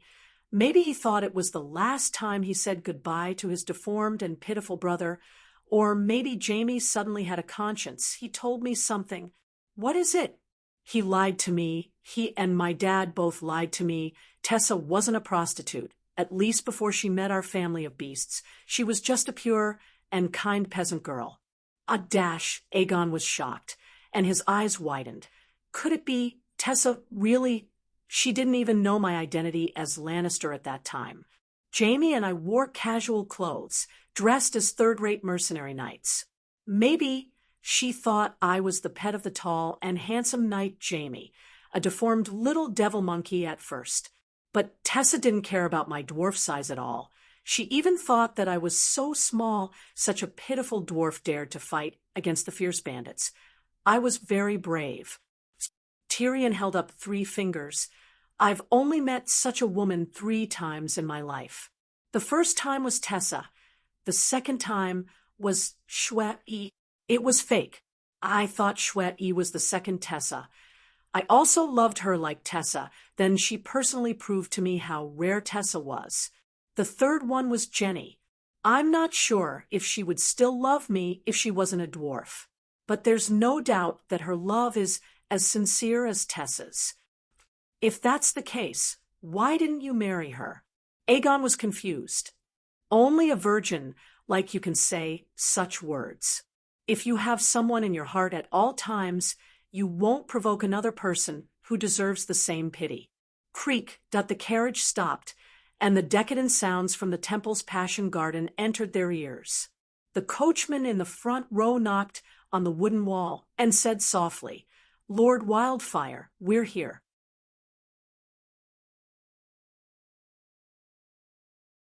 Chapter 450. The former Temple of Divine Grace, today's Temple of Light, was a pyramid-themed building complex. The pyramid here was not as tall as Dany's Great Pyramid, but the platform at the top was wider. There was a clear swimming pool, a red rose garden, a lavender vineyard, a green olive forest, a white laurel bush. Women in red tulle were flirting on the stone steps in front of the swimming pool, waiting for customers to choose. There were the sounds of men and women having fun everywhere in the garden, the sound of music, drinking, and even the low moans that made one's imagination run wild. Tyrion stood at the entrance of the garden, as high-spirited as a general returning from the battlefield. He said loudly to Aegon, who was stunned, "Now, do you know why I brought you here?" "I won't thank you," Aegon said stubbornly. "You can't be taught." Tyrion shook his head and sighed. "If you don't experience big and small battles, how can you become a veteran of the battlefield? If you don't see all kinds of women, how can you distinguish true love from false love? If I had the experience I have now, I would at least be able to distinguish Jamie's lies immediately." "How do you distinguish?" Aegon said blankly. Tyrion patted him on the back and said with a complicated tone, "Do you know how to distinguish new shoes from old shoes? Unfortunately, I've been muddle-headed all these years, and only now have I figured out such a simple problem. Now, you can get my advanced experience without going through the vicissitudes of life. Be happy." Then the dwarf strode into the Garden of Desire, opened his arms, and shouted, "Devout nuns, I, Lord Wildfire, am here for evening prayers again. Ah, Lord Wildfire, choose me, choose me. General Wildfire, use your green flames to burn my passion." The red-clothed nuns on the steps waved and cheered. Who is this dwarf? Why is he so popular? In the garden, a sea merchant was puzzled. "This is General Wildfire, the great hero who made the wildfire specially for the queen," a red-clothed nun beside him said. "Great hero." The sea merchant was even more puzzled. The wildfire was prepared for the Alliance army, and if he was careless and the wildfire failed, he would immediately die. If he wasn't a great hero, then what was he? Before General Wildfire dies, we have to take good care of him. The sea merchant's face contorted. An hour later, in Tyrion's minigame, Aegon suffered a crushing defeat. Ah, not long after, a nun screamed in horror in the Passion Garden. This nun was a blue nun during the day. At night, she would put on a red veil and enter the Passion Garden. A moment later, Tyrion screamed in terror. Ah, little Aegon screamed in despair. Ah, the Passion Garden was shrouded in fear. The nuns and patrons ran around screaming. Dany was woken up from her sleep. After waking up, she ordered the Unsullied to bring everyone to the top of the pyramid. At dawn, standing on the pyramid, one could see the gray sea fog that covered the city like cotton candy, and the golden morning glow splashed vibrantly in the indigo sky in the far east. The slightly cool sea breeze stirred the sea of fog, gently caressing Dany's cheeks, making her feel refreshed. What's going on? Little Aegon and Tyrion were disheveled, slumped on chairs as if they had lost their parents. They were 4 to 5 meters away from everyone, and were still wrapped in blankets. Clinton's expression was solemn, and his eyes flickered. The sorrow on Green Saintess Grasda's face almost melted into water, dripping down her chin. "Your Majesty, there's a gray plague in the city," she wailed. "What gray plague? Are you kidding me?" Before Dany could react, old Yamant jumped up. "Yes, gray plague. Lord Wildfire has been infected. Prince Aegon is probably—" The Green Saintess hesitated, her expression conflicted. "Woo," Aegon suddenly wailed, miserable and sorrowful. "7 levels of hell. Aegon, you're infected too?" Old Yamant's face was pale, and his body was on the verge of collapsing. "Woo, I might have been infected by the little devil." Aegon's face was covered in tears as he cried in despair. "7 gods, it's my first time, and I've experienced such a tragedy. If I knew it would be like this, I wouldn't have gone with the little devil." "What first time?" Yamant asked curiously. "Prince Aegon and General Wildfire went to the Passion Garden last night," the old Saintess said. Under the reproachful gazes of Clinton and old Yamant, Tyrion sighed. "I did it out of kindness. The little prince is already 17 years old. If he were in the Westeros, you would have already experienced appropriate, aristocratic education. You should know this better than me. You can find a maid," Clinton said, suppressing his anger. "In the Queen's palace, find a Queen's maid." Tyrion mocked. "It's not a big deal to go to the Passion Garden." Dany waved her hand and asked in confusion, "First, explain how the Grey Plague came about." Of course, she knew about the Grey Plague. The Grey Plague had similar symptoms to the Grey Scale disease, but the degree of harm was different. Strictly speaking, the Grey Scale disease was not terrible. It was difficult to be infected without touching the lesion on the body. But the Grey Scale disease could evolve into a Grey Plague with a high transmission rate. A simple analogy could be made. The Grey Scale disease was the common cold, and the Grey Plague was a virus mutation of the whole rice. Pandemic influenza. But Dany was not too panicked. She did not believe that there was a virus that could infect the immortals. General Wildfire was infected with the Grey Plague, but he did not know it. As a result, when he was performing the 5th move of Spring Cry with Getty noticed the black and gray spots on his inner thigh. "Your Majesty, Getty is an outstanding blue nun," the old Saintess emphasized. "There used to be 7 Saintesses in the Temple of Divine Grace. The Green Saintess was the Pope, the Red Saintess was a holy prostitute, the White Saintess was a noble virgin who went to the temple as an intern, and the Blue Saintess was a healer. There were also the Pink Saintess, the Gold Saintess, and the Purple Saintess, the Saintess who served the Dragon King of Valeglia, who had lost their practical significance." Dany saw that the 7 of the 7 Saintesses matched the 7 gods, so she kept the Saintess system.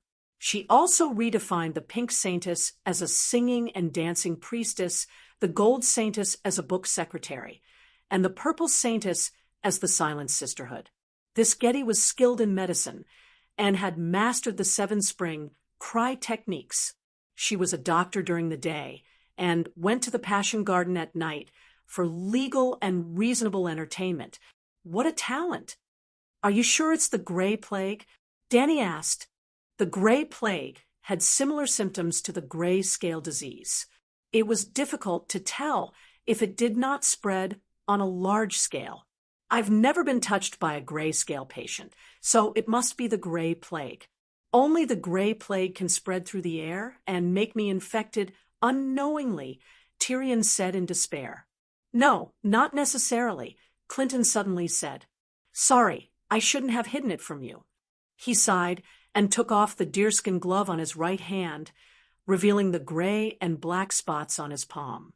The upper half of his middle finger was completely petrified into gray. Ah! Tyrion was stunned for a moment, then suddenly jumped up, pointed at Clinton, and roared in grief and anger. It's you, you're the one who infected me with the gray scale disease. The last time you tested the wildfire bullets in the brick factory, you used this hand to grab me. Old X. 7 levels of hell. John Clinton, you're too vicious. Didn't I keep asking you if you felt anything? Clinton argued with an awkward expression. Bastard, if you're sick, just say it. Tyrion shouted. Clinton was speechless. Sir, when did you get the grayscale disease? Danny asked. Clinton glanced at the unusually angry Tyrion and sighed. About 4 months ago, in Sad Hill, Tyrion was pulled down the river by a stone man, and I jumped down to save him. In the process of fighting with the stone man, it grabbed me in its hand. The angry expression on Tyrion's face froze. Why didn't you say so earlier? He asked softly. Clinton smiled bitterly and shook his head. So what if I did? There's no cure for grayscale disease. It's a terminal illness. The curse has already entered my blood, and it flows through my entire body. Cutting off my right hand only has a small chance of curing the disease, but my right hand is my dominant hand. I still have to help Prince Aegon take down the Iron Throne. At that time, I didn't know about the Queen's vow to end the long night as Queen, nor did I know that she had already gone to the Westeros. I thought that the Queen would immediately marry the prince, then ride the dragon to Pentos, join forces with the fleet prepared by the Golden Group and Illyrio, and take back the Iron Throne first. That way, Prince Aegon would become the king of the Seven Kingdoms, and even if Her Majesty failed in Slave Bay, she could still return home. As long as you help Targaryen restore their kingdom within 2 years, and let me redeem myself from the failure of the Battle of the Ringing of the Bell, I will return to Vulture's Nest Castle and spend the rest of my life in the Mahogany Forest, where I first met Prince Rhaegar. Silence.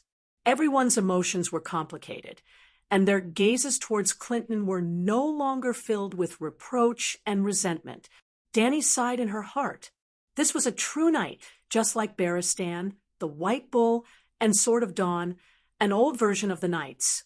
The Mad King was so crazy, so why were there so many honorable knights under his rule? Old Ymont let out a sigh of relief, and slowly said, as long as it's not the Gray Plague, it's not a big problem. Immediately isolate anyone who has close contact with Tyrion, and use a knife to stab the places he has touched. Ugh.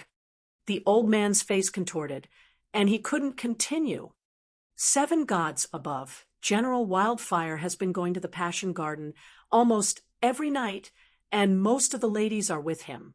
Also, our ladies are receiving guests. The Green Saintess expression was one of despair. Aegon, you just went there today, right? Ymont asked expectantly. Woo, after being called out by old Ymont.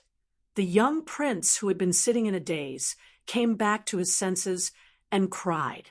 The little devil invited me to play a game. I couldn't help but join in. Well, what game? Dany wanted to ask. Don't worry. The power in our Targaryen bloodline is very strong against curses, and almost no one in history has been infected with the gray scale disease.